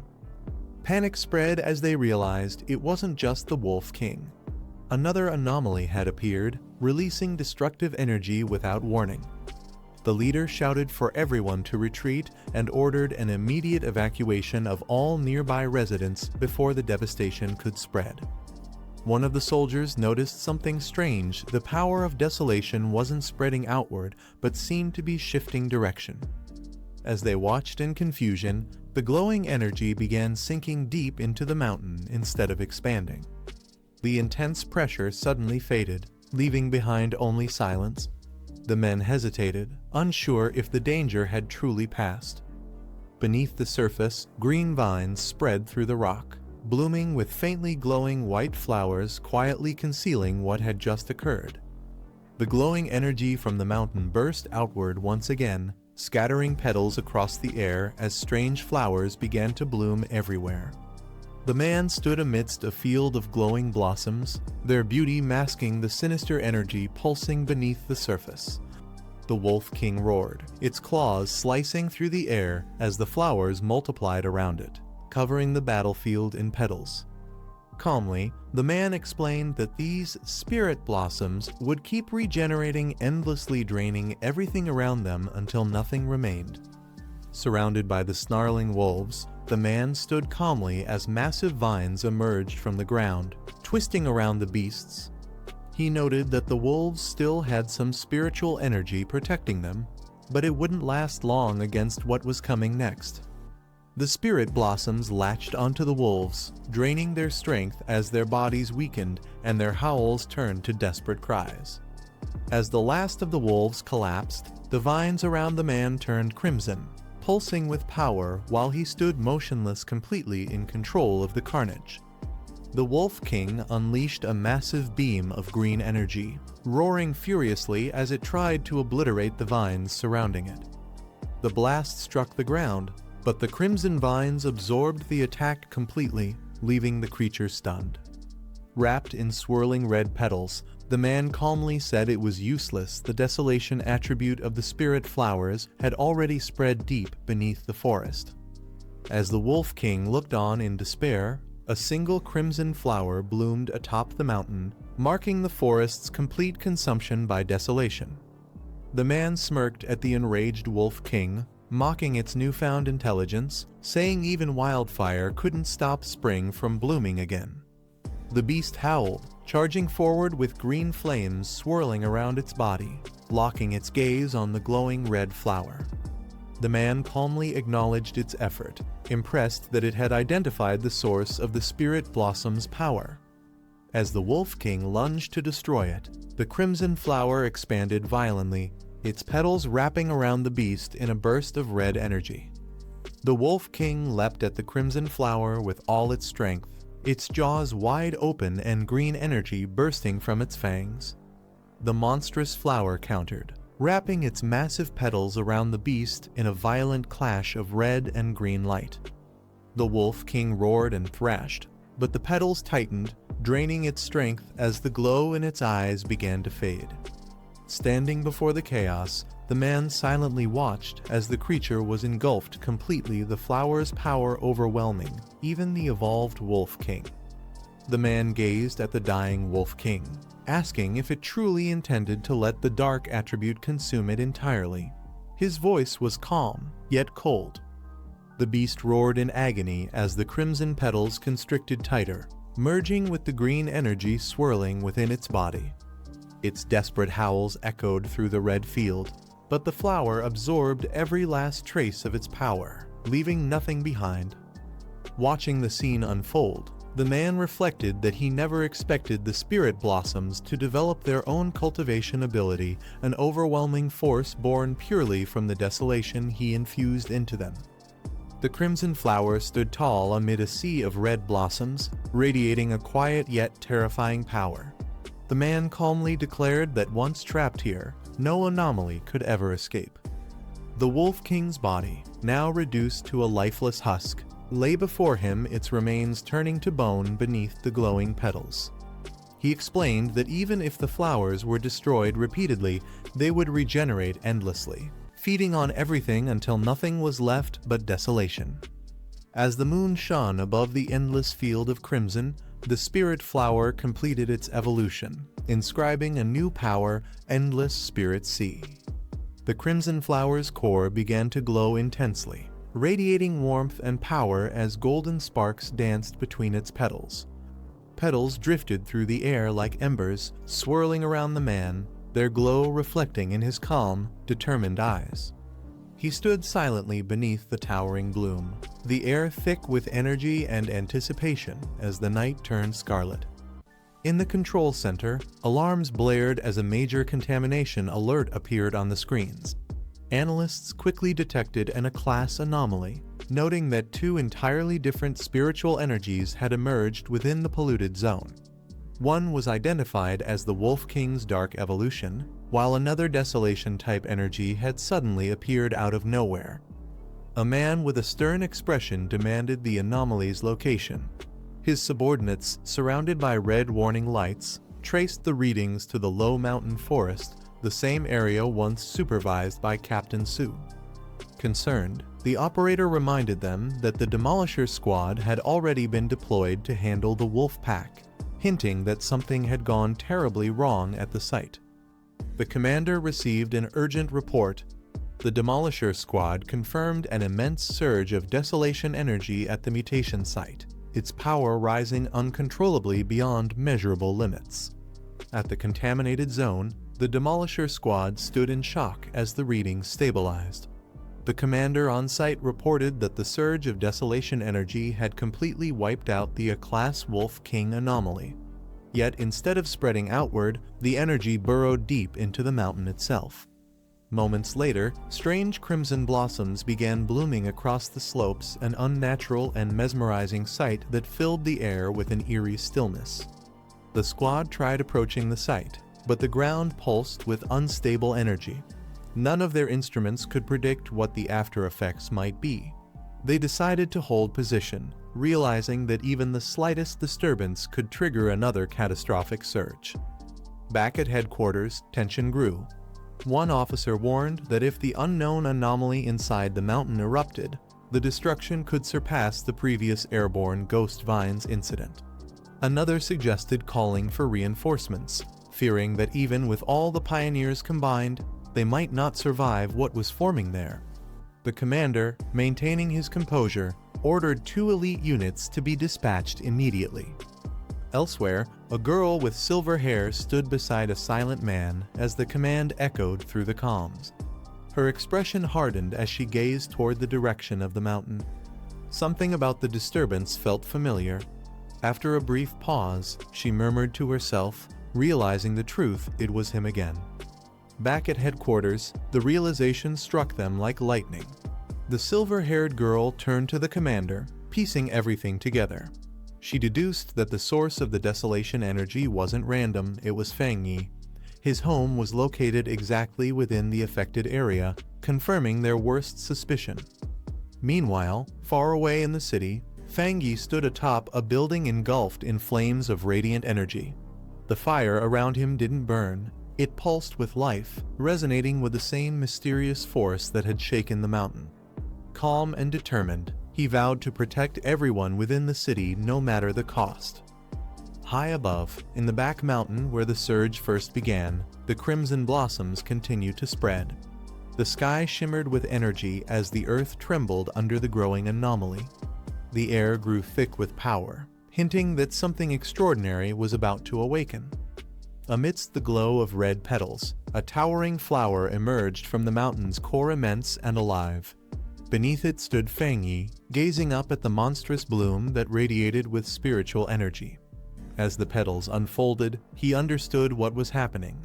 By devouring the Wolf King, he was evolving once again, gaining a second attribute far beyond anyone's comprehension. The crimson flower pulsed brighter, its petals unfolding in waves of energy that lit the entire mountain. The desolation aura mixed with intense heat, transforming the surroundings into a fiery storm. The energy condensed into a blazing core, revealing the nature of Fang Yi's new power. A faint smile appeared on Fang Yi's face as he observed the phenomenon.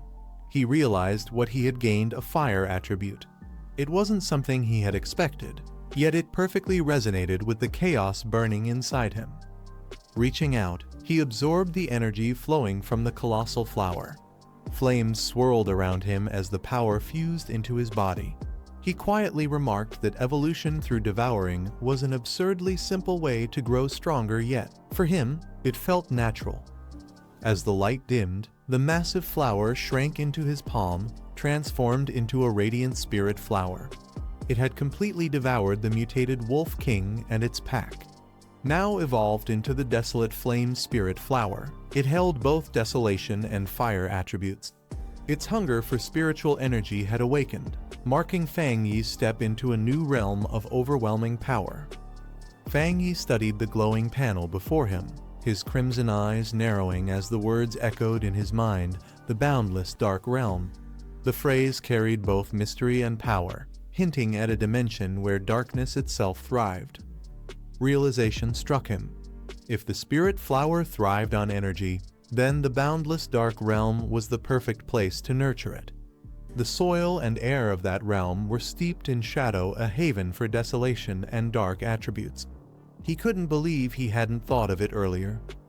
Channeling his power, Fang Yi summoned the realm's energy. Black tendrils of darkness swirled around him as the spirit flower floated gently in front of his palm. With one focused motion, he sealed it inside the void, letting the darkness engulf it completely. The sphere pulsed violently, lightning tearing through the clouds above as the sky dimmed into chaos. Fang Yi's gaze lifted toward the forming storm, his expression steady yet alert. Something had begun to awaken within that darkness, something powerful enough to shake even him. The sky above Fang Yi blazed with golden light as his eyes glowed fiercely, burning like twin suns.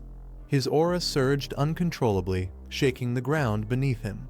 It was clear he was breaking through once again, reaching the spirit-forging realm, and already advancing to 2 stars. A pillar of divine fire descended from the heavens, enveloping him in radiant energy.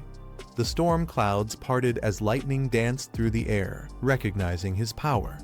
Fang Yi sat calmly within the inferno, unshaken by the overwhelming energy that surrounded him.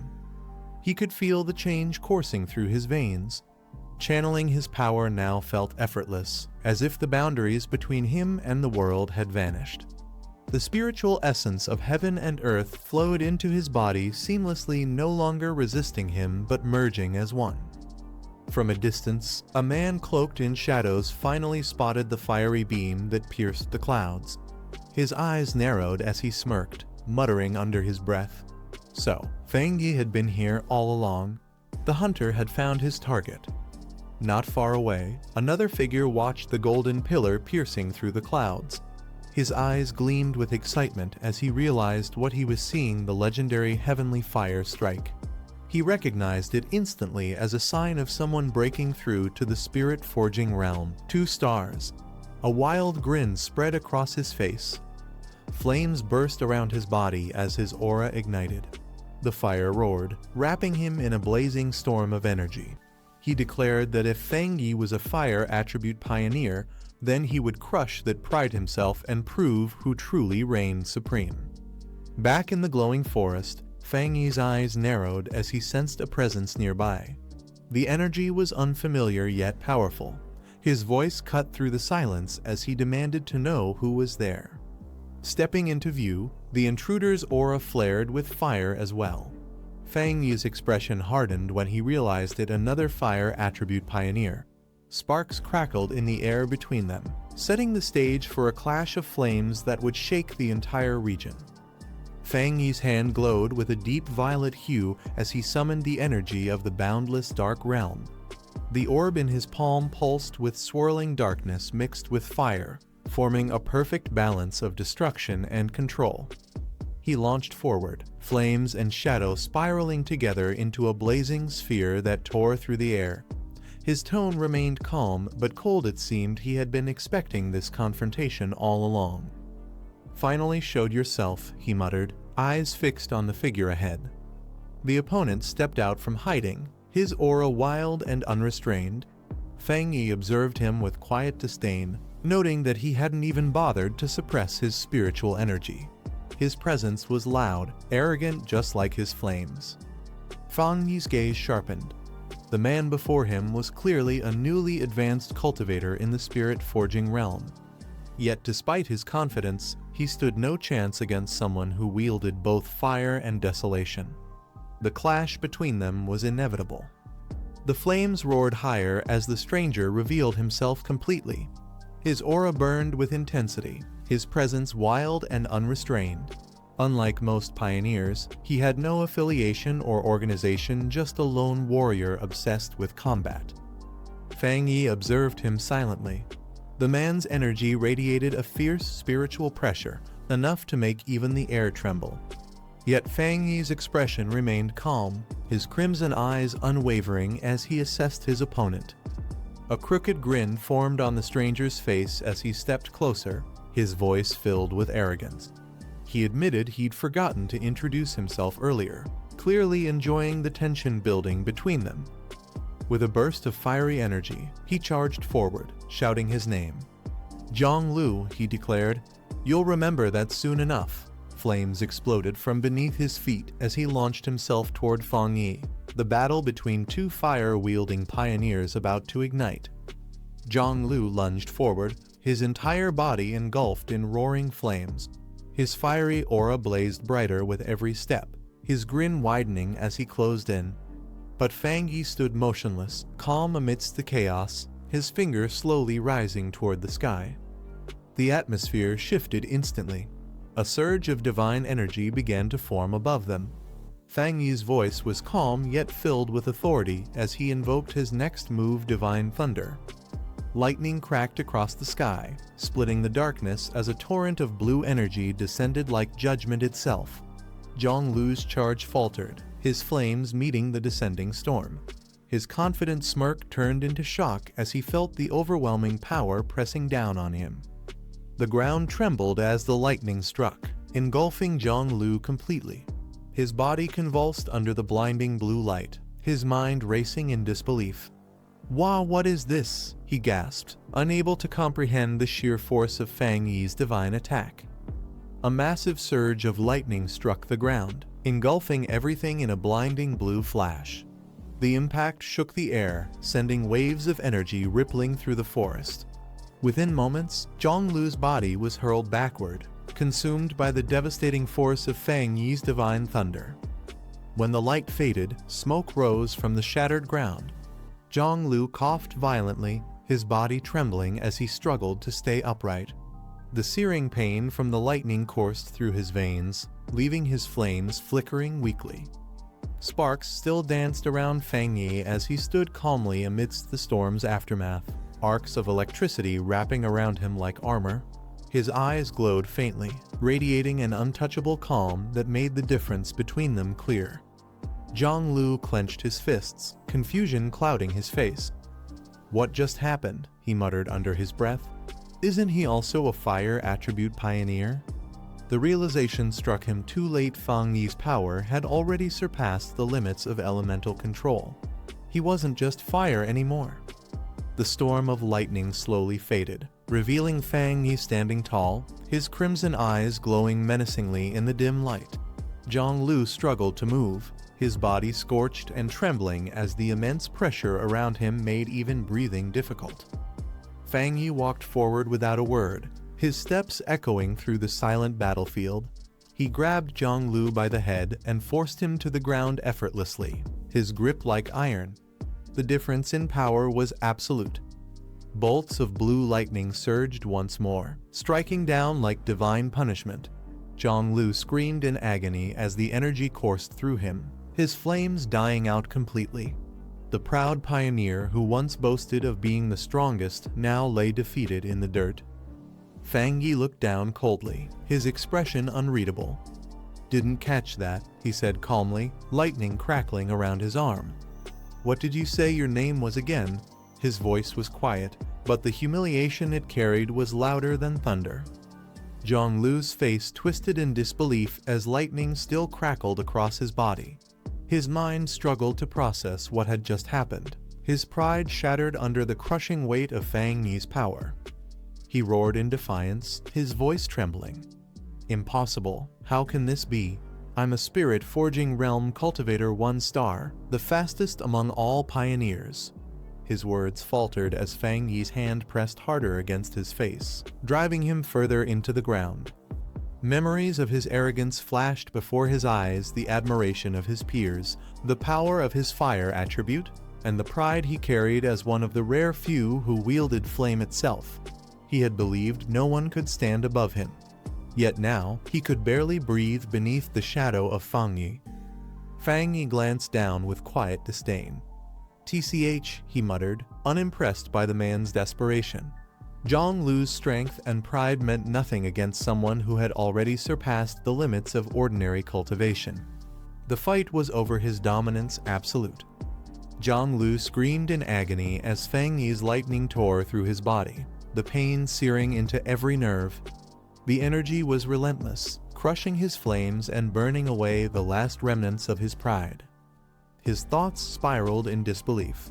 He's fire attribute, so why does he have lightning? The realization hit him hard. Fang Yi's power had evolved far beyond any normal elemental boundary. His flames had been snuffed out completely, leaving him powerless beneath the storm. Fang Yi looked down with cold indifference, blue lightning dancing across his hands. "So this is your true strength?" he said, almost mockingly. "That's it? Kids these days, so overconfident." His tone was calm, yet every word carried a weight that broke Zhonglu's will. Terror filled Zhonglu's eyes. "No, he hasn't even reached the spirit-forging realm, 2 stars, so why does his power feel like it surpasses me by 3 realms?" His mind screamed the truth he didn't want to accept. "I'm gonna die. I'm gonna die." The lightning storm raged around them, its blinding light reflecting off Fang Yi's cold, confident smile. The air crackled with raw power as Zhonglu lay beneath him, paralyzed by fear and pain. The purple-haired man lies on the ground, his body shaking as he begs for mercy. Fear fills his eyes while a hand presses down on his head, holding him in place. Standing above him is a black-haired man with glowing red eyes. He stays silent, his calm yet cold stare making the air heavy with tension. After a pause, the black-haired man speaks, warning that a pioneer's power should never be used against people. His hand slowly lifts, easing the pressure on the man's head. He turns away, advising him to stop picking fights and deal with the rampaging anomalies instead. The purple-haired man looks up weakly, realizing the overwhelming strength of the person before him. The black-haired man lets out a quiet click of annoyance before turning away, his red eyes still glowing faintly in the dark. The purple-haired man watches him leave under the moonlight, confused and shaken, wondering what kind of person he just faced. He questions whether the man's power is truly that overwhelming, or if he himself has simply become too weak to stand against it. The scene shifts to a distant city under a star-filled sky, marking the end of their encounter and the calm before whatever comes next. Inside a quiet office, 2 men sit across a table, deep in discussion. The door suddenly opens, catching their attention as a battered man steps inside, his presence immediately drawing silence. It's the same purple-haired fighter from before, now visibly injured and drained. His face shows both exhaustion and frustration after the encounter. One of the men greets him casually, commenting on his appearance and reminding him that picking unnecessary fights never leads anywhere good. He continues, saying that with the spiritual resurgence not even at its peak, making new enemies is reckless. The words hang heavy, hinting at larger dangers still to come. Inside the room, tension lingers as one of the men scolds the injured fighter for his reckless attitude. He warns that picking fights with everyone, friend or foe, will only lead to disaster one day. Surprisingly, the purple-haired man stays silent instead of snapping back, which leaves his companions confused. They notice something different about him this time. One man jokes, asking if he's been possessed or lost his fighting spirit. The fighter doesn't respond, his head hanging low in shame and exhaustion. When asked about his duel with the Heavenly Fire Strike user, he finally mutters the truth: he was defeated in a single blow. The room falls silent as the weight of his words sinks in. The man beside him looks shocked and demands an explanation, asking what he means by being defeated in a single blow. The purple-haired fighter lowers his head, admitting again that he was one-shotted, his voice breaking as tears fill his eyes. Frustrated, he blames himself for not noticing the danger sooner, realizing that his arrogance led to humiliation. His friends can hardly believe it after all. He's a high-ranked fire attribute user who reached the spirit-forging realm faster than most. He recalls the moment vividly. His strongest technique, Flowing Blaze Flare, was destroyed instantly by his opponent's Thunder Strike. The memory of that overwhelming power still haunts him.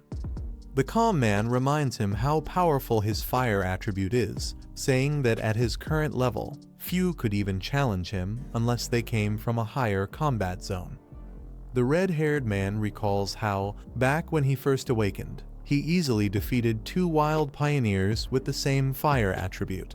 He suggests that maybe the heavenly fire strike user he faced wasn't a normal pioneer after all. Frustrated, the purple-haired fighter grabs him, shouting that they wouldn't understand because they didn't witness it themselves. He insists that the attack he faced was real and terrifying. His expression shifts to fear as he remembers that moment, the overwhelming thunder energy, the pressure so intense it felt like the heavens were roaring beside his ears. He trembles, calling his opponent a monster. The red-haired man listens carefully as the fighter insists his gut feeling is certain it was that same man who defeated him. He describes the attacker as a dual-attribute pioneer who controlled both lightning and thunder, completely overpowering his flames with ease. The others are shocked, realizing that if his opponent truly hid such power, he must be at least at the 3-star spirit-forging realm. They admit that kind of strength would make him every pioneer's worst nightmare. The room falls quiet as the fighter lowers his head, repeating that he was crushed in a single move. Even his companions can't hide their unease, realizing how terrifying such power truly is. The purple-haired man clenches his fist, frustrated yet curious, wondering if he should go and learn from the one who defeated him so effortlessly. Meanwhile, the black-haired man sits in deep meditation, surrounded by swirling golden energy. He notices something strange. His breakthrough to the next realm suddenly feels blocked. Opening his eyes, he realizes the issue isn't with his body, but something else interfering with his energy flow. His eyes blaze with fiery light as he calmly concludes that the cause must be external, not internal. The room trembles slightly under the intensity of his aura. The black-haired man walks through his quiet apartment, realizing that the surrounding spirit energy has stopped resonating. He can no longer condense it for his advancement, which feels unusual.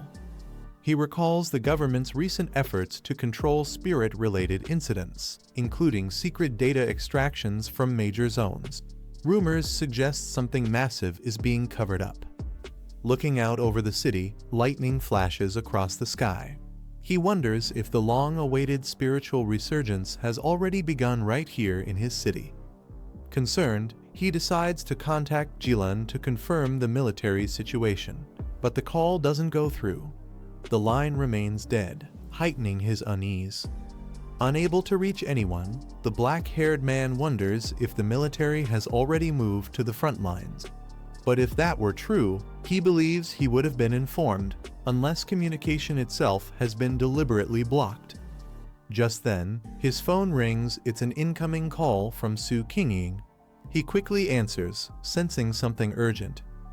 Through a broken signal, she warns him that the situation has changed and asks him to request backup immediately before the line starts to distort. Static fills the call as her voice cuts in and out, saying things have gotten worse within the city. Before he can respond, the signal drops, leaving him in tense silence as the sound of wings echoes outside. As the call cuts out, the black-haired man tries to reconnect, but a loud crash interrupts him. A bat-like creature slams into the window, shattering the glass. He narrows his eyes, realizing something unnatural has entered the city. The creature's crimson aura pulses with chaotic energy. With a sharp cry, The dark beast bursts through the window, flying straight toward him at incredible speed. Unfazed, the man simply leans back in his chair, watching it approach. He mutters calmly about its recklessness, showing no sign of fear. The black-haired man channels blue energy into his hand, his movements calm and precise. Lightning gathers around his arm, crackling with power. In an instant, he strikes. The attack cuts through the air and obliterates the dark bat-like creature before it can reach him.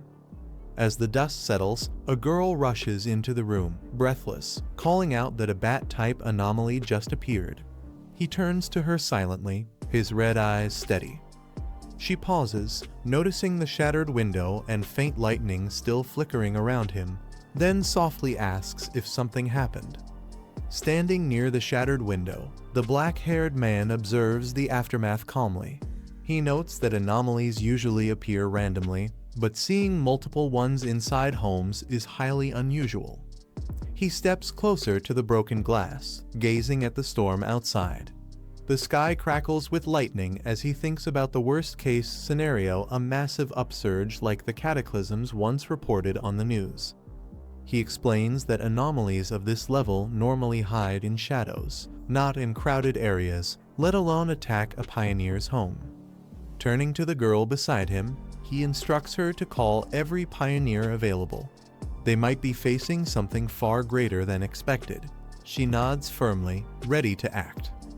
The black-haired man steps forward, instructing the girl to guard the house while he checks the situation outside.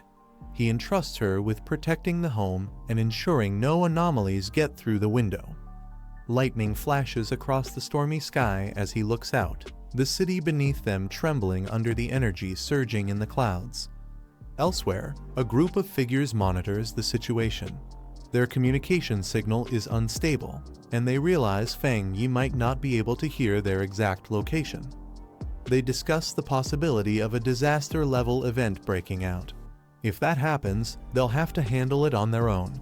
None of them can imagine what an unclassified-level anomaly truly means. Under a stormy sky, a silver-haired woman and her team monitor the swirling clouds overhead. She hopes the readings are wrong and that this is only a false alarm. Speaking through her communicator, she orders all patrol units to report their status. The contamination levels are rising fast, and she warns everyone to stay alert for pollution fluctuations. Moments later, her team freezes as the scanners begin to spike uncontrollably. A dark shadow forms in the sky, followed by a chilling roar. They look up in horror as multiple bat-like anomalies descend from the vortex above.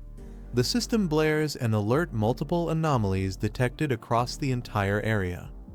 Dark clouds swirl above the city as bolts of lightning tear through the sky. News reports warn that this will be the heaviest rainfall the city has faced in 50 years. Red alerts have already been issued, and the authorities urge everyone to remain indoors for their safety. Streets that were once full of people now stand nearly empty, as the storm approaches with full force. As thunder echoes between the tall buildings, people rush to find shelter. Some hold umbrellas, others hurry into nearby shops. One woman nervously looks at the dark sky, saying it feels like the world itself is changing. Another passerby wonders aloud what's really happening to the world lately, his voice filled with unease. The fear in the air is clear. Everyone can sense that something isn't right. Elsewhere, two men ride through the storm on green motorcycles, their engines roaring against the sound of heavy rain. One of them mutters that this weather feels completely off, questioning if they're just having bad luck today. The other, named Zhang Lu, stays quiet, his eyes fixed on the dark clouds above as lightning flashes across the skyline. The rain only grows heavier, soaking the roads and reflecting the city lights in streaks of purple and blue. The first rider glances at his companion and asks if they should keep going or wait for the storm to pass. Zhang Lu doesn't answer. He simply looks ahead, knowing deep down that this storm isn't ordinary. Something big is coming.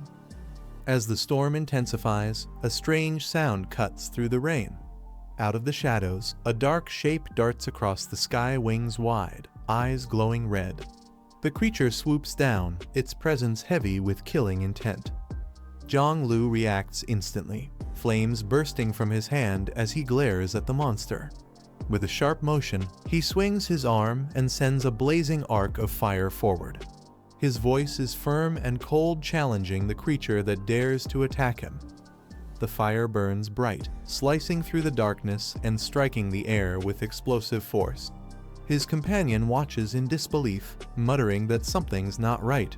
Normally, no beast would dare approach someone with Zhang-Lu's fire aura, but this one doesn't back down. When the flames clear, the creature is still standing, its wings crackling with black fire instead of burning away. Its red eyes flare brighter, and a low growl rumbles through the storm. Zhang-Lu narrows his eyes. Whatever this thing is, it's not something ordinary. Zhang-Lu's attack scorches through the night sky, but his victory lasts only a moment. The burning creatures twist and scream, yet instead of turning to ash, their charred bodies regenerate, rising again with glowing red eyes. He watches in disbelief, realizing the flames didn't destroy them, they came back to life stronger than before. Gritting his teeth, he mutters that this place is insane. It's not just the people who possess monstrous power, even the anomalies roaming the city are beyond reason. The realization hits him hard, the storm isn't natural, and whatever's controlling these creatures is something far greater. The scene shifts to a few hours earlier, inside a high-security conference room. Several top officials appear on holographic screens, their faces tense as they discuss the sudden disturbances across the region. One officer suggests bringing in the Spirit Association's highest-ranking members and coordinating a joint response with Fang Yi's division. The briefing grows darker when an emergency alert flashes on the monitors. A robotic voice announces a special anomaly warning, and a class threat is expected to descend upon the city within the next 24 hours. At the same time, reports confirm that a massive swarm of anomalous bats has already been spotted gathering near the outskirts. The storm outside was only the beginning of something far more dangerous.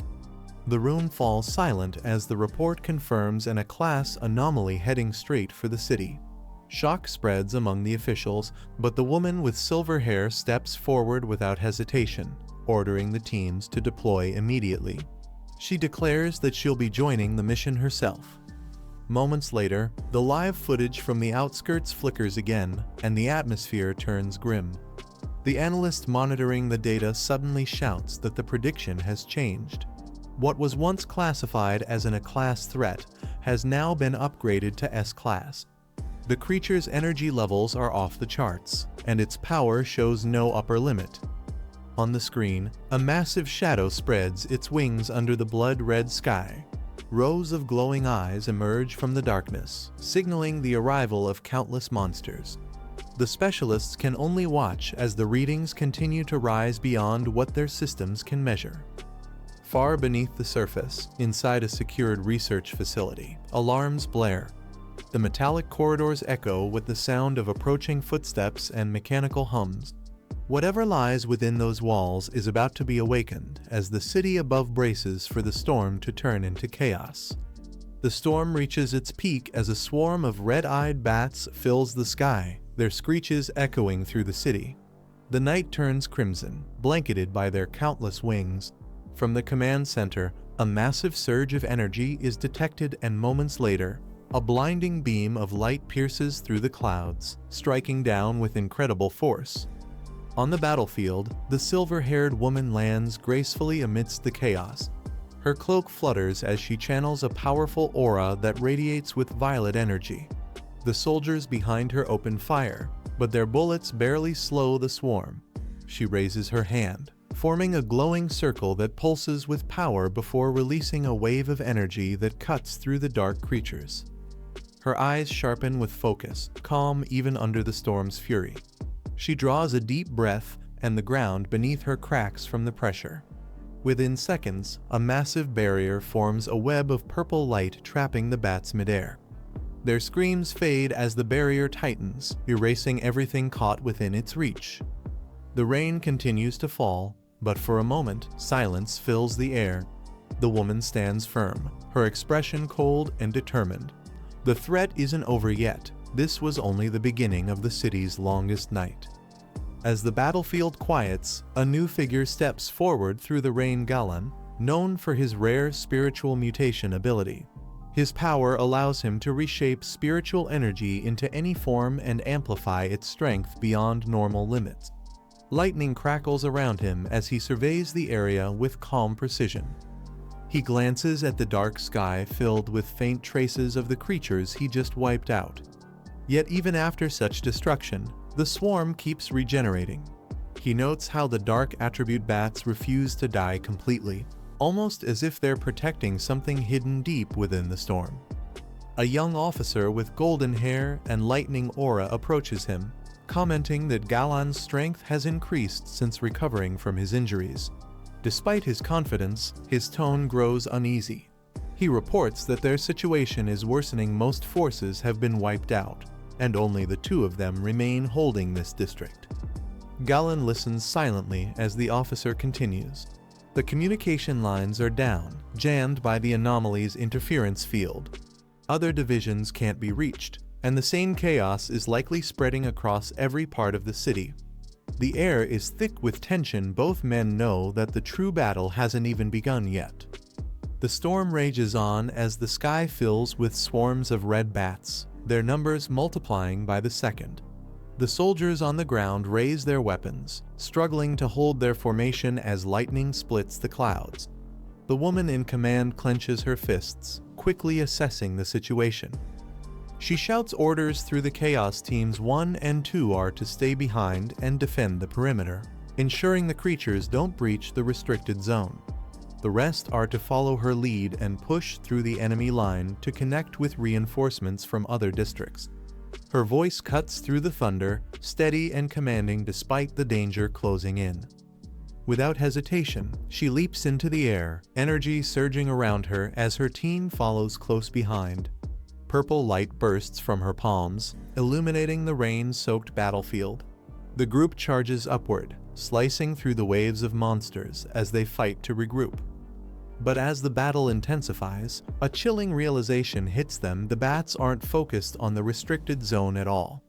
Their true target is much larger. Above the storm clouds, the swarm begins to spread over the entire skyline, their movement forming a massive shadow that blankets the city below. The anomaly isn't just invading a district, it's coming for everything. As chaos unfolds across the city, life still moves quietly in other corners. Under the heavy rain, a few people wait at a bus stop, unaware of the danger spreading above them. A taxi passes by, its lights cutting through the downpour while thunder echoes in the distance. Two vloggers take shelter, talking excitedly about the weather. They laugh about how crazy the rain has gotten and mention that the storm is trending everywhere online. One of them insists they should film it chasing that viral shot just like last time. Her tone is playful, but her enthusiasm blinds her to the growing unease in the air. As she lifts her camera toward the storm, lightning flashes overhead. Her partner hesitates, glancing nervously at the dark clouds, but she keeps smiling, ready to record. Then suddenly, her laughter fades. A chilling look takes over her face. Her pupils shift to a glowing red, and her cheerful expression turns blank. The camera trembles in her hand as the rain continues to fall. The storm outside has finally reached them. The peaceful street turns into chaos in an instant. The girl's scream pierces through the rain as her partner is struck down, his chest torn open by something dark and fast. Blood splashes across the pavement as his body collapses lifelessly beside her. She looks up in terror, her eyes wide as dozens of red shapes descend from the sky. The swarm of bats circles the streetlights, their eyes glowing like burning coals. She stumbles backward, shouting for help, but her voice is drowned by the sound of thunder and flapping wings. One of the monstrous bats swoops down, its massive claws reaching for her. The girl falls to the ground, trembling, as the creature looms over her with its jagged teeth and twisted grin. Just as it lunges in to strike, a flash of blue light cuts through the air, a blade of energy slicing the creature apart before it can touch her. The girl shields her face, shaking uncontrollably as fragments of burning ash fall around her. Her heart pounds in her chest, unsure if she's been saved or if something even worse is coming. The girl lies trembling on the wet pavement, gasping for breath. A surge of blue energy flashes from above, and a mysterious figure lands gracefully beside her. The impact sends a shockwave across the street, scattering the remaining bats. The newcomer, a young woman with silver hair and sharp eyes, steps forward with calm authority. She extends her hand to help the girl up, assuring her that she's safe now. Behind her, several teammates appear, each carrying weapons charged with spiritual energy. Her voice is steady as she instructs them to escort the survivor back home immediately. Two of her subordinates move to guide the frightened girl away. Meanwhile, one of them reports that the number of mutant bats is rising rapidly and worse. They're showing signs of further evolution. The woman's expression hardens as she listens, her gaze fixed on the storm above. She reminds them that these creatures evolve by feeding on human flesh and blood. Her command is clear and urgent: evacuate the civilians and secure the area before the situation spirals out of control. The rain continues to fall, but her resolve doesn't waver. The real fight is just beginning. The silver-haired commander takes charge of the battlefield. Her eyes glow faintly under the rain as she gives a sharp order: the breakout unit will engage next. Their mission focused on neutralizing the anomaly's contamination. Her voice carries authority, calm but commanding amidst the chaos. Her soldiers respond immediately, their synchronized voices echoing through the storm. Moments later, several operatives leap into the sky, their bodies cutting through the rainfall like streaks of lightning. Each one wields a weapon infused with elemental energy, leaving glowing trails in the air. High above the rooftops, the sound of flapping wings grows louder. Massive shadowy figures emerge from the dark clouds, larger, faster, and far more aggressive than before. One soldier clashes midair with a towering bat creature, his blade igniting with fiery energy as he dodges its claws. But even as he fights, he notices something terrifying: these monsters are far stronger than their last encounter. Their energy levels are nearing ghost-grade classification, something no one thought possible. The realization hits hard. The creatures aren't just multiplying, they're evolving in real time. High above the city, a lone figure descends through the storm with flames swirling around his blade. His movements are sharp and controlled, each swing cutting through the rain like molten fire. The glow from his weapon reflects in his crimson eyes, showing no hint of fear. He lands atop a rooftop, observing the chaos below. His expression tightens as he mutters that this anomaly feels different, unlike anything he's faced before. Around him, the mutated bats continue multiplying, their forms twisting into even darker shapes. Every time they're struck down, they reform, stronger and more resilient than before. He studies their movement closely, realizing something deeper. Each cluster of bats seems to generate its own contamination field, spreading faster across the city with every passing minute. The situation is spiraling out of control, and wiping them out completely might be impossible. His eyes narrow as a green light flickers around him. The energy readings confirm his suspicion: every major district is now surrounded by dense concentrations of dark energy. If left unchecked, the entire city could collapse into chaos. With no time to waste, he makes a cold decision.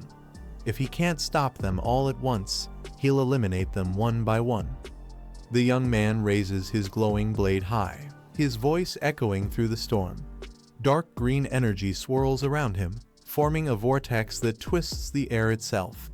With a cold expression, he activates his ability Boundless Dark Realm, commanding the spreading darkness to devour everything around him. "Become nourishment for my spirit blossoms," he mutters, as the energy consumes the infected ground. Meanwhile, across the city, he reflects on his allies. Most of the pioneers he once fought beside are already home now, safe and rebuilding their lives. But as he glances at the communication screen, the images of their faces crack apart like shattered glass. If this battle continues, even that fragile peace might vanish for good. survival is becoming harder with each passing minute. 10 minutes later, the city's skyline burns red under the swarm of bats. The silver-haired commander slashes through wave after wave, but her breathing grows heavier. She mutters in frustration. No matter how many she kills, the creatures just keep coming back. Her spiritual energy recovers too slowly, and at this rate, she'll collapse before the fight ends. Rain drenches her uniform as she glances at the empty streets below. Her two teammates were supposed to regroup by now, but there's still no sign of them. Gritting her teeth, she realizes the truth: they might have fallen victim to the swarm too. Screams echo through the storm as the swarm descends on the streets below. The silver-haired commander turns sharply, her eyes locking onto the red cloud of bats tearing through another block. Civilians cry for help, their voices fading into the thunder. She clenches her jaw and launches herself forward, blue flames spiraling around her boots as she soars into the air. The rain whips past her as she shouts orders to her team, warning that the anomalies are evolving faster than expected. If this continues, their energy could reach the spirit creation level, something humanity can't handle. She lands on the side of a skyscraper and propels herself upward again, slicing through a wave of creatures midair. Her energy bursts with blinding light, tearing through their ranks, but for every one that falls, two more take its place. Inside the nearby buildings, people are already under attack. Gritting her teeth, she remembers the reports from the capital. This is exactly how it started back then. As another massive shadow closes in, her blue aura flickers, exhaustion setting in. If this keeps up, she realizes grimly, even she won't last much longer. The silver-haired commander gasps, her eyes widening as a shadow looms above her.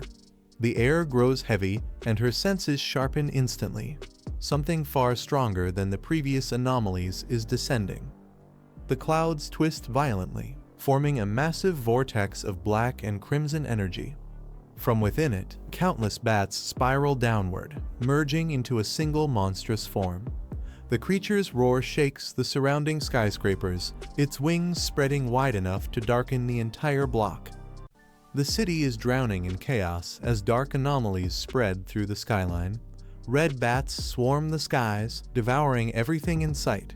The storm rages endlessly, and it feels like no one can stop what's coming. Citizens hide under the rain, trembling as the infestation grows. The ground forces are losing control, and the whole city stands on the brink of destruction. In Sector 13, the Pioneer Squad struggles to contain the outbreak. Explosions erupt as they use heavy firepower against the bat swarm, but the creatures multiply faster than they can be destroyed. Inside the control center, officials report severe casualties. Even with emergency plans activated, reinforcements won't arrive in time. The bats' overwhelming numbers push the defense to its breaking point. Inside the command center, panic grows as reports flood in. The city is now completely surrounded by a massive black mist, cutting it off from the outside world. Military support and rescue teams can no longer enter the perimeter. Realizing the truth, one of the officers trembles. Their city has officially become isolated. From a high vantage point, the entire metropolis lies beneath a crimson haze. The swarm of bats covers the skyline like a living storm, sealing every escape route. The operators confirm that the city has reached its maximum danger level, a state of total lockdown. Everyone inside must now face whatever is coming, alone. Despite the hopelessness, the commanding officer refuses to surrender. He rallies his subordinates, declaring that as pioneers, they'll stand and fight until the very end. Even if the city falls, they will not abandon it. His voice echoes across the room, igniting a final spark of courage among the exhausted defenders. Determined, he orders the transmission of their final status report to headquarters. Their spiritual reserves are nearly depleted, and their defenses are collapsing. Yet, before turning away from the screen, he makes a vow: if the anomalies want to destroy this city, they'll have to trample over their corpses first. Amid the chaos, a powerful energy sphere emerges at the heart of the anomaly. The air crackles with dark pressure as a lone figure descends into the glowing vortex.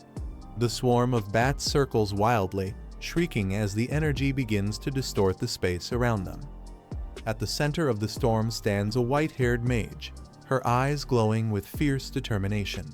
She gathers her energy, realizing that if they can't stop the catastrophe, they must at least seal the corrupted zone to prevent the dark attribute from spreading further.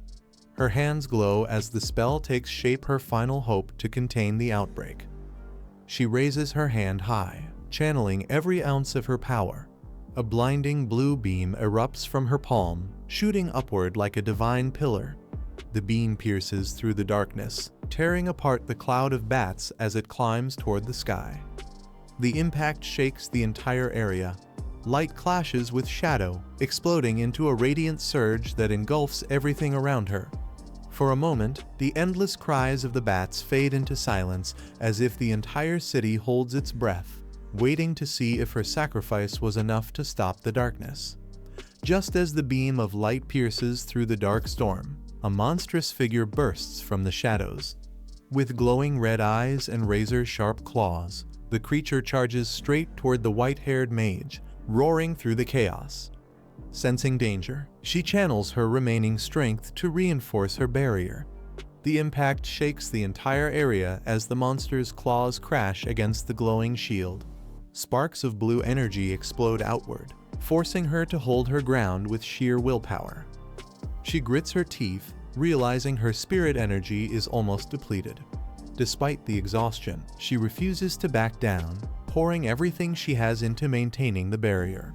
Sweat runs down her face as her voice trembles. She knows one mistake could mean the end. But before she can react, the creature's massive arm breaks through the defense, striking her directly. The explosion of blue light engulfs them both as she's lifted into the air, blood scattering with the collapsing energy. Her spell shatters, and silence follows the battle's outcome, uncertain beneath the storm's roar. The monstrous creature hovers above, its wings spreading through the storm as it prepares to strike again. The mage, battered and bleeding, lies surrounded by shattered fragments of her barrier. Her body trembles under the pressure, yet her eyes remain fixed on the enemy closing in from above. Blood drips from her lips as she struggles to rise. She mutters that there's no other choice left. Escape is impossible, and reinforcements will never arrive in time. With her strength fading, she gathers what little energy remains within her. Summoning every ounce of her willpower, she ignites one final surge of power. Her body glows with a blinding blue aura as her spirit energy erupts upward once more. Even if it costs her life, she swears to stop the creature before it destroys everything. Her light cuts through the storm like a spear, clashing head-on with the incoming wave of darkness. The entire sky splits between blue and red, her final act of defiance shining brighter than ever. As the explosion unfolds, a new figure appears in the distance, rushing forward with blazing energy, signaling that the battle isn't over yet. The blue light collapses into a massive explosion, shaking the entire battlefield. The blast clears the air for a moment, but through the smoke, a burning silhouette emerges. Flames surge forward, illuminating the figure holding a blazing sword. From the fire steps a man cloaked in darkness, his weapon radiating intense heat. The injured mage looks up in disbelief, whispering weakly, her voice trembling as she recognizes the figure before her. Her savior has arrived. The man's eyes burn with twin lights, one red, one blue, their energy crackling with pure destruction. His calm expression hides a storm of power building inside him. He doesn't waste a word. His presence alone silences the chaos around. He raises his blade high, merging lightning and flame into a single strike. The aura around him twists the air as he prepares his next move, divine thunder. The ground splits beneath him as he launches forward, ready to end the battle in one decisive blow. The monstrous being roars furiously, its body engulfed in flames as it charges forward. The ground splits beneath its steps, and its burning red eyes lock onto the man standing against it. The creature's power surges, shaking the entire battlefield. The black-haired warrior doesn't flinch. Lightning and fire intertwine around his blade, forming a radiant strike filled with destructive energy. As the monster lunges, he swings his weapon down with full force, his blade colliding with the beast's fiery core. The clash creates a blinding explosion that lights up the dark sky. Energy waves ripple outward, and a series of fiery blasts follow, each one echoing through the ruined city. The words "core burst" appear as the explosion consumes everything in its path. When the dust finally settles, the warrior lands beside the fallen mage. His sword still crackles with faint blue sparks as he looks down and says calmly that finding her took longer than expected. Despite the destruction around them, his arrival marks the turning point of the battle. The storm still rages as the two stand amid the ruined streets. The man grips his blazing sword tightly while the wounded mage warns him about the path ahead. There are too many identical anomaly zones scattered along the route, each one a trap waiting to awaken. She can barely stand, but still cautions him to be careful, her voice trembling. Above them, the clouds swirl into a vortex filled with red shadows, the swarm beginning to reform.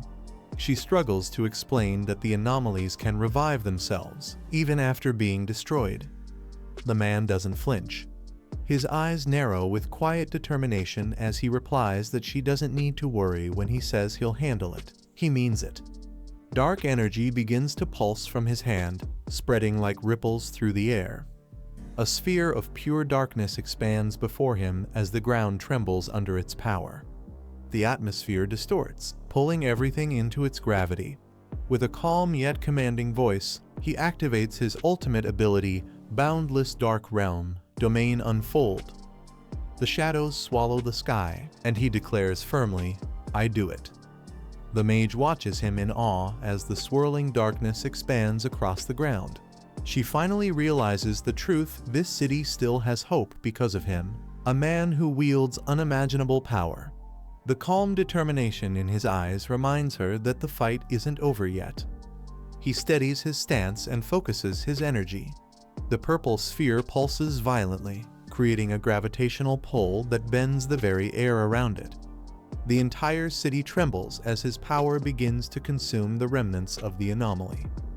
With a sharp motion, he unleashes the dark sphere, sending waves of energy across the ruined streets. The black void expands, swallowing every trace of corruption. When the chaos finally settles, the suffocating red mist starts to fade away. The mage rushes to his side, asking if he's all right.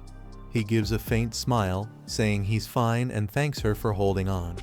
Though the battle left him scarred and drained, he still carries fragments of heroic energy, proof that his fight is far from finished. The man's red eyes glow faintly as he turns toward the injured mage.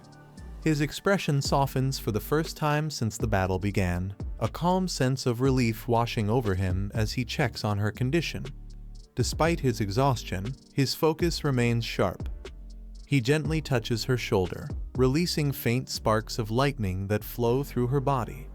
The mage flinches at first, but quickly realizes the energy is healing her wounds. He explains that he cleared the remaining traces of dark intrusion from her system and advises her to rest and bandage herself properly later. Blue lightning surrounds her like a protective veil. She stares in disbelief, realizing the level of energy he used, a high-grade lightning attribute, far beyond what normal healers could perform.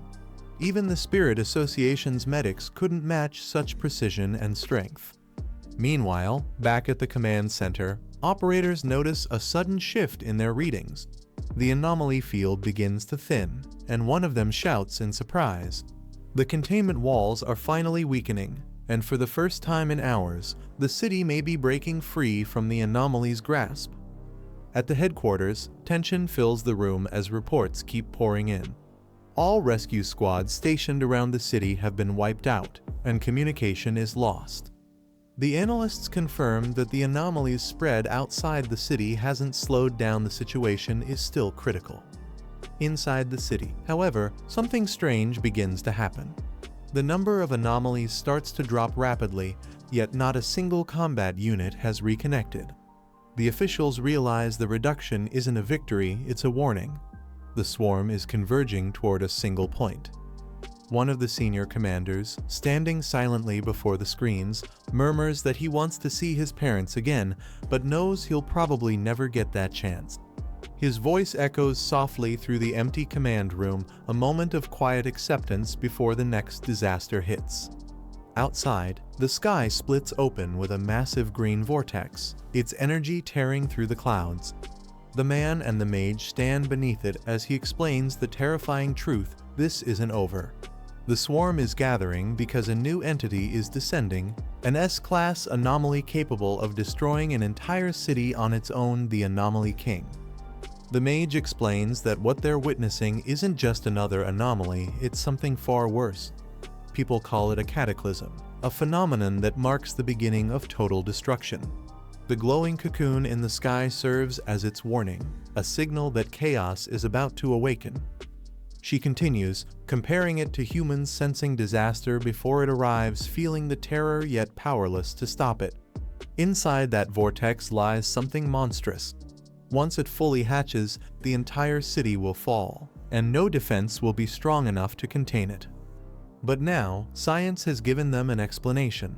Research shows that anomalies, even of the same type, will fight and devour each other in their instinctive drive to evolve faster. The strongest among them becomes the core of all others, the ruler that commands absolute obedience. A massive dark serpent appears in her vision, its green eyes glowing like emerald fire. She explains that when a dark-type anomaly reaches perfection, it exerts a powerful bond over its kin, turning every other creature into its servant. This terrifying being is known as the Anomaly King, a living symbol of perfect evolution. The mage looks at him with concern, her voice trembling as she admits she knows how powerful he is, far beyond what she can comprehend. Yet, she reminds him that even the strongest pioneers before him fell while trying to seal a cataclysm. The thought of losing another hero weighs heavily on her. She pleads for him to reconsider, explaining that he hasn't yet reached the Diamond Realm. Others far stronger had sacrificed everything for far less. If possible, she suggests he should break through the blockade and escape while there's still time to regroup with the military and save himself. But instead of replying, the man gently flicks her forehead with a faint smile. Lightning flashes behind him as he asks if decades of research should really be thrown away because of fear. His calm confidence cuts through the tension, silencing her worries. With his crimson eyes gleaming under the rain, he declares firmly that this is his home and no matter the cost, he won't abandon it. Even if he has to pay the ultimate price, he'll fight until the end without regret. His resolve burns brighter than any storm around him. The mage lowers her head slightly, hiding a faint smile beneath the rain. Though she tries to stay composed, her eyes reveal both pride and worry. She knows there's nothing more she can say. His resolve is unshakable. The man turns away, his footsteps echoing softly through the wet streets. Each step feels heavy but certain, as if he's walking toward fate itself. The storm above mirrors the weight of what's about to unfold. He stops in the middle of the road, raising his gaze to the massive green vortex swirling above the skyline. Thousands of bats circle the glowing cocoon, feeding the anomaly's power. The city trembles beneath the birth of something catastrophic. His crimson eyes flare with light as he lifts his blazing sword. Realizing that the entire city is being used as a sacrifice for the creature's awakening, he channels every ounce of strength left within him. Golden energy bursts forth, golden radiance, unleash. The storm parts as his power ignites the night sky. With golden energy radiating around him, the man turns toward the mage and asks if her wrist device can still detect anomalies and contact the Spirit Association. His tone is calm but urgent, as if every second now carries the weight of the world. The mage hesitates for a moment before realizing his intent. She quickly removes the device and hands it over, trusting him completely. He nods, knowing this connection might be their only link to the outside world and possibly their last chance to warn them. The flames on his sword flare higher, wrapping around him like wings of light. He steps forward through the falling rain, determination etched across his face. His voice cuts through the storm as he declares his next move. He'll go up there himself and stop the catastrophe before it begins. Above, the vortex churns violently, the swarm spiraling into a glowing green storm. The entire city shakes as he prepares to launch upward, his golden aura tearing through the darkness. The final battle against the coming disaster is about to begin.